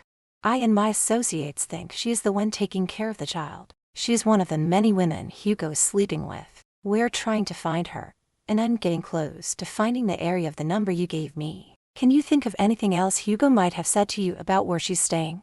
"No, just that she's in a warm climate," Dixie answered, racking her brain for any other clue he might have spilled. "Well, if you can get any more information from Hugo, get in touch with me. Now I must be on my way. Still got a lot of work to do." Smitty stood to leave. Sean stood too and handed him a wad of cash, which he tucked into his pocket. Smitty was gone, so they finished their drinks, and before leaving, she went to use the bathroom. She heard the door opening behind her, and when she turned around, Sean was standing there, a grin on his face. He locked the door and moved slowly towards her. "I will let you, my readers, use your imagination to what took place in the bathroom, behind the locked door." It was late when they arrived home. Walking her to her room, he took her in his arms, hanging just a bit longer, doll face. "I have arranged a place for you in Canada where no one will find you and Bella." Her heart sank. A feeling of sadness overtook her and she sniffed. He had said her and Bella. He did not mention himself. Putting her arms around his neck, she reached up and kissed him. "I love you, Sean. I love you too. Now go inside before someone catches us." Sitting in the chair, he thought about Dixie. Could he really send her away? Would he be able to live without her now that he knew love? He knew he'd have no choice. Once it was known it was he who had helped her to run away, he would be a hunted man. Hector wouldn't stop till he found her or him. Early morning his phone rang, waking him as he Saturday in the chair. It was Smitty. Yeah man, what's up? He Saturday up when he heard the news. Are you sure? Shit man, thanks. Smitty. He hung up, wondering how he was going to tell Dixie. He would have to tell her later, when he had more time to form a plan, and when they were alone. It was going to be a while before that would happen. Her father was kept her busy most of the morning. They were going over the arrangements for the wedding that was to take place here, at the house. Plans for a wedding that was never going to take place. Finally, they were done for the day and all Saturday and have lunch. Her father and Hugo had to go out on business, taking several of his men with him. Sean was now going to tell Dixie what he knew and wondered how she would take the news. Alone in the family room, he asked her to sit, saying he had something to tell her. We found her, Dixie. We found Bella. The joy she felt was overwhelming. Jumping up, she grabbed his hand, pulling him up. Let's go get her. Now, she practically yelled at him. It's not that simple, he said, trying to calm her down without squashing her hope. Why? She cried out. Listen to me, dollface. Bella is on a private island. The only way in is by helicopter. The place is surrounded by hired guards. So what? We'll hire a helicopter and take some men with us. First of all, there's no we. You're not going. Like hell, I'm not. That's my baby and you can't stop me. Angry, she pushed him away when he tried to hold her. It's too dangerous for you, and there's another problem, a big one. Like what? She snapped. The private island is owned by Vinny Cartel. Dixie swallowed the lump in her throat. Vinny. Oh, God. Next, to her father. Vinny was the most wealthy and feared man in these parts. His men not only matched her father's, but it was a known fact that no one left that island alive. If they were to go in there to rescue Bella, there would be an all-out war. It would be a bloodbath. Fires would be shot, and putting her baby in the line of gunfire. What are we going to do? He took her face, which was streaked with tears, in his hands. There is only one man that can help us. Your father. She shook her head, eyes white with fear. We can't. You know my father's temper and what he'll do to Hugo. It's the only way, Dixie. You have to tell him what Hugo did to you, and about Bella. He's the only one with the power to help us. I don't have the manpower or the means to a helicopter. Trust me, baby. It's the only way. He is already suspicious of Hugo over the shipment. This will tip him over the edge and he'll kill him before we can rescue my baby. Then it's up to you to calm him down. You're the only one he'll listen to. We'll talk to him, get him to keep quiet and not let Hugo know he's onto him. Trust me on this. Can you do that? Yes, if it's the only way. But once my father finds out about Bella, he will make us stay here with him. We'll be so heavily guarded. You won't be able to get us away from here. My baby will be doomed to this life as I was. She sniffed, holding back more tears. Well, at least I'll be with her and I'll die protecting her. Hey, I promise you that I would get you both somewhere safe, and as far from here as possible, and I intend to keep that promise. We'll tell him as soon as he returns. We just have to wait till Hugo is occupied somewhere else. After dinner, Dixie asked her father if she could have a word with him, privately. They went into his office and Sean followed right behind them. I thought you wanted this to be a private conversion, Hector said to Dixie, his eyes going to Sean. Sean also has something to tell you. I'll let him go first. She Saturday down on the leather sofa in her father's office. The two men Saturday across from each other in the matching chairs. Well, let's hear what you got to say, Hector said with just the slightest hint of impatience in his voice. Chapter 26. Sean pulled out the envelope from his pocket and handed it to Hector. I think you better look at this. Lifting an eyebrow, Hector took the pictures out, and his eyes stared at them for what seemed like forever. His demeanor turned from one of impatience to anger. I will kill him. He has been working with Vinny for God knows how long, and here I thought Vinny and I had come to an understanding. That's not all he has done, sir. So what else is there, Sean? Better if Dixie tells you. Both men looked at her. Hector Saturday on the edge of his seat, looking at Dixie who had tears in her eyes. He suddenly felt the blood in his veins freezing over, afraid of what she was about to tell him. Tell me, sweetheart. She swallowed hard, her eyes on her father. When I was 17, Hugo raped me, twice. The room seemed to turn dark. A storm was raging outside. but nothing compared to the rage Hector was feeling. He could not see anything in front of him, except for the hate and fury from what she told him. Is this the truth? You are not just saying this to get out of marrying Hugo. If so, you don't have to worry because I'm going to kill him. It's true, Dad. He came to my room, drunk, and forced himself on me. He really took my virginity. Dixie saw the flashback of that night, how he ripped her nightgown and with no regard to her age or feeling, he violated her in the worst way possible. Hector stood up and went over, taking her in his arms. A tear slid down his face as he stroked her head tenderly. My poor sweet baby, why didn't you tell me? I couldn't, Dad. He said he'd have you killed, and that he would keep me around for his pleasure, and would slit my throat when he got bored with me. I was so young and scared. I didn't know what else to do, so I kept quiet. She felt his hold tightening on her, his voice cracking. Has he touched you since then? She shook her head no.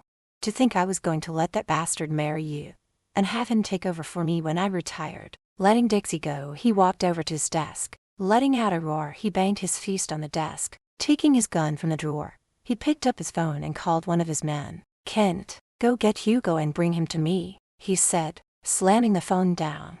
Dad, what are you doing? She cried out, hurrying to his side.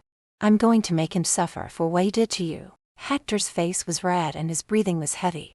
Dixie looked at Sean and back to her father. You can't kill him, Dad. After what he did to you, just watch me. Sean spoke up as he walked over to Dixie, taking her hands in his. Tell him everything. It's the only way. Hector noticed the way they looked at each other, and the way Sean's hand held her in a loving gesture. What else is there? She moved back over to her father, face tear-stained, sobbing. If you harm him, his men will kill Bella. Who the hell is Bella? Hector barked. Bella is my daughter, your granddaughter. Hector frowned, see where he stood. You have a daughter. When? Foul. I got pregnant from Hugo when he raped me. I kept my pregnancy a secret from you, and the first time I ran away was when I gave birth to her. No, that's not possible. I would have known you were pregnant. If this is true, then why is she not here with us? Remember when I started wearing baggy clothes? It was to hide the pregnancy. I didn't want Bella growing up the way I had to, having no friends, and being kept hidden from people, and all the danger she would have been in living here. I didn't want that for her. The people who helped me have been taking care of her. That is until Hugo found out. He took her and has her. If I don't go along with marrying him, he'll have her killed. Hector sat her down, putting his head in his hands. Does he know he's the father? No, Dad, and I never want him to know. Going to him, she kneeled down, looking up at him. I'm so sorry. I know how much you must be disgusted with me, that I'm not the innocent virgin you thought I was. His hand touched her cheek. I could never be disgusted with you. What kind of father am I, that you couldn't come to me when that vile man touched you? I'm so sorry I let you down. Tell me about my granddaughter. Sean Saturday back watching the touching scene between father and daughter. Hector, at this moment, had tears in his eyes and did not resemble the ruthless killer he was known to be. Right now he looked like a father in pain, filled with regret. She's beautiful, Dad. Looks just like me, and she is the sweetest little girl. Her name is Bella and has your dimples. Hector wiped the tears from his face. Hugo will pay for what he's done. I'd agree, sir, but not until we recuse Bella. We need your help for that. Hector looked back at Dixie and he saw the little girl she once was. So small and cute as a button. He was a heartless killer, but his love for her was far greater than any father could have for his child. Whatever you need, tell me. When we get Bella, then I will kill him. But it will be hard not to do so now. Not after what he has done. We need a couple of helicopters and some men to go with me. Helicopters? Where is this place? Hector barked. On Vinny's private island in the South Pacific. Vinny. He is my granddaughter. That fooker. Rubbing his face, he paced back and forth. Okay, I'll arrange everything. Tomorrow you'll fly in there and storm the place, and Vinny too will die. You'll have to play cool with Hugo. Send him on an errand. He can't know that you're onto him. We don't want him tipping off Vinny. It has to be a sneak attack. We'll land as far from the house, so as not to alert any suspicion. Right. Once my granddaughter is safe, I want to be the one to kill him. Before he dies, I will castrate him. Hector's body shook with rage. He hoped he would be able to control his anger long enough. Now I have a question for the two of you. Are you sleeping together? His eyes were glued to Sean. Yes, Sean replied, looking the old man in the eye. Hector's chest puffed out, balling his hands into fists. I told you what would happen if you touched her. He then looked at Dixie. You lied to me, daughter, when you said he didn't touch you. I'm not a little girl, Dad. I'm a woman and I love him. Hector turned to Sean. Do you love her too? Yes, I do. With all my heart, he confessed to the old man. He did not fear him in the slightest. I thought so. He sat her down, physically drained. Hugo will be here shortly. Dixie, you go to your room. Sean, you stay here with me. I might need you to stop me from losing it and killing him. She went to her father and gave him a hug. I love you, Dad. Please don't hurt Sean. I won't, as long as he treats you right. Now go to bed and don't worry. When we get Bella back, you and she will be safe here. Go now. Sean will be up to see you when we are done here. Right now we have to make plans for Hugo. As she walked past Sean, he took hold of her hand. Not caring that Hector was watching, he kissed her. It wasn't the passionate one he wanted to give her. Instead, it was soft, sweet and short. I'll be up soon. Lock your door when you get there. I love you. I love you too, she said, hugging him. I want you to know, Hector, when I get Bella, I'm taking them away from here. You think you can protect them from my enemies? I think not. Young man, they will remain here where I can keep them safe. Since she's so in love with you, I won't stop you two from being together. But it will be here and you will continue to work for me. That's not what she wants. Dixie wants to go as far away as they can from the dangers that her life holds. Do you not want her to be safe and happy? Slamming his fist down, he cursed. Fuck you, Sean. She can be happy here, with us. I want to get to know my granddaughter. Now, let's come up with a plan to get Hugo out of the way tomorrow. He didn't care what Hector said. He would still take them away. So far away no one would find them. And yes, he was going with them. He wasn't going to at first, but now he knew he couldn't live without her. The moment Hugo walked into the room, he knew something was up. Hector's face was red, a sure sign he was furious about something. Also, the way he avoided looking at him, as though he was trying to hide what was really on his mind. You wanted to see me right away. What's up?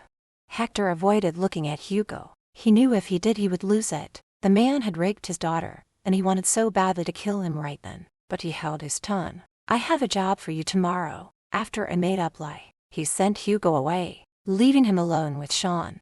You did good, sir. Once he leaves, we'll gather up the men and be on our way. Bella will be safe in Dixie's arms by the time he figures out you tricked him.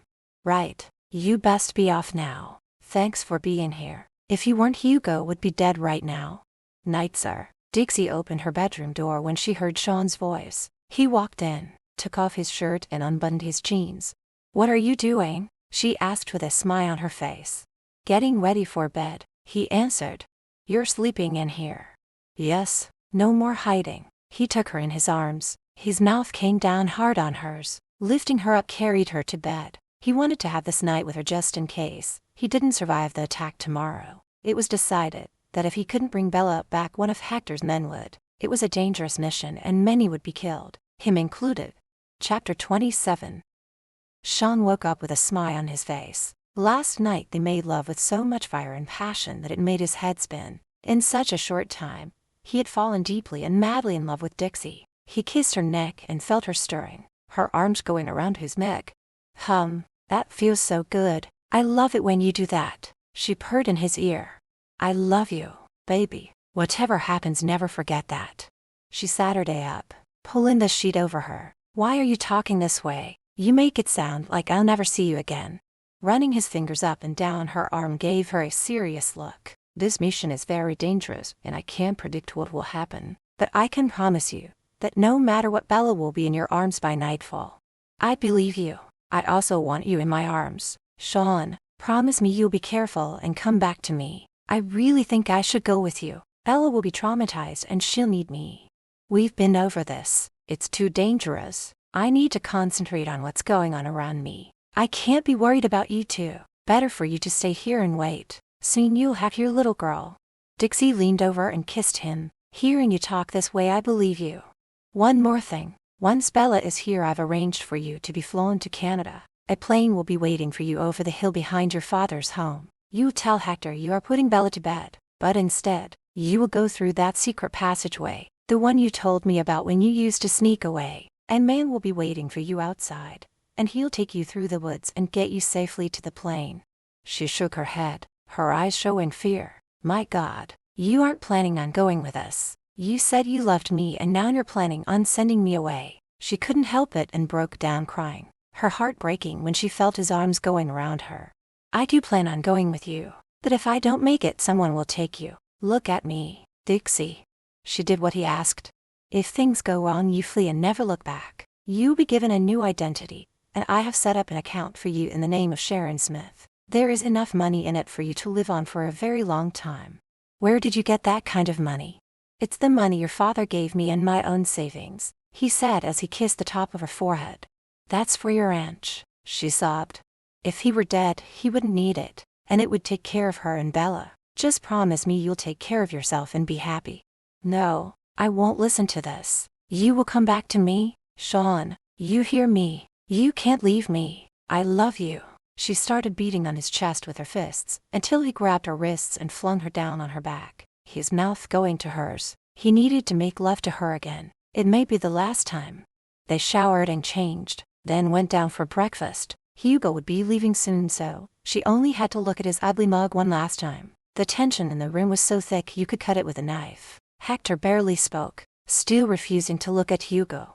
Instead of sitting across from Dixie, Sean sat next to her, putting his hand on her knee under the table out of eyesight from the others. "Hector, why do I have to go with guys to pick up the package?" Hugo asked.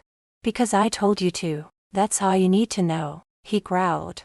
Tossing his napkin down, Hugo stood up. "I'll get ready to go. See you later." Winking at Dixie, he walked out with a smirk on his face.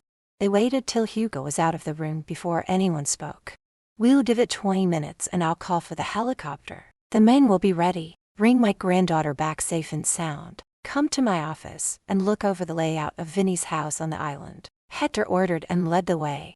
"You don't think Hugo suspects anything, do you?" Dixie asked, looking from one man to the other. They both shook their heads, but something in the way he was staring at them they couldn't help but wonder. The door to the office opened and all three turned to see who it was. "I thought you had left already," Hector snapped. "Why are you still here?" Dixie and her father were by Hector's desk. Sean was by the door, his back to it when someone came up behind him, hitting him over the head and knocking him out. She screamed. Hector went to pull his gun out, but he wasn't fast enough. "Don't try it, old man, or I'll blow your fucking head off," Hugo barked, pointing a gun at his boss. Hector shoved Dixie behind him when two more men appeared in the room. He stared at them with hate as they pointed their guns at them. They were his own men. "Why are you doing this, Hugo?" He laughed. It was a sinister laugh. "I'm tired of you pushing me around, treating me like a dog. So I'm taking over your out, Hector. I was handing you the business. Even was going to let you marry my daughter. That is until I found out you raped her. Ah, and she was such a sweet piece, so young and soft. Yeah, I popped her cherry real good. You should have heard her scream." Hector let out a cry of anguish and lunged at Hugo, but one of the men cracked him across the jaw, causing him to stagger back. He looked at them, his eyes filled with fury. "You bunch of traitors, you'll all die for this." Hugo let out a sigh. "It wasn't supposed to go down this way. Vinny and I had it all planned out." He looked at Dixie. "We were going to wait until I married her. Then after you signed the papers making me your successor, you were going to be executed. Vinny and I would then join forces. It was going to be sweet. Then why kidnap my granddaughter?" "Oh, so you know about her. Guess your precious little angel wasn't so innocent after all. Bitch got knocked up and thought she could hide the brat." "To answer your question, I needed insurance that she would go through with the marriage. Knowing the bitch, she would have found a way to talk you out of it." Standing next to Sean, who was still out cold, kicked him. But this piece of shit had to come along and spoil things with his snooping.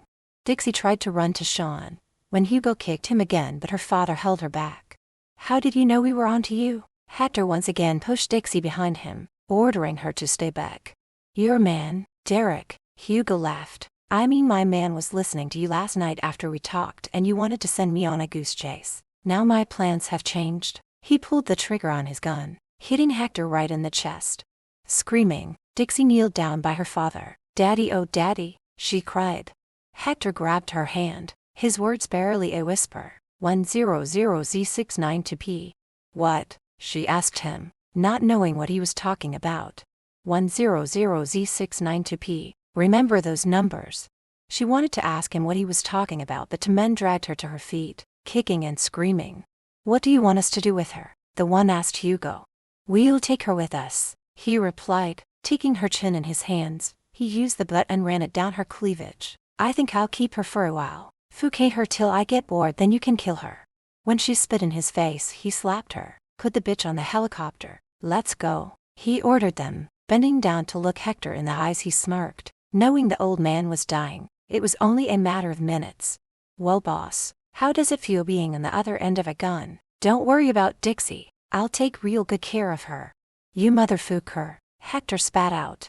Laughing, he stood, giving Sean another hard kick in his ribs. Leaving him for dead, followed his men out. Seeing her father shot and dying, she cried, calling out to him. Hugo's men grabbed her, and when he touched her, she spits in his face and earned a hard slap for doing it. Her eyes darted to Sean. Surely he couldn't be dead. He was her savior, her one true love. She fought as they dragged her out from the house and into the waiting helicopter. She fought so hard that they had to tie her hands behind her back.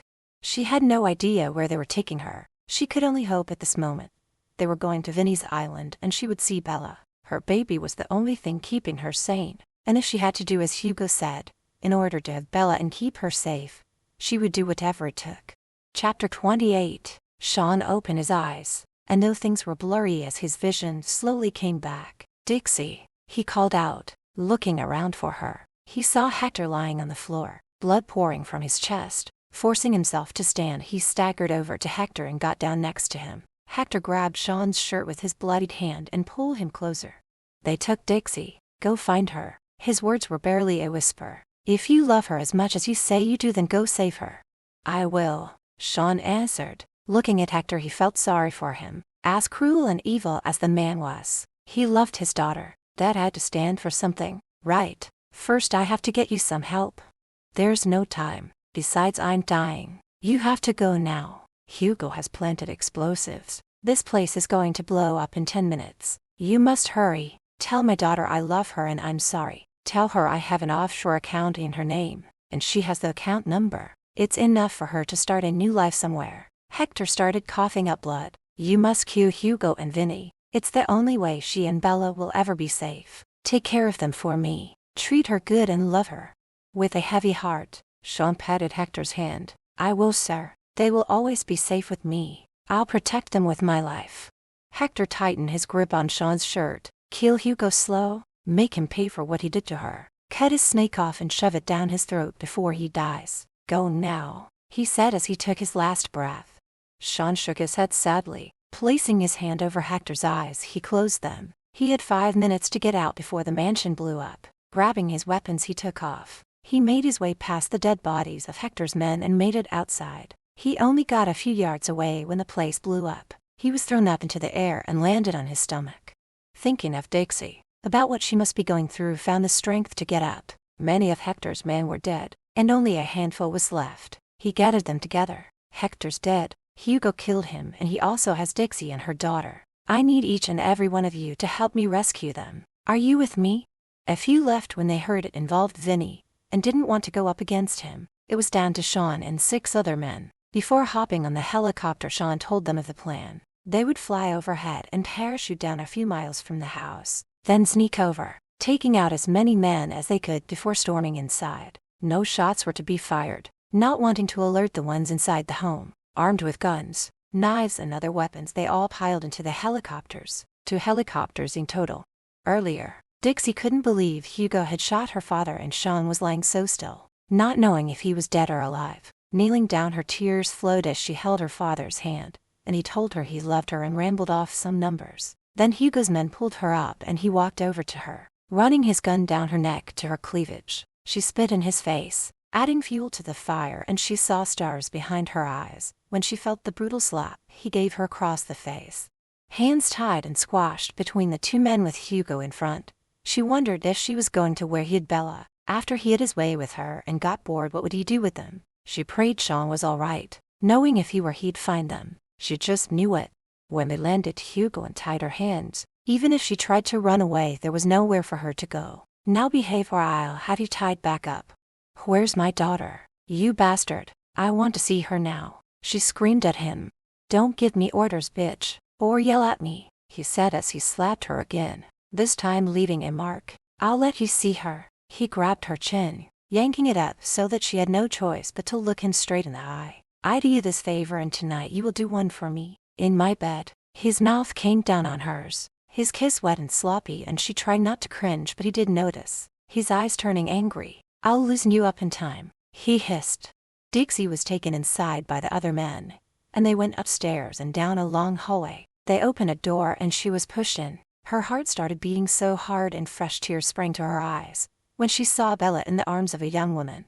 Bella. Seeing Dixie reached out her arms, her tiny voice cried out, "Mama, Mama, give me my baby," she hissed to the woman as she dashed over to them, taking Bella in her arms. Tiny arms went around her neck as she hugged and kissed her daughter. "Mommy's here, baby, and we are never going to be apart again. I promise you." Sitting down, she wept quietly as she rocked Bella in her arms. Dixie loved Sean with every fiber of her being, but if he was gone, and she was forced to be with Hugo, in order to keep Bella, she would do just that. She would do everything in her power to keep them alive. If she had to play nice with Hugo and keep him happy, so he wouldn't become bored, then so be it. Hugo showed up, and going over to them, he went to touch Bella, but she screamed and buried her head in Dixie's neck. "Damn brat, you better keep her quiet or I will. She's just a baby and scared," she said, cradling Bella in her arms. "Have you met the nanny? Her name is Tracy." Dixie saw the way they looked at one another and knew they were involved, which was fine with her. Maybe then he would leave her alone. "Yes. You see how well the kid is being taken care of. Tracy is good with her and will be staying on to help out." "That's nice," she answered, forcing a smile so Hugo would think she was adapting to the idea of now being his. Hugo was a little taken by surprise by her new attitude. He got to thinking she was so happy having her daughter that she would now be warmer towards him. "I see you are warming up to being here. This could work for us. You will be kept safe here, so you will be nice to me and do as I say. If you are, then I will allow you to remain here and alive with her." He pointed to the child. "Yes, Hugo. Good girl." He took her chin in his hand. "Take a shower. Tracy will give you something pretty to wear, and after you put the kid to bed you'll come to my bed and show me how grateful you are. Will you do what I say?" "Yes," she replied, feeling the bile rising from the pit of her belly to her throat, when he pulled her face to his and he kissed her full on the lips, tasting his tongue when he shoved it in. A sense of relief coursed through her when someone barged into the room and Hugo had to stop, pulling away. "Nice to see you again, dear," Vinny said as he stood by the door. "Hugo, I need you downstairs right away." He looked back at Dixie. "I think both Hugo and I will enjoy you." Turning, they left the room, locking the door behind them.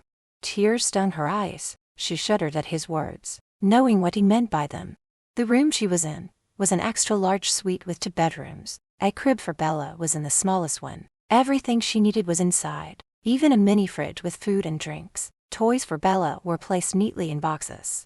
Later dinner was brought up for her and Bella by Tracy. "Hugo is busy, but he says for you to shower and change. Once you put Bella to bed, you are to go to his room. I will sleep here tonight."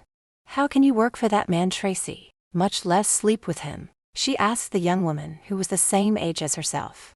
Tracy shrugged her shoulders. "Why not? He gives me pretty things and anything else I want." After Bella was happily asleep in her crib, Dixie showered and changed. When Tracy came in, a guard took her to Hugo's bedroom. He was sitting on the end of the bed and smiled when he saw her wearing a yellow sundress. "You are so pretty. Come closer," he said, signaling her with his finger. She moved closer, wanting to run screaming when she saw the lust in his eyes. "Take it off," he ordered her. Her eyes widened in fear. "What?" she choked out, her throat dry. "You hurt me. Now strip." Unzipping her dress, she avoided looking at him when her dress fell to the thickly carpeted floor and she stood there shivering in only her bra and panties. She could hear his heavy panting as he stood and put his arms around her waist. "I've been waiting years to fouquet you again," he said, drooling.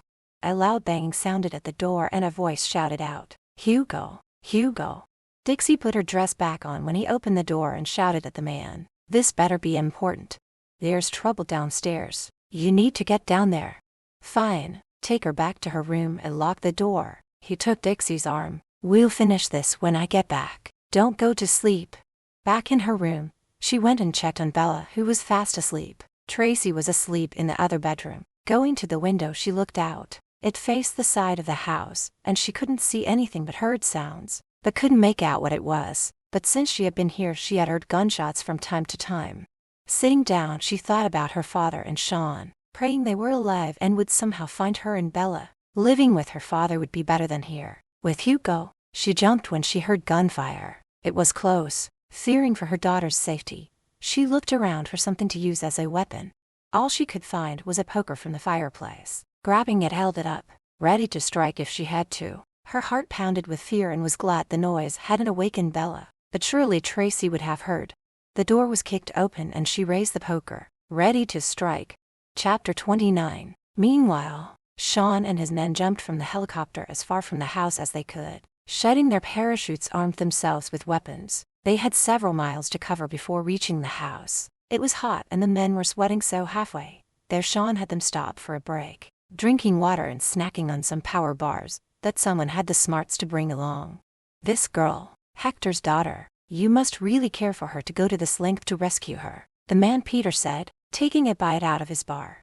I love her. I'm going to marry that girl, he said, smiling at what he just said. He had never considered marriage before, not until Dixie came into his life. It's funny, Peter, I didn't like her at first. She had a mouth on her like a trucker, and the stunts she pulled, man, that girl had my heart pumping. She was so full of surprises. He smiled, then turned deadly serious. Okay men, let's get going and remember the plan. We take out all the guys outside, quietly, with no guns until we have to. Remember, there's a child in there. No one puts her in danger, or Dixie. They finally reached the house and Sean sent some around back. Between them, they were able to disarm and kill Vinny's guards, without alerting the ones inside. A total of 8 men. It was when they stormed inside they were confronted with problems. Shooting started as both sides faced off. Sean, seeing Vinny and following him, corners him in an empty room and shoots Vinny dead before he has a chance to raise his own gun. Turning to leave, he came face to face with Hugo. You were supposed to be dead, Hugo cursed. Well, I'm not. So you really want to die this way, by a bullet, or do you want to go out like a man? Sean said, glancing over at the swords that hung like trophies on the wall. Hugo laughed. He was an expert, took lessons and knew how to slice a man in half with one swift swing. You can't beat me. You wouldn't stand a chance. Then what have you got to lose? Sean sneered. He hated this man and wanted the pleasure of cutting him to pieces, as he promised a while back he would cut off Hugo's arm. Hugo still pointing a gun at Sean when he reached up and removed the swords, threw one to the floor and kicked it toward him. They both glared at each other with hate as they tossed their guns to the other end of the room. Gunshots could still be heard from other areas of the house. Where are Dixie and Bella? Sean asked. Hugo edged closer to Sean and he let out an eerie laugh. After I flew Katie, the bitch, I killed her and that brat. Sean's dark eyes swirled like a storm about to erupt. He growled through gritted teeth. You're lying. Am I? Hugo said, grinning. Just then 3 men burst into the room, guns pointed at Hugo. Step down, Sean yelled at them. He's mine. The men began their duel, and Hugo kept taunting Sean. Dixie was as tight as she was when she was 17. Really sweet. Seeing how his remark affected Sean, he swung his sword, slicing him across his chest. Not deep but still drawing blood. Lucky for Sean, he stepped back before the sword did any worse damage. Sean got Hugo in the legs, but just a flesh wound. Things heated up and their fighting intensified. Making one of his ninja-type moves, was able to take Hugo by surprise, and bringing down the sword sliced his left arm clean off. Hugo let out a blood-curdling scream and fell to the ground. You fucker, he screamed. Sean kneeled down in front of him. That is for Dixie, for touching her. Now Hector asked me to cut off your snake and shove it down your throat, but I can't do it. Maybe one of these boys here will do it for me. He looked over his shoulder when the one said he'd do it. He turned back to Hugo. Great, problem solved, but I still want to be the one to kill you. Fuck you bumhole, Hugo cursed. No, fuck you, Sean replied as he plunged the sword into his body, till it was sticking out through his back. He watched as Hugo gagged on his own blood and died. Tossing the guy a knife told him to castrate the bastard and shove it down his throat. Wiping his mouth, he went in search of Dixie. He knew Hugo was lying about killing her. He searched every room, every closet and every nook and crawl space. Making his way upstairs, he checked each of the bedrooms. Only one was locked when he tried to open it. Putting his weight into it kicked it open. His heart felt like it stopped beating when he saw Dixie holding a poker in her hand, raised above her head. Dixie was ready to strike whoever was on the other side of the door, but when she saw Sean, she dropped the poker and ran into his arms, wrapping her legs around his waist when he lifted her up. Their lips locked together. The kiss was so deep, passionate. "You're here. Hugo told me you were dead," she said and began to sob. "I'm here and alive, dollface, but Hugo and Vinny aren't. You're safe now. Tell me, did Hugo touch you?" "No. You got hearing time. My father. How is he?" When he took her hand and didn't say anything, she knew, and he held her as she cried. "Oh no, Dad." Wiping her tears away, he took her face in his hands. "Where is Bella?" "She's asleep in the other room." "What say we get her and leave this place?" Sean said, his lips going to hers again, wanting desperately to keep kissing her. "You're hurt," she cried out, checking his wounds. "It's nothing really, just a scratch. Let's get out of here." Before they could take a step towards Bella's room, Tracy appeared, a gun pointed at them. Even though her hand shook, "I can't let you leave." Sean pushed Dixie behind him. "It's over, miss. Everyone is dead." She shook her head. "No, not Hugo." "Yes, and so he's Vinny and his men." "Drop the gun. I don't want to shoot you," he said as he pointed his gun at her, his finger on the trigger. He had no choice but to pull the trigger when she went to shoot him. It was her or them. Sean threw a blanket over Tracy's body and turned to Dixie. "I'm sorry you had to see that." She nodded. "I know." They went into Bella's room and Sean picked her up. She didn't stir, just laid her head on his shoulder and slept. "Grab her blanket and put it over her. Cover her face. We don't want her seeing any of what's outside this door." Dixie did as he suggested, and they walked out and downstairs. Making it outside, she tried not to look at the bloodshed. It helped that Sean had his arm around her waist. They stood waiting for the helicopter to pick them up, his arm still around her and Bella asleep in his arm. "Are we going home, to Brooklyn?" Dixie asked.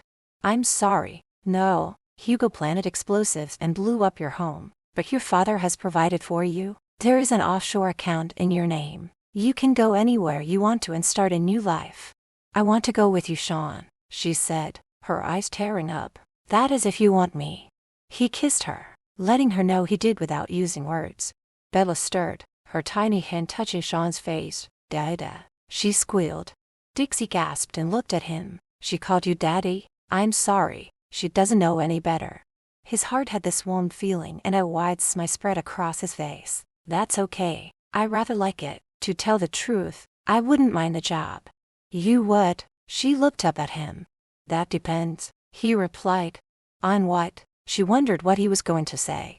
"On how you feel about being the wife of a rancher."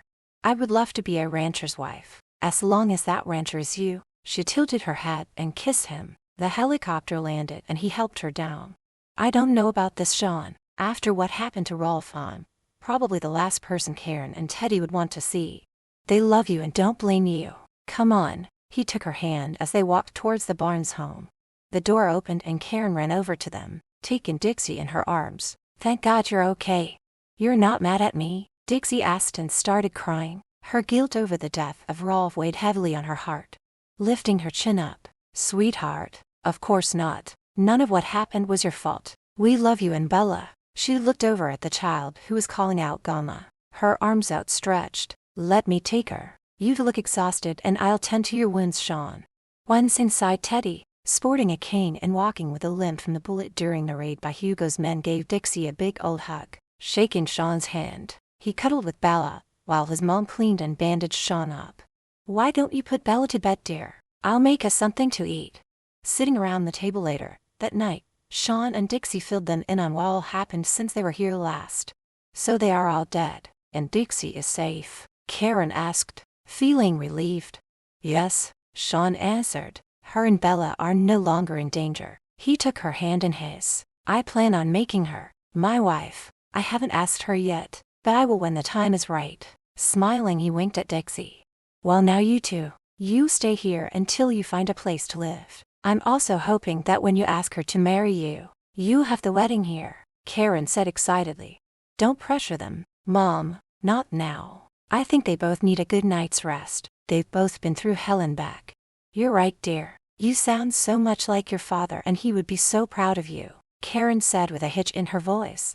Dixie was in bed when Sean came out of the shower. She watched him as he removed his pants and briefs. Totally nude, she adored his body, the muscles so tight and toned, the perfect V-shape that led down to his manhood, the way it hung, so velvety smooth. He was indeed well endowed. Just looking at him she got so horny, her inner core throbbing, the dampness between her legs soaked in her panties. She felt the urge to touch herself, to rub, but she waited for him to come to bed.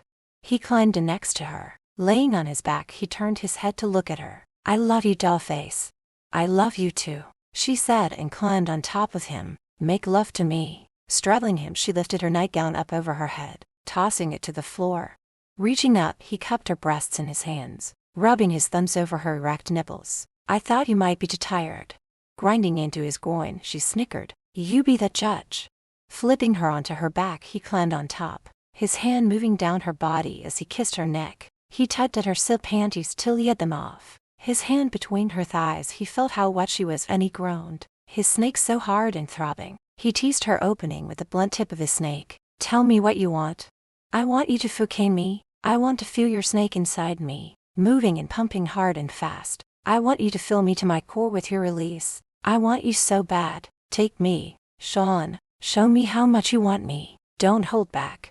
Pinning her hands above her head, his mouth came down on hers, cutting off the words she was about to speak. He showed no mercy when he surged inside her, moving so fast. His body slammed against her as he hovered over top of her, pushing in deeper till she muffled her scream into his neck. His eyes closed, stomach muscles clenching, he moved up and down faster and harder till he exploded like a volcano erupting, his juices filling her. When he heard her moan and she peaked, her body trembling, that was when he collapsed on top of her. His mouth found hers, and he kissed with so much savagery and passion.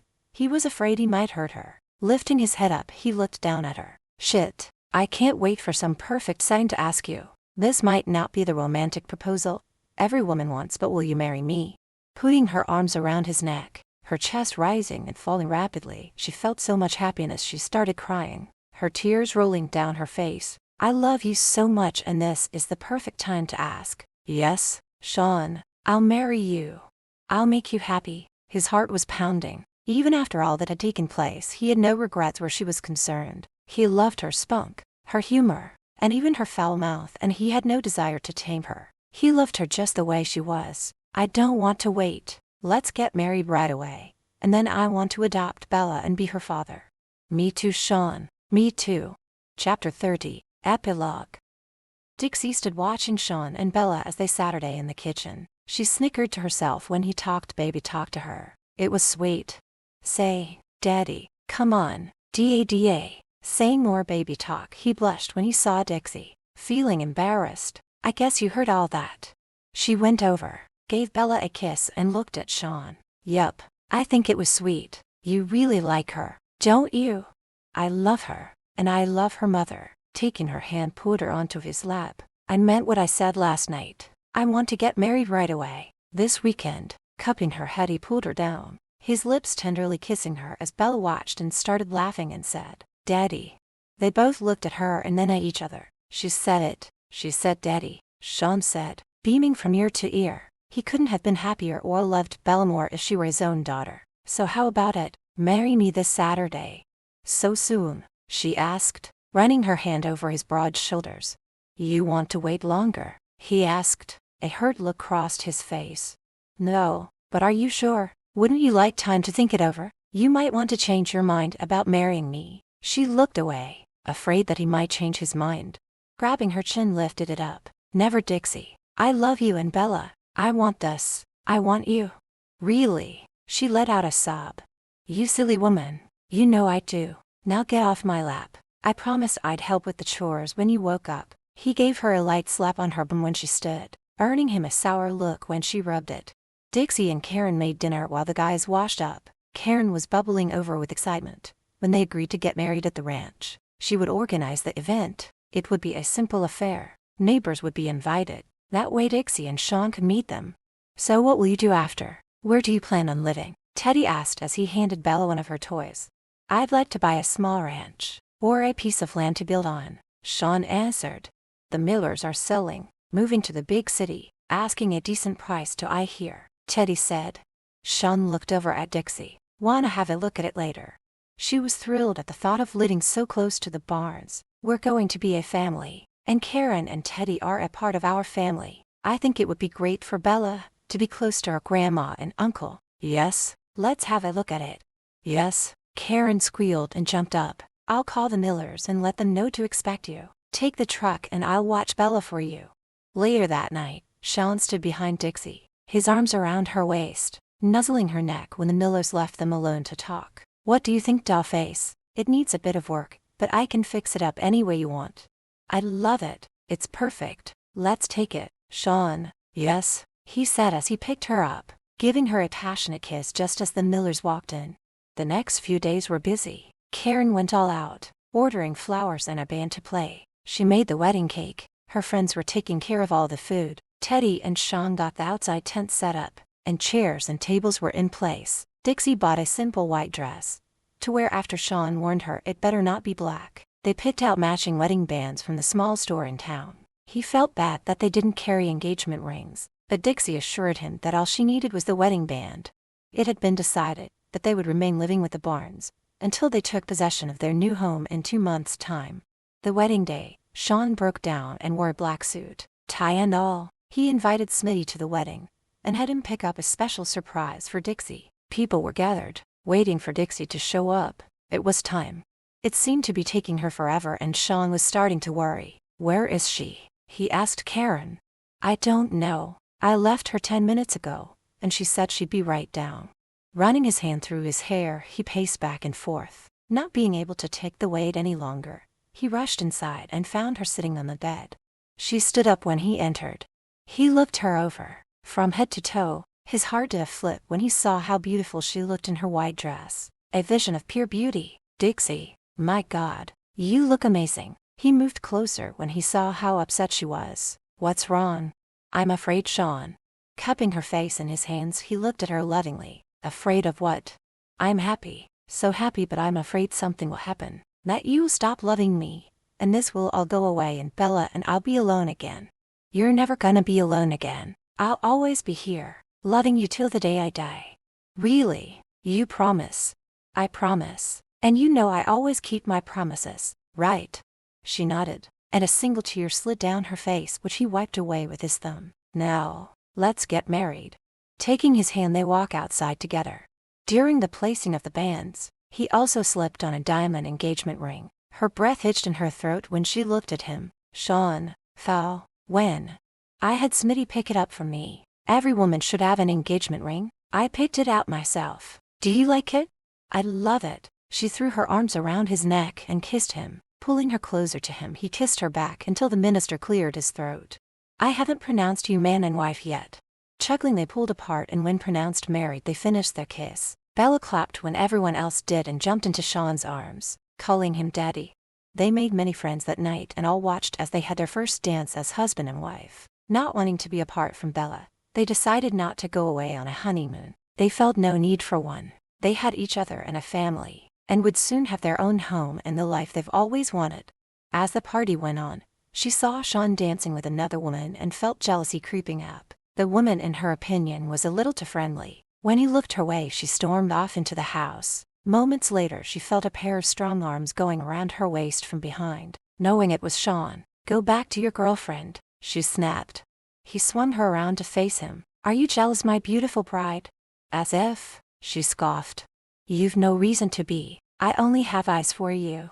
Letting out a sigh, she realized how foolish she was being, knowing he loved her and she trusted him. "I'm sorry. I just don't like seeing you with someone else." "Hey, there will never be another woman. You're it, baby. My one and only." With Bella fast asleep in her bed and the others busy partying, he scooped her up in his arms and carried her to their room.